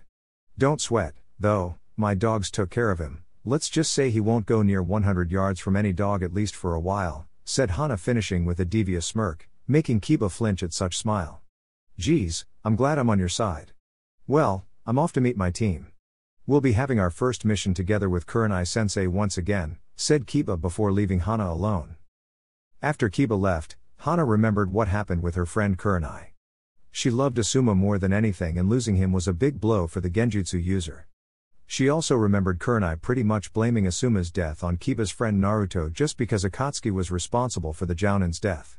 She knew about the fox being inside of him, and although half her family was killed by the monster, she really didn't have anything against the blonde. However, what she heard about the blonde really intrigued her a bit, and upon hearing that Kurenai was getting back on active duty, she wanted to talk to her friend a little bit. Quickly going out of the house, she followed Kiba and Akamaru's trail since they would meet the Crimson Ikunoichi. While on the way and now accompanied by her 3 dogs, Hana wondered why Kurenai would be taking missions, seeing that she was pregnant with Asuma's child. Also, Hana was meaning to ask her about what she said to Naruto and why. With Team 8. Kurenai was located at her team's chosen training ground when all of them meet since the Jinan team assembly. However, she wasn't alone. Because of her pregnancy, Kurenai was removed from shinobi duty and wouldn't be back until her child was born. That being said, Kakashi was there to fill in her spot as Jounin sensei. Actually, Kurenai was quite taken aback when the silver-haired man volunteered to be the Jounin commander of her team, and when she asked him about it, he shrugged it off, saying that since his team was pretty much disbanded, so he was available for the position. After a while, one by one of Team 8 arrived, with Kiba being the last one to arrive. When all of them arrived, they were wondering why Kakashi was here as well when Kurenai initiated the conversation. "Okay team, now that all of you are present, I have some important news. First of all, I'm glad to say that I'm no longer said Kurenai, but was stopped when a familiar acquaintance appeared next to the group. "Kurenai-chan, long time no see, how is everything? Mind if we talk for a while?" asked Hana, to which Kiba snorted at his sister and Kurenai nodded. "Okay. Kakashi, why don't you explain to them while I discuss with Hana-chan here?" asked Kurenai, to which Kakashi nodded and turned to his new team. Looking at them, Kakashi sighed, seeing that while his team was disbanded, this one seemed to have great team abilities and have done well in missions. "Well, Team 8, as I'm sure you do or don't know, Kurenai-san is off active duty because of her pregnancy, therefore I'll be filling her shoes as Jounin sensei for Team 8. Everything will be the same as it was with Kurenai, although we will be adding another type of training aside from the already existing ones you 3 already performs. Any questions?" asked Kakashi, to which Hinata lifted her hand and turned to ask. Kakashi-sensei, What about Naruto-kun and Sakura-san? Asked Hinata, to which Kakashi sighed once again and explained to the team. Due to a shortage in the hospital staff, Sakura was transferred there to help them for a while. As to Naruto, Jiraiya-sama is training him in information gathering and also introducing him to Konoha's spy network. Therefore, in case something happens to Jiraiya, our spies will have Naruto to give information to, said Kakashi, to which Hinata nodded, being satisfied with the answer. Next, Kiba lifted his arm and proceeding with his question. Kakashi-sensei, what can you tell about this other training of yours? And why didn't Kurenai-sensei ever talk to us about it? Asked Kiba. You three will be learning how to perform elemental ninjutsu. Kurenai-san was about to initiate this training with you guys, but with the death of Asuma, she wasn't able to, said Kakashi, to which Kiba shouted his enthusiasm and threw his hands up to the air, earning a smile from Kakashi, who imagined a certain blonde kid doing the same pretty much every time. Kakashi somewhat found Team 8 similar to his old team in terms of behavior. Kiba was like Naruto in expressing his enthusiasm, Shino was stoic like Sasuke, and Hinata was like Sakura in terms of fawning over someone. With Hana and Kurenai. After leaving her team to Kakashi, Kurenai and Hana entered into a wild discussion about her overcoming the death of Asuma and how the Crimson-Eyed Kunoichi treated the demon container. Hana was surprised upon hearing straight from the horse's mouth just how Kurenai pretty much blamed everything on Naruto and how Naruto himself acknowledged said guilt. Hana was also surprised by hearing from Kurenai what Naruto said about himself and Kyuubi sharing his physical body and that he took the responsibility for everything that the fox did. Kurenai wanted to tell Hana about Naruto being a Hunter-Nin, however, seeing that the Inuzuka Kunoichi was just a chunin, she couldn't be privy to a B-rank secret. However, that didn't keep Kurenai from telling Hana about how much what the boy said to her and that he was the one responsible for her getting over Asuma's death. According to Kurenai, the way in which Naruto strives to overcome all adversities in life and overcome them was what helped her get over Asuma's death. After a while of talking, Hana said goodbye to Kurenai and she went off to her clinic where she takes care of Konoha's pets. After seeing the Inuzuka girl leave, Kurenai wondered why Hana was so eager to know about the blonde, but shrugged it off, assuming that Hana was just plain curious as to what transpired her outburst at Naruto. Returning to her team, she heard Kakashi explaining some aspects of elemental training and how a ninja can find out which element he or she is aligned with. When she arrived next to the group, she apologized for not being able to train them for the time being and said to them that although a bit lazy, Kakashi was an elite jounin, thus being able to pass on some of his knowledge to the team. With Hana. After Hana left the training ground, she charged towards the vet clinic. However, thoughts of the blonde kept appearing inside her brain for reasons yet unknown to the girl. She wanted to know more about the boy. Hana only knew of him being the fox container and an acquaintance of her brother. Normally, she would shrug it off, seeing that Naruto was just another one of many she knew in Konoha. However, it was quite obvious that Naruto wasn't just anyone. Aside from jailing the nine-tailed fox, Hana knew that the blonde grew up without anyone to guide him. That thought alone impressed the girl. She often imagined how her life would be if she didn't have a family to learn stuff or to count on in case of trouble. On top of that, Naruto, although a few steps behind in terms of knowledge and social behavior compared to his peers, managed to grow up nicely and almost made into the position of the chunin on his first attempt when he beat the rookie of the prior year Hyuga Neji and was able to stop a kid named Gaara from releasing the one-tailed demon. Suddenly, a desire to meet the blonde appeared. However, according to Kurenai, the blonde was out there getting to know Jiraiya's spy network and wouldn't come back for a while. Sighing a little bit from not being able to get the enigma out of her mind, she changed the subject for now and she began to think about her schedule and the animals that need care. In River Country.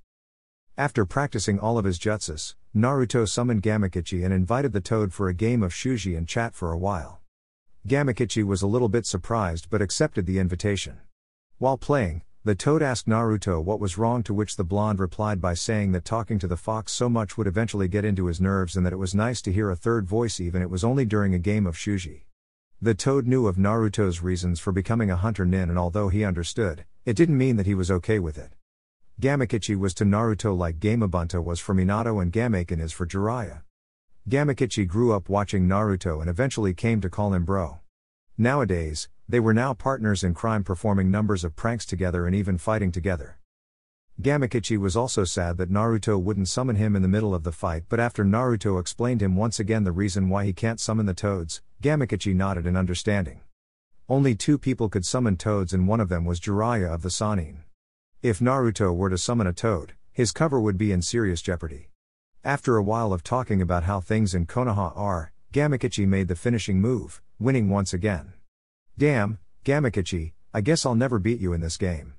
I don't understand how you're able to counter my every move, whined Naruto, to which the toad laughed and waved Naruto goodbye, saying that his father was calling him. After the toad was gone, Naruto got up from where he was sitting and started walking back to reach an inn in order to see who is his next target when a messenger hawk suddenly landed on his arm. Immediately after handing the note to the blonde, the bird went up and back to where he came from. Unrolling the little scroll, Naruto saw it was a letter from the Hunter-Nin chief. Recruit. How is the hunting going? I've already received the head of Jishin. Nice work, by the way. This bastard caused a bit of a commotion in Suna as well, huh? Well, he got what he deserved. Now, I have an assignment for you, as I said I would do on occasion. Head to a night house called Red Dragon. Inside, you'll ask for a woman codenamed Kira. She is an officer of mine and the one responsible for reporting the mental health of our hunters. Head there and talk to her for a bit. Personally, I consider this irrelevant, but it was the Hokage who issued such rules, so I guess we have to follow. The place's location is on the map below. Reach there as quickly as possible so that she can send your report to me. Best regards. Hunter-Nin leader. After reading it, the blonde put the scroll inside his left jacket pocket and continued to walk towards the place where the leader instructed. I wonder what this Kira looks like, huh, Naruto? It's been quite a while since you last had some fun, laughed QB, to which Naruto sighed, since once again the fox was behaving like the pervert he was. There you go, being all perverted like that. But still, I wonder if this examination was issued because of me or it already existed before. The leader didn't approve of such practice, so maybe Tsunade wants to keep tabs with me by assessing my mental stability, thought Naruto, earning a nod from QB inside the mindscape. Now that you mentioned, it does seem strange. Nonetheless, there is also a reason for you to meet this Kira inside a brothel. She must be a hooker in disguise or work there as bartender or something like that. Personally, I believe it's the first one, snickered QB, making Naruto slap himself in the forehead for even bothering to listen to his perverted companion. At the brothel. Traveling fast, Naruto managed to arrive at the place before midnight and entered inside. Once in the place, Naruto studied his surroundings for a little bit, since he never stepped foot on a brothel before.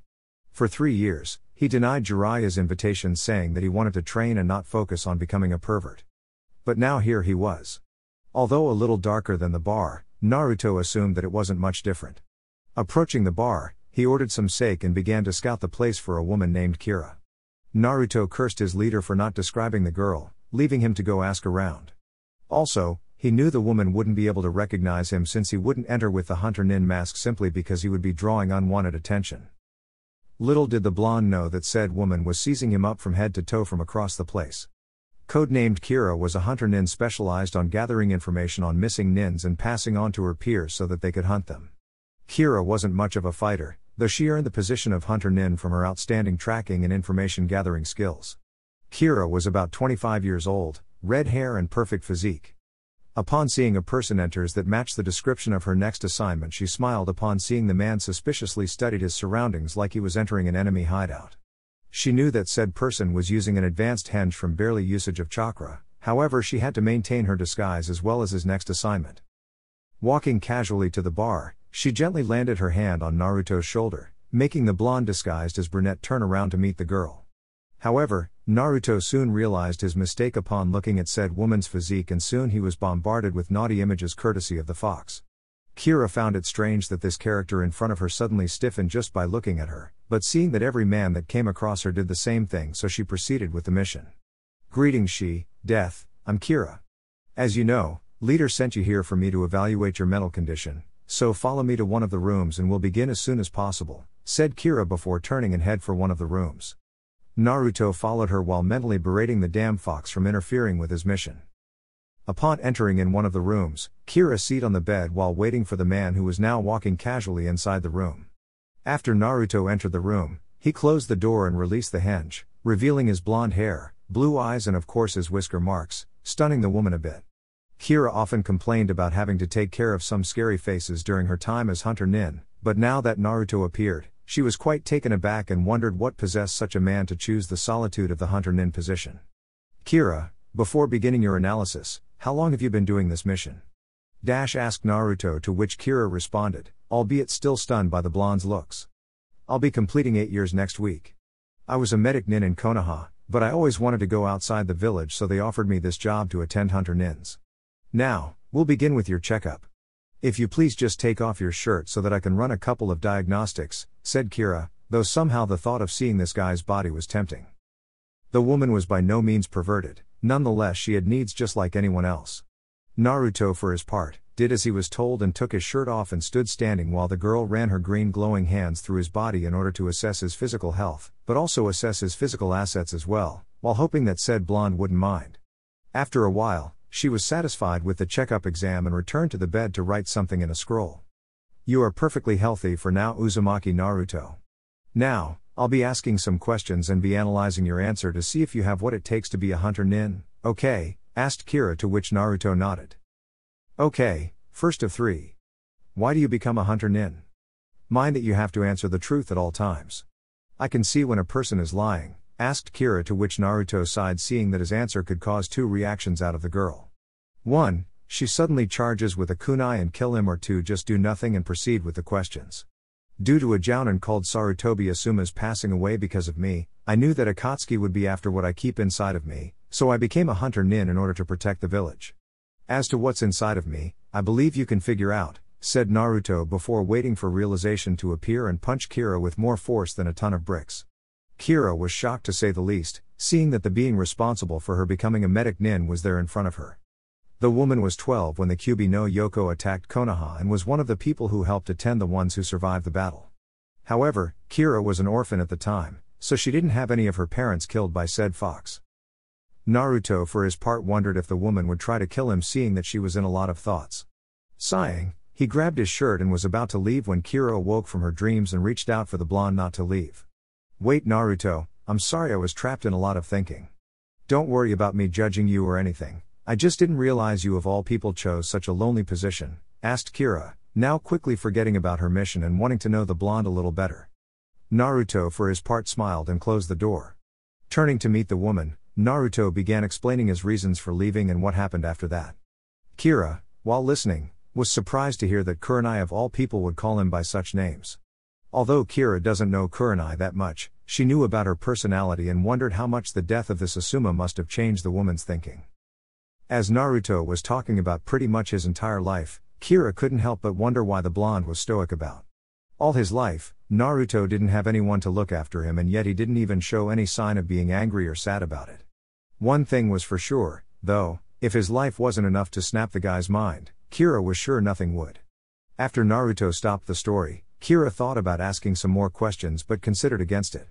There wasn't any need for it, though. I suppose you're okay. Your physical exam showed no illness whatsoever, and according to what you told me, there isn't a need for psychological exam, said Kira, to which Naruto shrugged it off and turned to leave towards finding a room to stay for the night when Kira once again called him. When Naruto turned, though, his eyes widened for a second upon seeing the woman losing the only piece of clothing that kept her from full nudity. I know for a fact that you are looking for a place to sleep. You can stay with me if you want to, whispered Kira, while gently caressing her body in a sexual manner. I happen to be quite lonely at times, you know, whispered Kira once again, while walking towards Naruto while swinging her hips, thus seducing the blonde. Man, I didn't even need to set out the mood. This girl is something else, said Kyuubi, giggling like a schoolgirl. Naruto, for his part, was having difficulty holding his urge to just jump on the girl. However, staying quiet wasn't going to improve his situation. Well, I guess I could take on your offer, mumbled Naruto as Kira stopped just inches from his face while using her hands to lift his shirt and take it off and then smash Naruto's lips with her own. The next day, when the sun appeared, Naruto tried to get up but found that something was holding him down. Upon looking, he smiled upon realizing that Kira ended up falling asleep on top of his chest, which at first took the blonde by surprise since he wouldn't take Kira for a romantic person. Shaking said kunoichi, Kira mumbled some words about hating sunlight and hating whoever was waking her up, making Naruto smile at the girl's antics. Wake up, Kira-san, said Naruto, to which the girl looked at him and immediately jumped off the bed before remembering about what happened yesterday and blushed profusely at how much times they had sex with each other before exhaustion appeared. Sorry, Naruto, it's just that I'm not used to sleeping with a man after having sex. I'll be preparing breakfast, bathroom is first door on the left, said Kira before getting up from the ground and walked to the kitchen naked. While Kira was preparing breakfast, Naruto went to go fresh up a little bit and then came out with his Hunter-Nin outfit, stunning the girl once again. Cool outfit Naruto, said Kira, avoiding the usage of another word that would eventually lead up to a series of acts, thus eventually getting addictive. The redhead woman was focusing hard not to think about how good was the blonde in bed, simply because she couldn't get attached right now. Her long-term mission would end in a year and a half and then she could return to Konoha and become a medic nin. Kira didn't remember much about the village apart from her Hunter-Nin peers told her about, and frankly she missed there a lot. Naruto, wondering why Kira was suddenly saddened, asked her what the problem is. I just miss Konoha, that's all. I've been on this mission for 8 years now and I don't even remember much of the village anymore. I just wish my mission would end soon so I could return and ask to be transferred as a medic nin. I heard about the new Hokage applying a new medic training and I wish to learn a lot from Tsunade-sama. Won't be happening so soon, though. I'm on this mission for more 2 years, said Kira before a tear started falling from her face. Naruto, after seeing this, pretty much moved unconsciously and just hugged the sobbing girl. Do you have anyone who's waiting for you in Konoha? Asked Naruto while looking at Kira with his penetrating blue eyes, making the girl suddenly imagine someone else hugging her, but she couldn't put her mind to know who the person was, but it was quite similar to Naruto. As to the answer, she nodded in negative. Only a cousin of mine, but I don't think she knows I even exist. We didn't get to see each other for 15 years now. I heard from some of our peers that she is a Tokubutsu Jounin now and it's working side by side with Morino Aviki, head of Interrogation and Torture Division, said Kira, making Naruto's eyes go wide in realization. Anko? Mitarashi Anko is your cousin? Asked Naruto, still shocked by hearing that he pretty much banged the entire Mitarashi clan and didn't even knew it. Kira for her part was stunned that Naruto said her cousin's name. Do you know about her, Naruto? Tell me a little bit about her, asked Kira, to which Naruto smiled and ushered the woman to seat for a while. When can I start? Well, I first met Anko in my Chunin exams. She was the proctor of the second phase. At the time, I was scared of her shitless based on her behavior. However, back then I didn't have the maturity to see that her tough behavior was just a mask to deal with her loneliness. Orochimaru marked her deep and now she's scared of others getting too close to her. She saw that I was doing the same thing because of what I carry and we now became friends. Also, I don't know how to tell you this, seeing that you're her cousin, but me and her had a little one-night stand as well, said Naruto, to which Kira smiled deviously. Finally seeing the resemblance between both girls, Naruto continued to explain. Also, she is quite sadistic and has quite the taste for blood, finished Naruto, earning a smile from Kira, who heard that same thing from her peer, although the man was more scared and Naruto was smiling while telling it, which meant that he was okay with it. Do you like her, Naruto? You know more than a friend, asked Kira after wondering how well Naruto just described the girl, to which Naruto smiled and responded. Anko is a wonderful person and shares a similar burden to my own. Although we're connected through bad experiences, we talked about it and realized that the sex was only physical attraction and that's about it. Anko isn't the type of person who can get tied down and I'm just not in the position of being attached to anyone at the moment. I'm a Hunter-Nin right now and always will be on the run. You, however, don't have to do this anymore, said Naruto, smiling at the girl, who in turn was stunned at what the man in front of her just said. What do you mean, Naruto? I'm saying that Tsunade-sama is always after reliable medic nins to help in the hospital. I could ask her a favor and end your long-term mission. What do you say? Asked the blonde, to which the redhead was stunned, but happily smiled at the blonde. Do you think she could help me? Asked Kira with hope, to which Naruto nodded. Of course she will, I was just going to write to her about my next target. It's a C-ranked missing nin called Inuzuka Takashi. The man was expelled from the Inuzuka clan from almost killing one of the dogs and left the village with 2 of the clan's most treasured dogs. Thus, in the bingo book, says that an Inuzuka would have to be present to take the dogs back to Konoha. I can also ask for your return, said Naruto, to which the girl smiled, and because of the sunlight reflecting inside, Kira's smile became angelical and Naruto was a little bit hypnotized by it. You know, Kira, you have a very beautiful smile, said Naruto, making the girl blush for maybe the first time in years. Smiling back, Naruto wrote a message to Tsunade in a scroll and summoned Gamakichi to take it to her. In Tsunade's office. The blonde Hokage was reading a medical report when the toad appeared and greeted Tsunade. What's it now, Gamakichi, another head? Asked Tsunade, making Gamakichi look at the woman, wondering what was that all about. Truth be told, Tsunade was afraid for Naruto and him brining only heads for her in exchange for the reward. "Geez lady, what's wrong with you?" "No, it isn't a head this time, it's only a message from the bro to you," said Gamakichi before handling the scroll to the woman who yanked it from the toad and started reading. "Dear Tsunade-sama. Somehow, I got the feeling that you're mad at me for only sending you heads and not even tell you how I'm doing. I'm sorry for that, I guess I got carried away or whatever. It's been quite some time since I left and I miss all of you guys a lot. Being a Hunter-Nin is good, although it's hard to get some company. I sometimes summon Gamakichi for a game of shuji and even try to withstand the damn fox's perverted ramblings for a while. I hope you're all doing okay and hope that someday I can see all of you guys again. With Akatsuki on the loose, I don't feel like suddenly appearing in Konoha and attract them yet again. Now I also wanted to discuss two things with you if I may. First of all, I kind of meet a Hunter-Nin codenamed Kira whose mission is to diagnose other Hunter-Nins and see how well they are doing. Kira is very talented in medical ninjutsu and seriously wanted to come back to Konoha in order to become a medic nin. Sadly, though, her mission will take another 2 years to complete and she misses the village a lot. Couldn't you perhaps end her mission, so that she can fulfill her dream, as a favor to me? Also, as I analyzed my next target, a man called Inuzuka Takashi, the bingo book states that an Inuzuka must be present to collect some dogs that said man stole from the clan. Please contact any Inuzuka that is available and let him or her know that I'll be meeting said person on the coordinates listed below. Best regards. She. After Tsunade finished reading it, she smiled at the thought of still seeing hope that Naruto would return from the Hunter-Nin program and not become like Uzumaki. Also, she was wondering what happened between the blonde and this girl for him to help her this much. She would surely do what he asked, but she was curious as to what happened.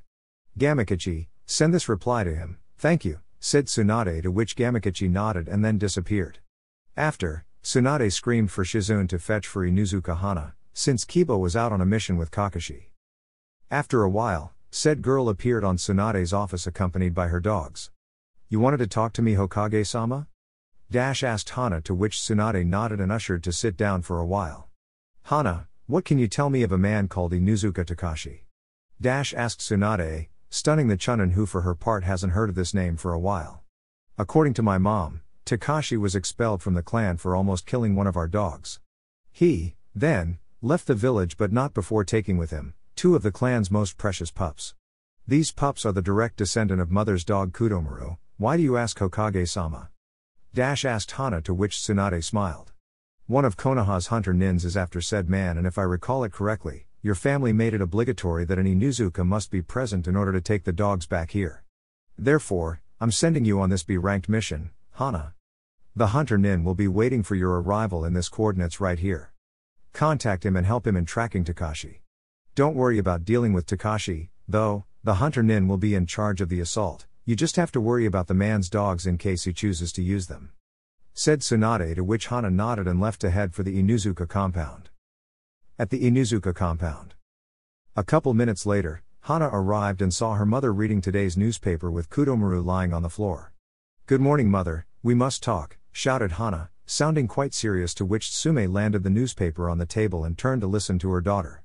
Ka-san, Tsunade-sama called me and said that a Hunter-Nin is going to hunt Takashi-san, said Hana, earning growling from both Tsume and Kudomaru. Finally, that man should pay for stealing Kuromaru-kun's pups. I assume Tsunade-sama sent you to retrieve the pups? Asked Tsume, to which Hana nodded. I'll be leaving in 2 hours towards the rendezvous point with the Hunter-Nin. Said Hana, to which Tsume nodded. Be careful, Hana-chan, Takashi could have trained Kudomaru's pups and could be seriously dangerous to the Huskies and you as well. The Hunter-Nin is any good? Asked Tsume, earning a nod from Hana. According to Tsunade-sama, the Hunter-Nin is capable of dealing with him. Okay, but still be careful, said Tsume.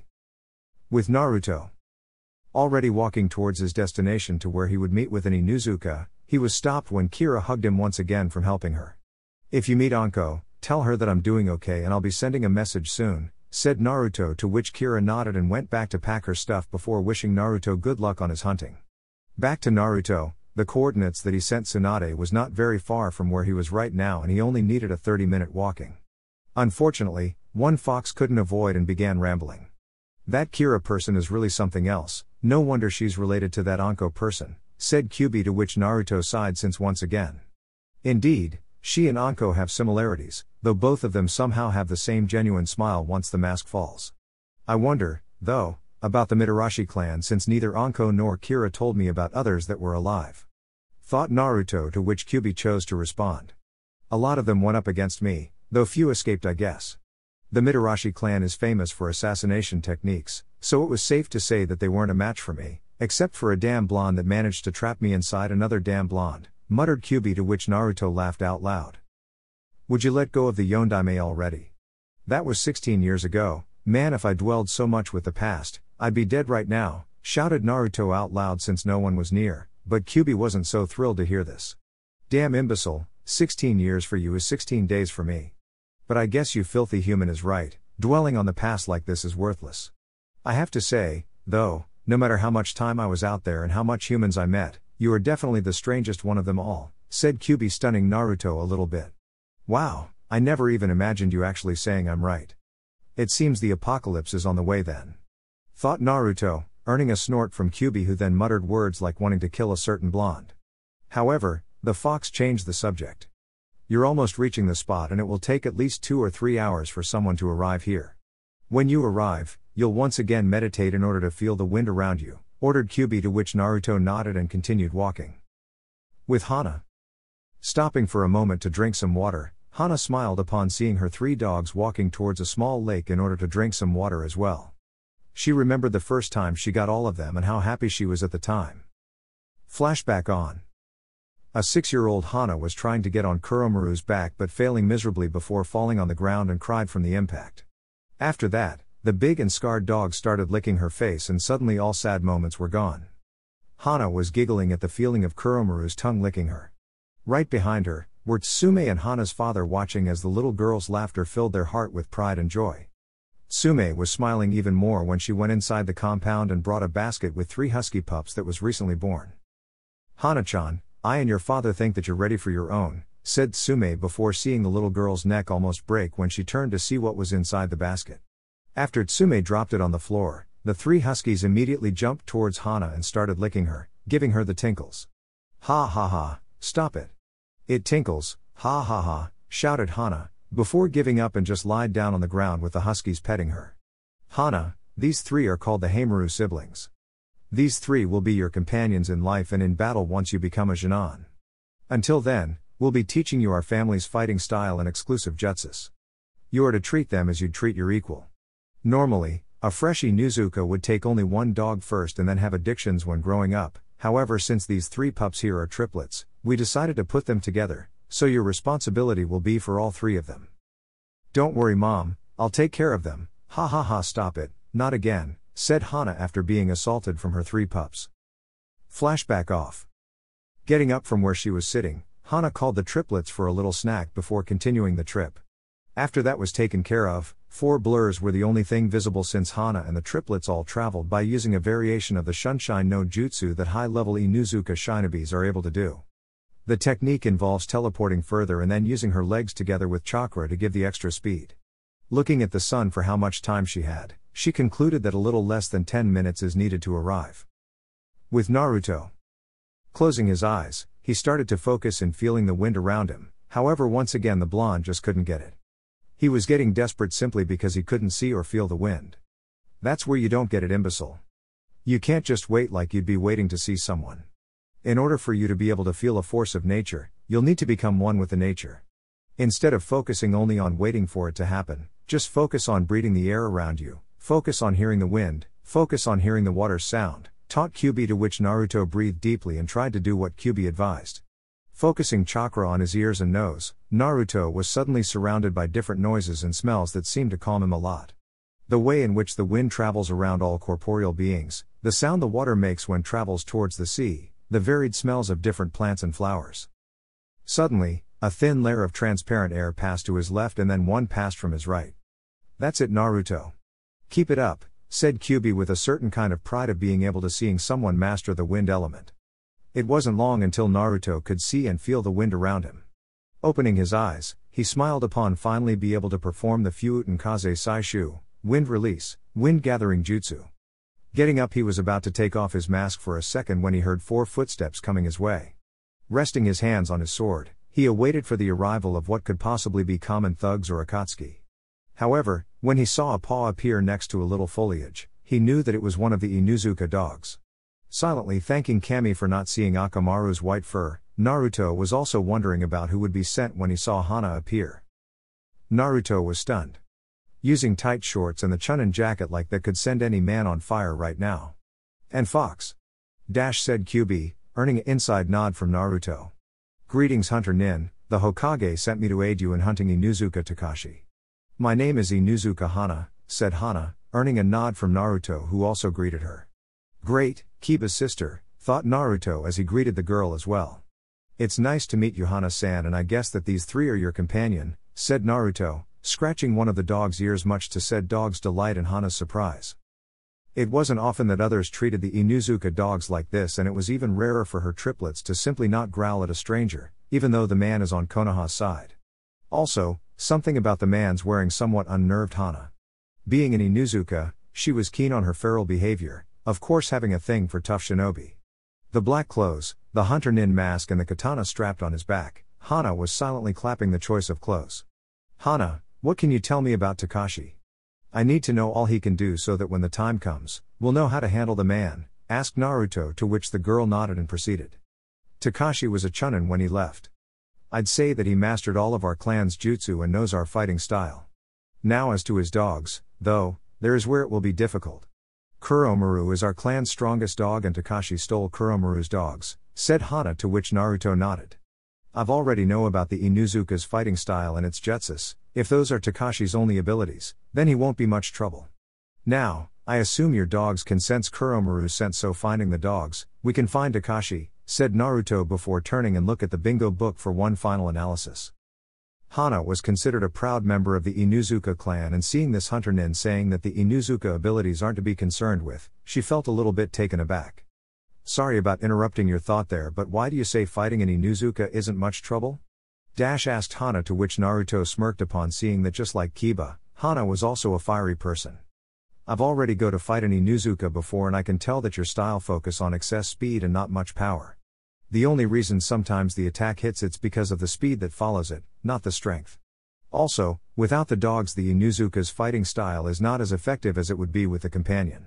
Also, upon losing the companion, the shinobi becomes unfocused and unprepared to deal with the opponent, explained Naruto, leaving Hana without anything to reply. Truth be told, fighting with dogs are both a blessing and a curse. With them, an Inuzuka is deadly, without them the Inuzuka loses everything. Now, would you Hana be so helpful and try to find our guy, said Naruto to which Hana snorted and brought her huskies together to find Takashi. After a while, the triplets found the trail and charged towards the destination. Hana and Naruto charged next and the team traveled for a while. While traveling, Hana was watching the hunter up close. The Inuzukas were famous from being able to judge characters by getting said person's scent. Hana was able to identify the smell of a fox coming from the hunter. However, her dogs trusted him, simply because no one of them growled or even barked at him. Nonetheless, Hana was furious at the man for diminishing the Inuzuka's abilities. When the team landed, they stopped in front of a house made of wood in the middle of the forest. The smell of dogs nearby was clear even to Naruto, which showed that Takashi was indeed inside the house. Suddenly, 3 drills destroyed the house and charged against Naruto, Hana and the triplets, obliging all of them to scatter as to avoid the incoming attack. Hana-chan, is that really you? My goodness, you've grown so much since the last time I saw you. And I see you brought a Hunter-Nin with you, said Takashi, earning some growling from the girl. Takashi was wearing the regular Chunin attire with a scratch on his forehead protector. Takashi was what could be considered as grown-up Kiba with his red markings and wild black hair but with white shades from the age. Naruto for his part found that he had just entered in a family relationship. You know, I don't mean to get into this sort of family gathering, so I'll just give you 2 a minute, said Naruto walking away from the two, stunning both Hana and Takashi, Hana from thinking that the man would leave her behind and Takashi for wondering why a Hunter-Nin would abandon its prey. Naruto just sat on the rock waiting for the little family reunion to stop. Well, the Hunter-Nin is right. It's been ages since I've seen my niece, how have you been? Asked Takashi before dodging at Tsuuga of one of Hana's dogs.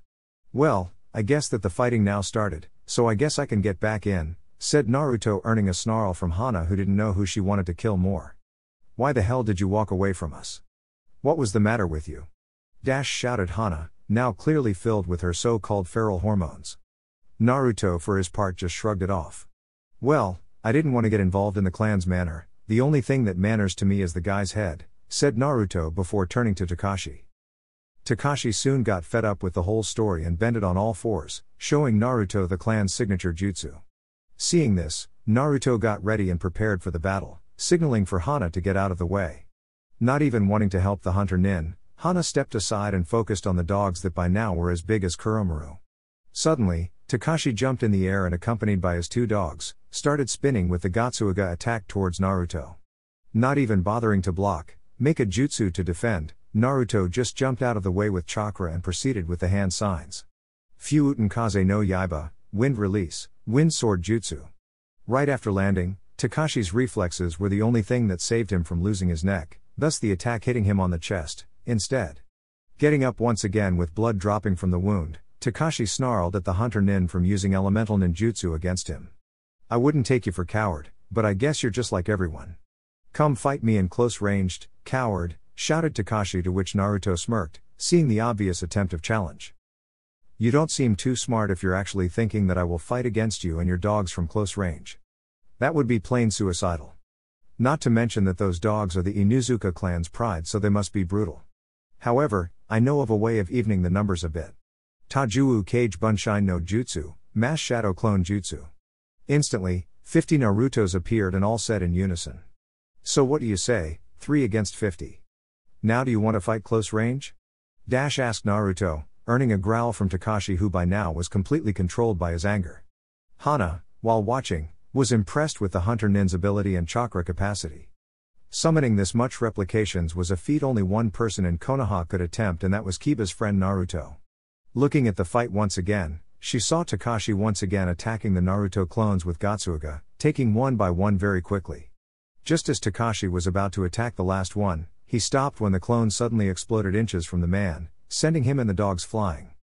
Hitting the head, one of the dogs lost conscious and Takashi was seriously hurt and with one dog down. What's the matter, Takashi? Lost one of your dogs and you already becomes vulnerable. Whatever happened to all the confidence from before? Asked Naruto, messing up with the man's head in order to get the man to do something foolish from rage. Just as Kiba, Takashi was having trouble controlling himself. This Hunter-Nin was different from the others who came after him. This one was cautious, he was aware of the Inuzuka fighting style and he has plenty of chakra to use. Suddenly, he saw the Hunter-Nin making some hand signs and exhaling 5 air bullets against him and the remaining dog. Not having the agility necessary to dodge, Takashi was hit by all 5 of them and once again was sent flying. The dog, however, wasn't hit and it went to check his brother to see if it was alright. Hana, after seeing this, quickly went to the place where the dogs were and left the battle to Naruto and Takashi. Getting up almost barely, Takashi looked at Naruto with fire in his eyes. Seeing that he now lost his dogs, he charged Naruto head-on with a single tsuga, to which Naruto started a quick series of hand seals. Fuuten Suidu no Tatsumaki, wind release, tornado tunnel jutsu.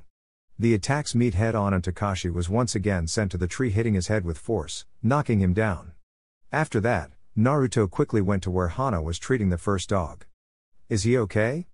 Asked Naruto, to which at first Hana was surprised for the sudden consideration, but then nodded and appreciated the gesture. He is fine, just unconscious.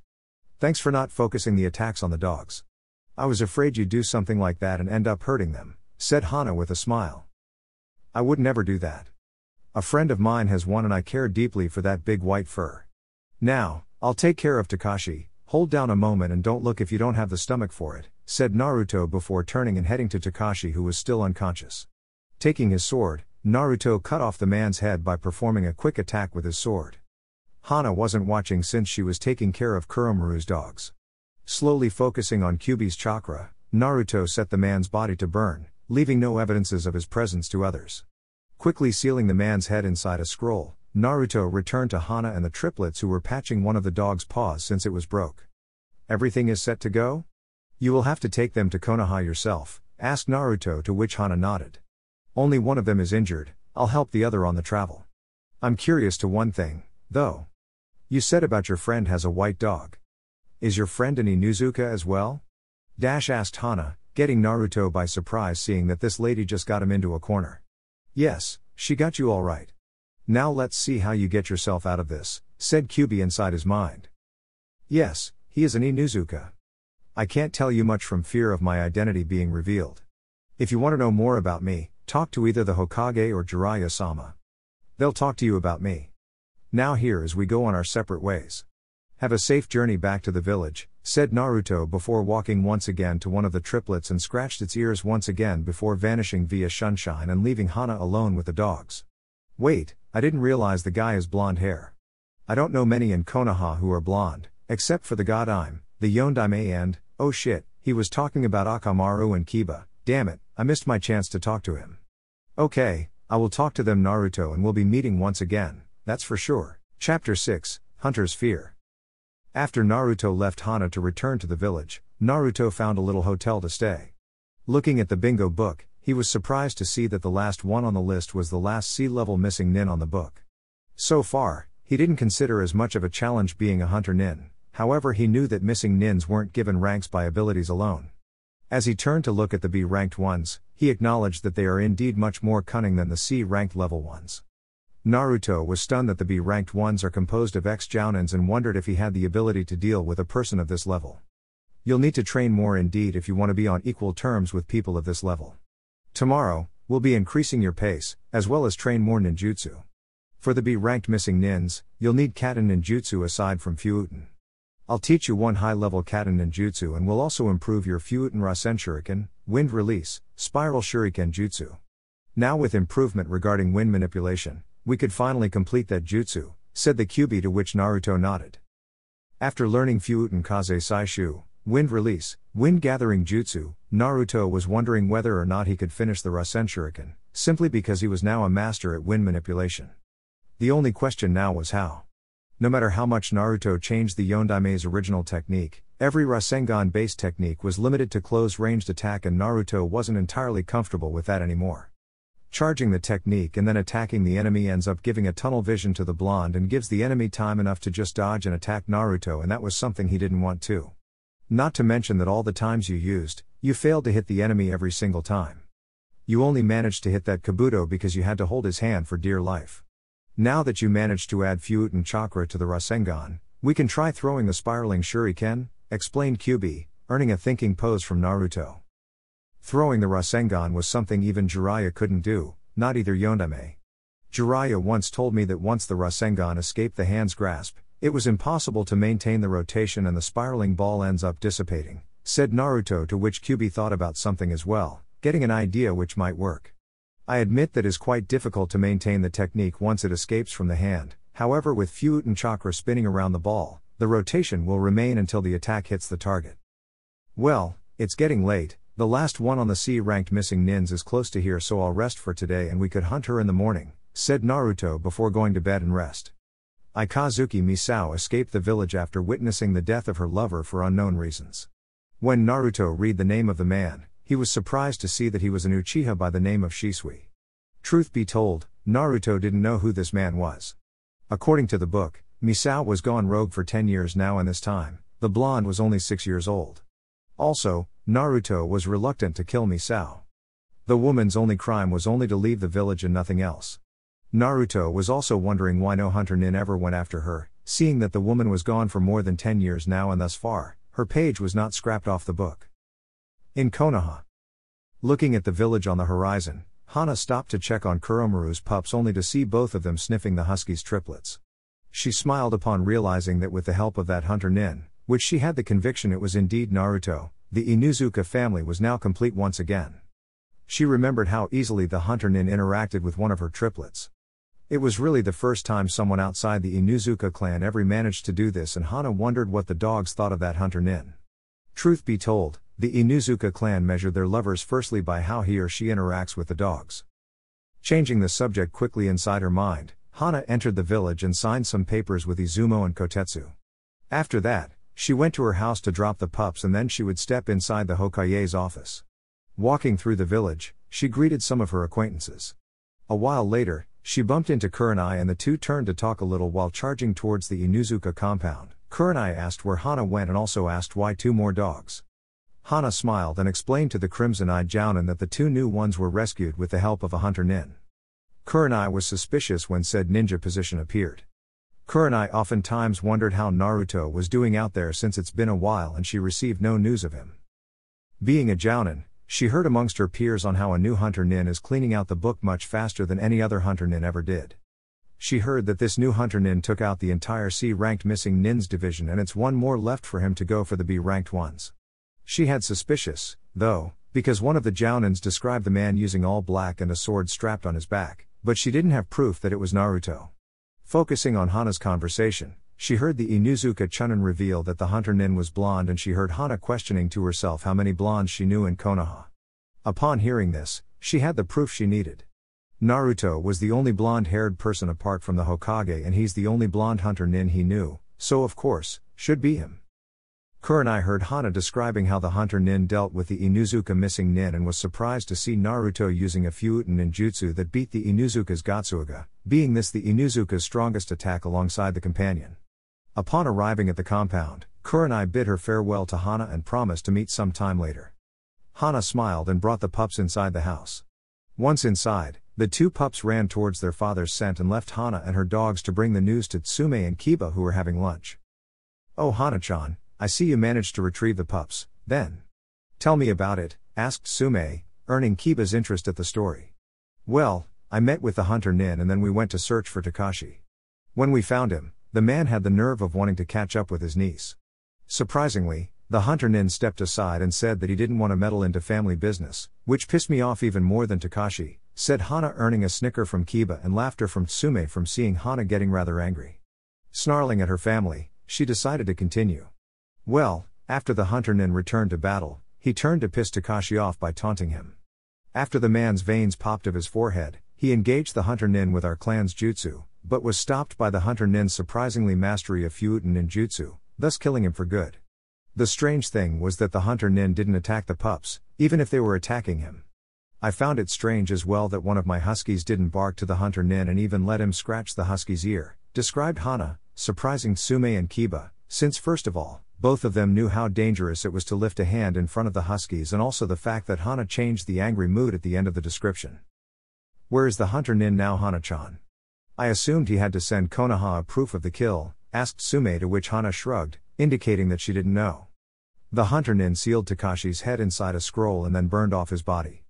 I figured that he would have an inside channel in order to send said scroll to either the Hokage or the Hunter-Nin commander.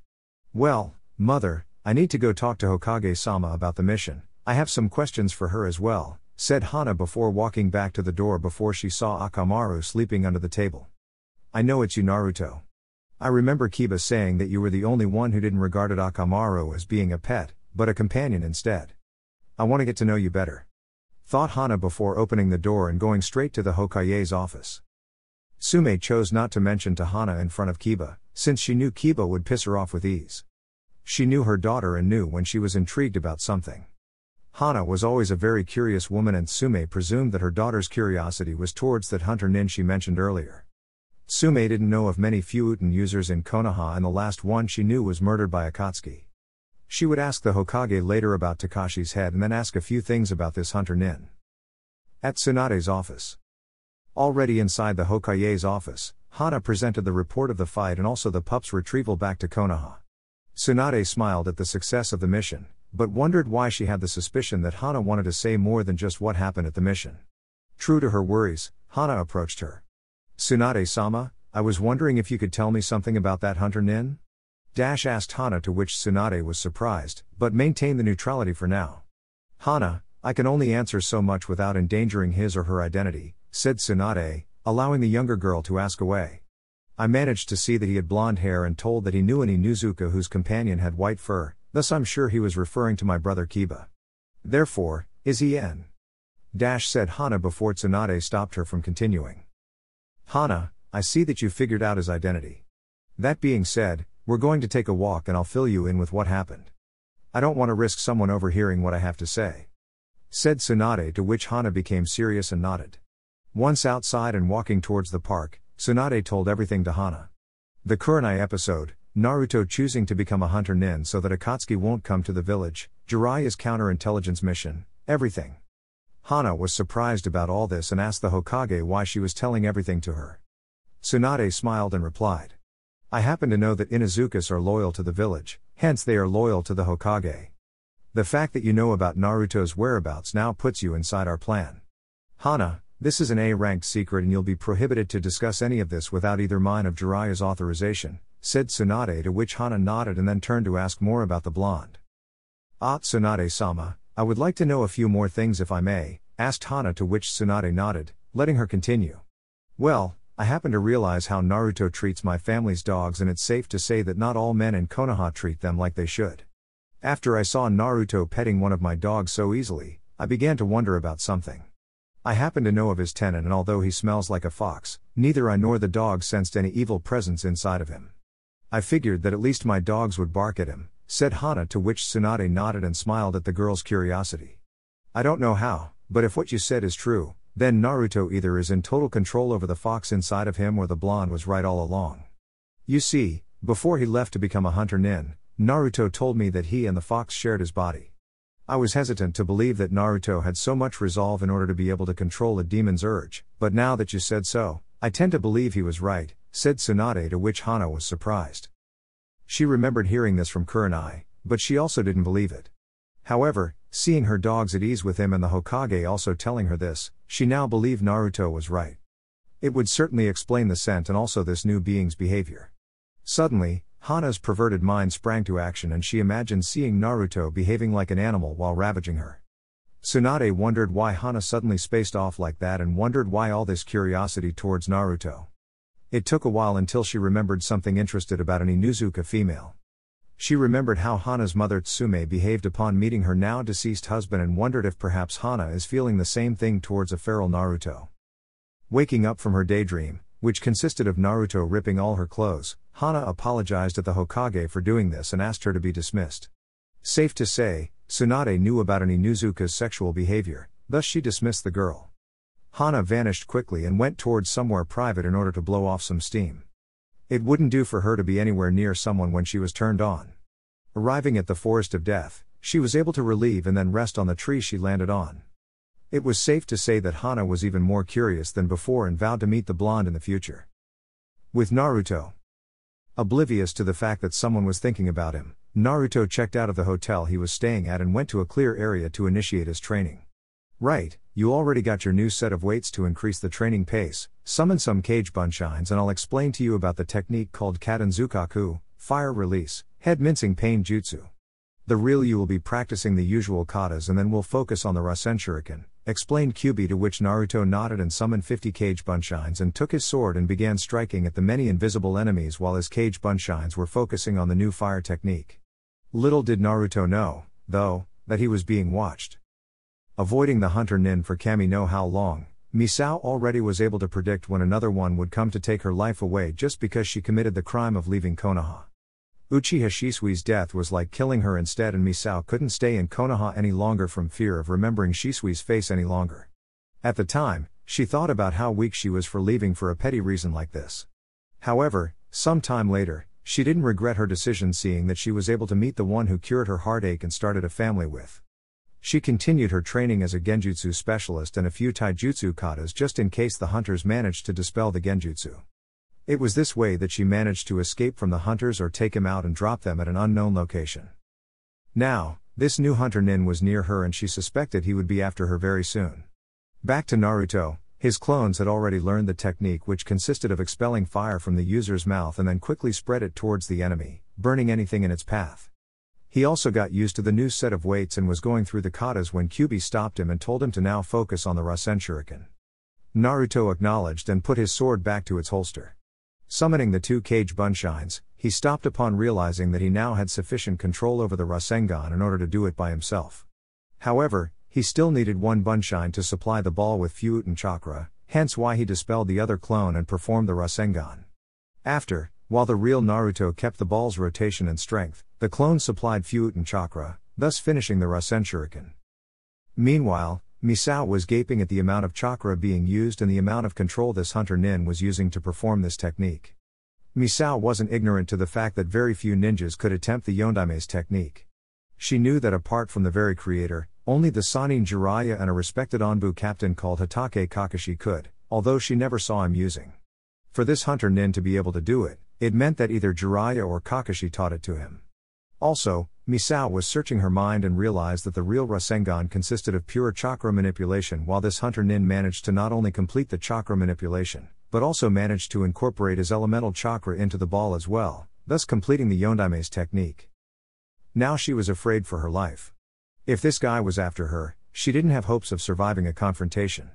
Turning to escape as far away as possible, Misao made a terrible mistake and ended up kicking a stone, which in turn produced enough noise for Naruto to see that he was being watched.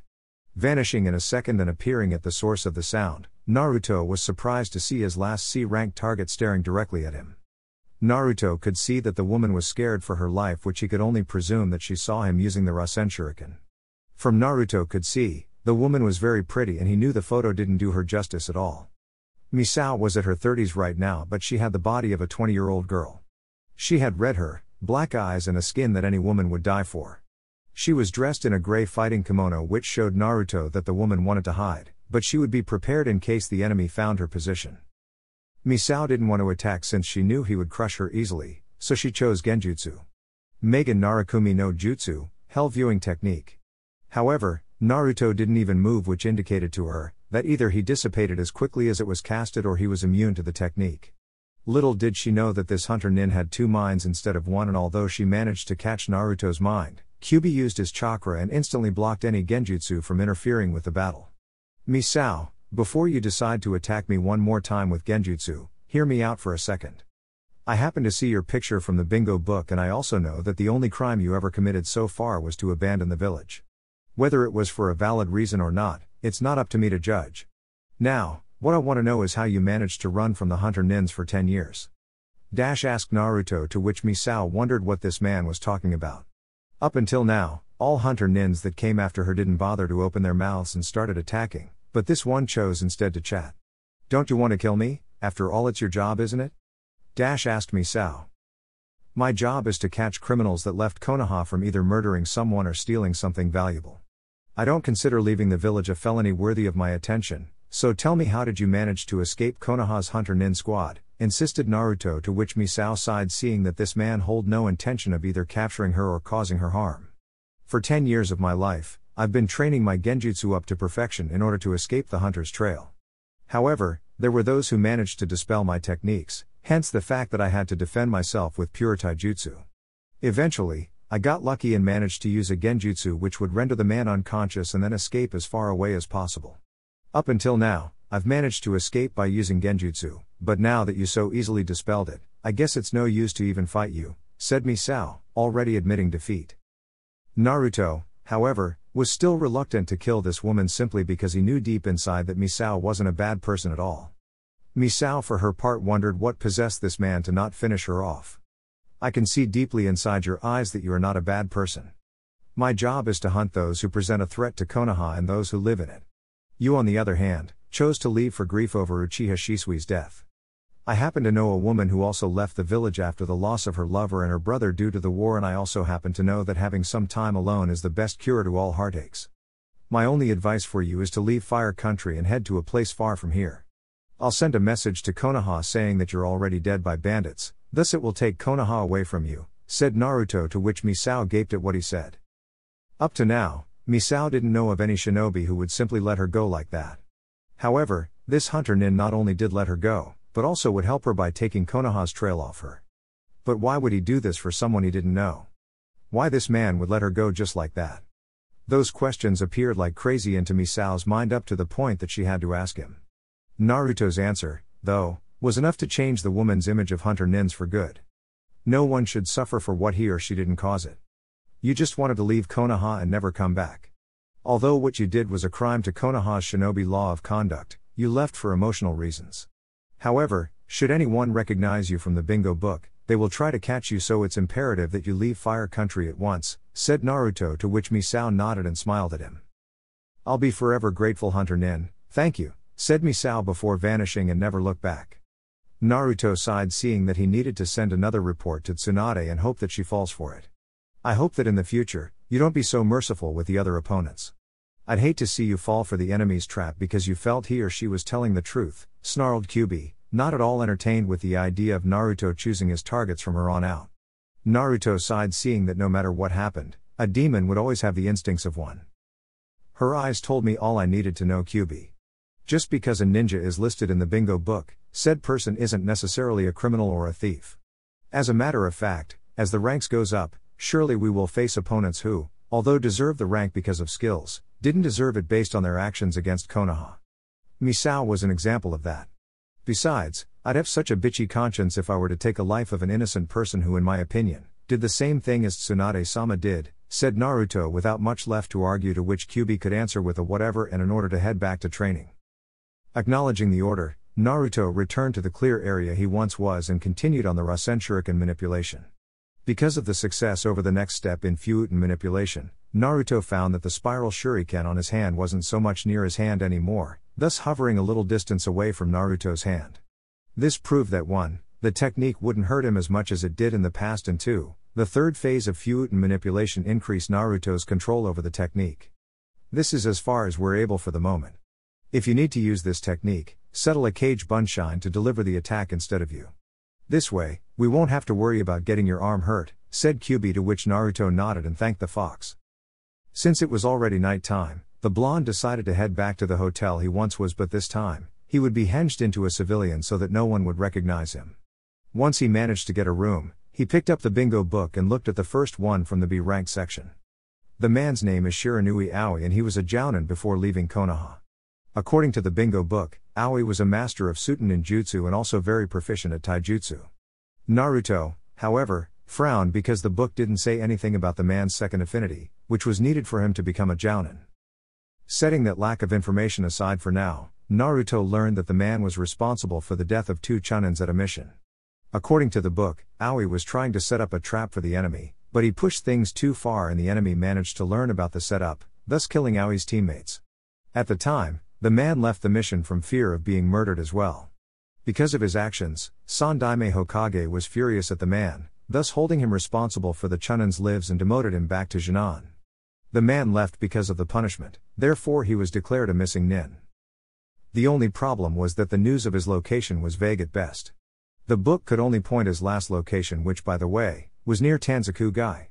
After that, Naruto knew nothing of said man. Naruto wasn't so much of a tracker, focusing only on his fighting skills. Therefore, he would need to ask around and maybe he would be lucky enough to find the guy. Why don't you see with that frog of yours if there is any tracker you could use? Said QB, to which Naruto thought about it. It was true, he could check with Gamakichi to see if they have a tracker in the family. However, if someone would see him summoning a toad, Naruto would be in serious danger of someone uncovering his identity. It wouldn't hurt to ask Gamakichi, though. Summoning his partner inside the room, Naruto realized his mistake upon seeing that Gamakichi was seconds away from breaking the floor below. Gamakichi, would you please diminish your size a bit? Asked Naruto, though a bit too calm for the situation. The toad quickly complied and Naruto sighed in relief upon not hearing the noise of wood breaking anymore. Hey bro, why did you summon me? Asked Gamakichi, to which Naruto greeted the toad and turned to question the now little toad. Gamakichi, I need to track an enemy and I'm in need of a toad tracker, asked Naruto, to which Gamakichi smiled. Of course I do bro. I am, smiled Gamakichi, earning a scowl from Naruto, who didn't know that and could have summoned him more. However, Naruto's face showed Gamakichi that he was hesitant to believe that the toad in front of him was a tracker. Not that I don't believe in you buddy, but I never would have thought a toad would be able to track someone. The pervert never mentioned of a toad that could do that, said Naruto, to which Gamakichi scoffed at the blonde, even though he wasn't at fault. By channeling chakra, anyone can increase their senses. We toads happen to use nature chakra, thus being able to feel all presences within a large area, explained Gamakichi with an air of superiority. However, Naruto was frowning his eyebrow in doubt at the mention of nature chakra and he asked the toad what it was. Perhaps in time, I could explain it to you, but for now just trust that I have such ability, therefore I'll be able to help you in whatever you need. Just summon me and tell me what you need, said Gamakichi, to which Naruto nodded before seeing the toad vanish once again. After that, Naruto drifted off to sleep. The next day, checking out under the disguise of a civilian, Naruto went towards the last location of his enemy, where he would then summon Gamakichi to search for Aoi. Tanzaku-gai wasn't far from where he was, and on the way, Naruto could meditate on Fuuten manipulation and its effects on his techniques. So far, he only tested his new abilities with the Rasen Shuriken. He assumed that he wouldn't need to focus on how much Fuuten chakra he would need to use for a technique. Also, the fact that with your mastery over the wind element around you, you can use it to your benefit. For example, you could create a defensive Fuuten ninjutsu just by focusing on the wind around you. I could give an idea for the name if you want to, said Kyubi, to which Naruto laughed at the fox's clear interest in learning another element apart from fire. Humor me, fox, what name would you give to the technique, thought Naruto, to which the fox cleared his throat and said Fuuten Kazutaku no Jutsu, wind release, wind shield jutsu. Naruto admitted he was very impressed by the fox's creation and praised the fox for it, though it was fueled with so much sarcasm that Naruto received a snarl in return for his compliment. It was one thing that pleasured the blonde greatly was piss the fox off. All the grumbling, the snorting, the curse mumblings, Naruto couldn't help himself. Of course, the fox also enjoyed pissing the blonde off, seeing as he often made comments that would send the blonde's pride to the floor. Naruto and Kyubi was so involved in their conversation, that when Naruto stopped to see where he was, he looked up to see the huge walls of Tanzakugai right in front of him. Guess I lost the track of time. I guess good things don't last. Well, I guess we'll get to postpone our little verbal game, Kyubi. I have a criminal to catch, thought Naruto, to which Kyubi nodded, saying that after this man, Naruto would focus on creating the wind shield. Summoning Gamakichi, Naruto asked the now little toad to focus on all presences that possesses a Suiten affinity. Since Konoha was a few miles away from the place, Naruto was sure the toad wouldn't be able to reach that far. Acknowledging the request, Gamakichi began to summon nature chakra, and instantly all presences within a certain distance appeared as though Gamakichi were side by side with them. Focusing on the presence of Suiten chakra, Gamakichi was happy to tell Naruto that he indeed managed to sense a few presences. Gamakichi, exclude the presences that are near Konoha or heading that direction, this guy is Jounin level. He would avoid Konoha at all cost, said Naruto, to which Gamakichi nodded and returned to his focus. Excluding those near to Konoha, Gamakichi was able to focus on a unique and very strong presence a couple of miles northwest from their position, earning a nod from Naruto, who in turn appreciated his help and told the toad that he would summon in case of necessity. After the toad vanished, Naruto channeled some chakra and charged towards said man's destination. On the way, though, the blonde was hesitant. This will be his first high-level opponent since he became a Hunter-Nin, and now he was all alone against the guy. After a while, Naruto landed on top of a tree where he could see a small house. Certainly, his opponent was there waiting for him. Nevertheless, Naruto now couldn't just barge in without worrying if the enemy already knew of his presence. If this Aoi character managed to find his location before Naruto realizes, the man could very well sneak from behind and use a potent ninjutsu to take Naruto down. "Naruto, behind you," shouted Kyubi, thus alerting Naruto to a bunch of kunais that were attacking him from behind. Without hesitation, Naruto jumped away from the kunais and took his sword. "Well, if it isn't another Hunter-Nin who is fool enough to take me out. You have the skills, kid, since you were able to sense me sneaking behind you like that. However, skills alone won't win this battle," said Aoi before dropping into his taijutsu stance, which scared Naruto a little bit. In Konoha. Knocking at the Hokage's office door, Uzumaki Geishi entered inside after getting Tsunade's authorization. Tsunade, for her part, upon seeing said man, frowned a bit. She never enjoyed the man's presence much, and seeing as he now had news of Naruto, she now had to bear his presence more than needed before. "What is it, Uzumaki? I'm much occupied here," said Tsunade, to which the leader nodded. "Oh, just wanted to say that she sent me a very interesting message." According to him, one Akatsuki Misao was already killed by a bandit attack near her place. Now that her page is clear of the book, she has already begun to clear the B-ranked section of the missing nins. "The boy is restless, Hokage-sama, he even beat my old record. Indeed, he is an interesting individual. I'm following his career with great interest," said Geishi before smiling upon seeing the surprised look displayed by Tsunade. According to his file, all the 6 C-ranked missing nins were killed by him, and now he'll pass on to the B-ranked section, which is far wider than the C-ranked one. "Approximately 3 to 1, I'm afraid," continued Geishi, and still smiled upon seeing that Tsunade had yet to recover from the shock of hearing about Naruto killing 6 missing nins in such a small period of time. It has been a couple of months since he left to become a Hunter-Nin, and Tsunade wondered if Naruto would ever come back to the village at least to rest for a while. However, she knew better that even if he did, he wouldn't alert anyone of his presence. And he would come only for supplies and then leave the next day. Sighing in frustration from missing the blonde terribly, Tsunade asked the man in front of her who would Naruto go for now that he went to the B-ranked. Geishi figured that Tsunade would want to know who Naruto's targets were, so he asked the blonde hunter as to his way of deciding who he would go for first. According to she, he doesn't follow a decided strategy. Instead, he's following the book order, so it's safe to say that the next enemy is the first on the B list, called Shiranui Aoi. This man is Jounin level ninja with mastery in Suiten Ninjutsu and Taijutsu. We should be expecting the man's head any time now, judging by Shi's period between the last hunt and the next, said Aoi, to which Tsunade nodded and hoped the blonde would be able to beat this Aoi fellow. Back to Naruto. Facing Aoi, Naruto was once again reluctant. The fear of not being able to beat a Jounin level ninja still overwhelmed him, thus breaking his concentration. So, Naruto was doing all he could to dodge the man's furious attacks. "What's the matter, kid? I thought you came here to beat me," shouted Aoi as he delivered a solid punch directly at Naruto's chest, thus sending him straight to the tree. Using the momentum, Naruto flipped his body and landed with his 2 feet on the tree. While Naruto was analyzing the man's fighting, someone was screaming inside of him. "Naruto, you can't keep defending all the time. Look at you. You're afraid of the man in front of you." "Why?" asked Kyubi, to which Naruto snarled. "I never faced a Jounin level shinobi alone, Kyubi. I don't know if I can win this fight," thought Naruto before he heard the fox scream even louder inside his head. "Damn imbecile. You've faced tons of S-ranked ninjas all your life. Also, after 16 years, how dare you say you're facing this man alone," said Kyubi, earning a surprised and questioned look by Naruto. "Do you think I would give you the pleasure of leaving you alone? You said it yourself, you and I share this human body, now use the Furizere and beat this man to pieces," shouted Kyubi. Naruto, after hearing this from the fox, smiled a bit and cursed his lack of memory. The fox was right, he wouldn't give the blonde the satisfaction of being left alone for a while, and Naruto realized that, even after all the hardships in life, the damn fox always stood by him, even if he was obliged to, but that's beside the point right now. When Naruto opened his eyes and saw Aoi approaching, Naruto smiled and did some hand seals for Fuuten Kaze no Hagshi, Wind Release, Furious Wind Jutsu. Instantly, Naruto was revolved with a powerful wind force, thus protecting him of Aoi's attack as well as send the man flying.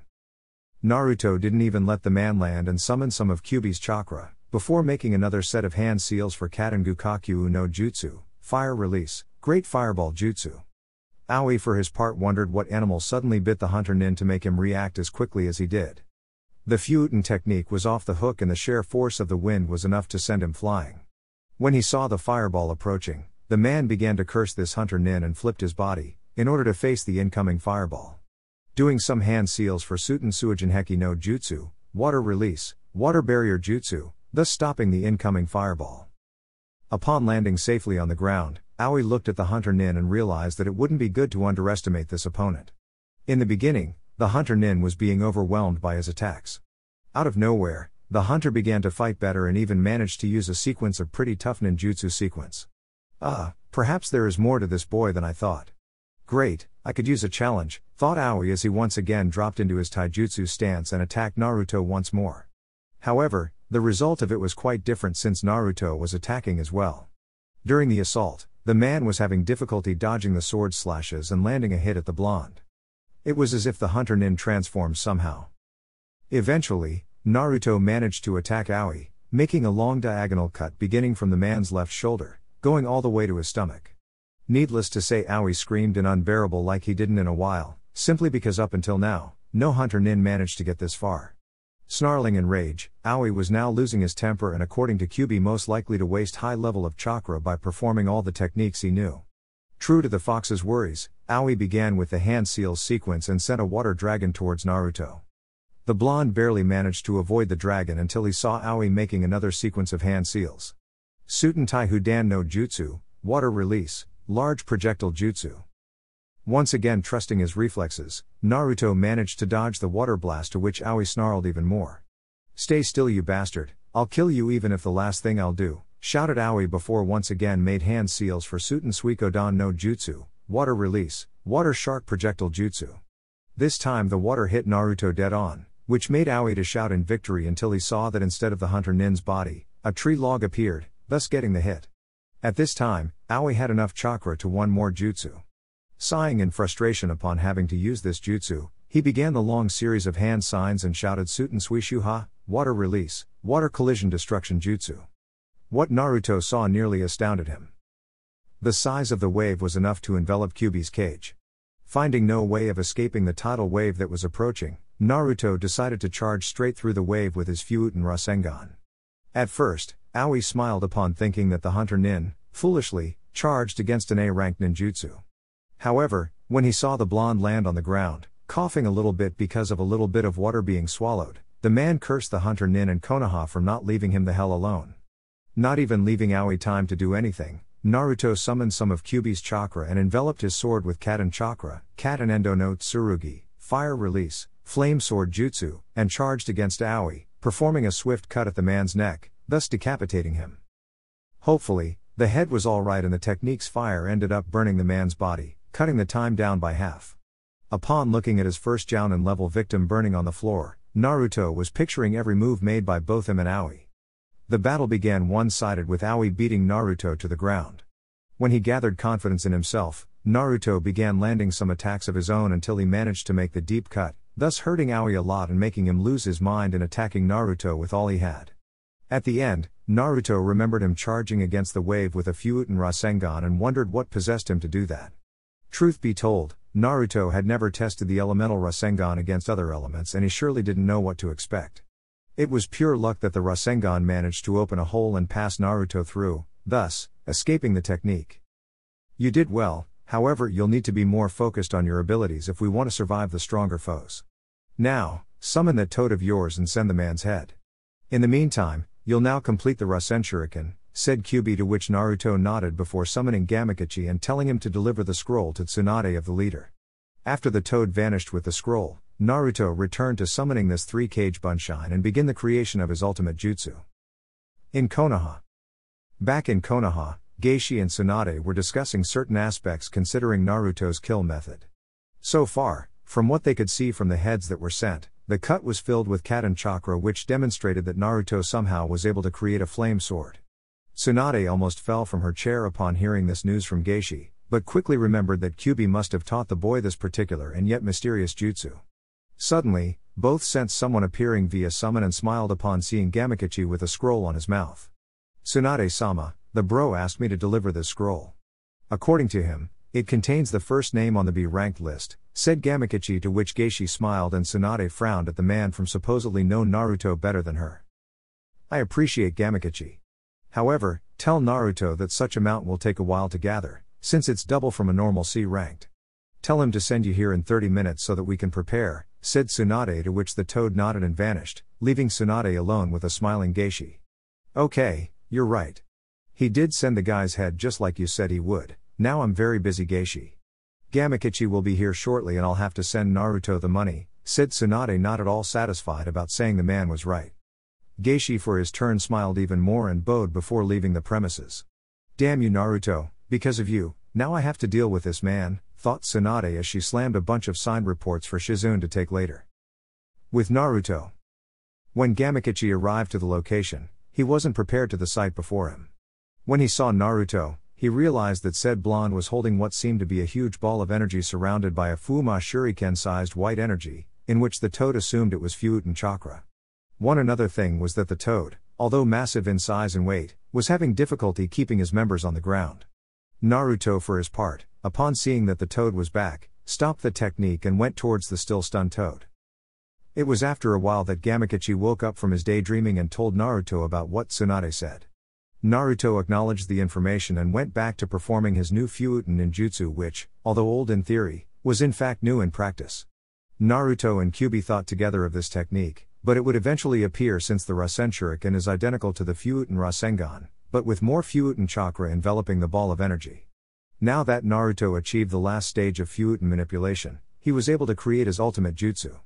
Once the disc was formed on the Bunshine's head, the clone charged against a mountain and hit it with the technique. The result was as deadly as the technique's appearance. As the technique hit the target, an immense dome of wind chakra erupted, thus not only destroying everything inside, but also Fuuten chakra was responsible for cutting the stones into tiny pieces. After seeing the damage done, Naruto smiled upon wondering what this technique could do to an enemy of his upon seeing that the mountain is now almost non-existent.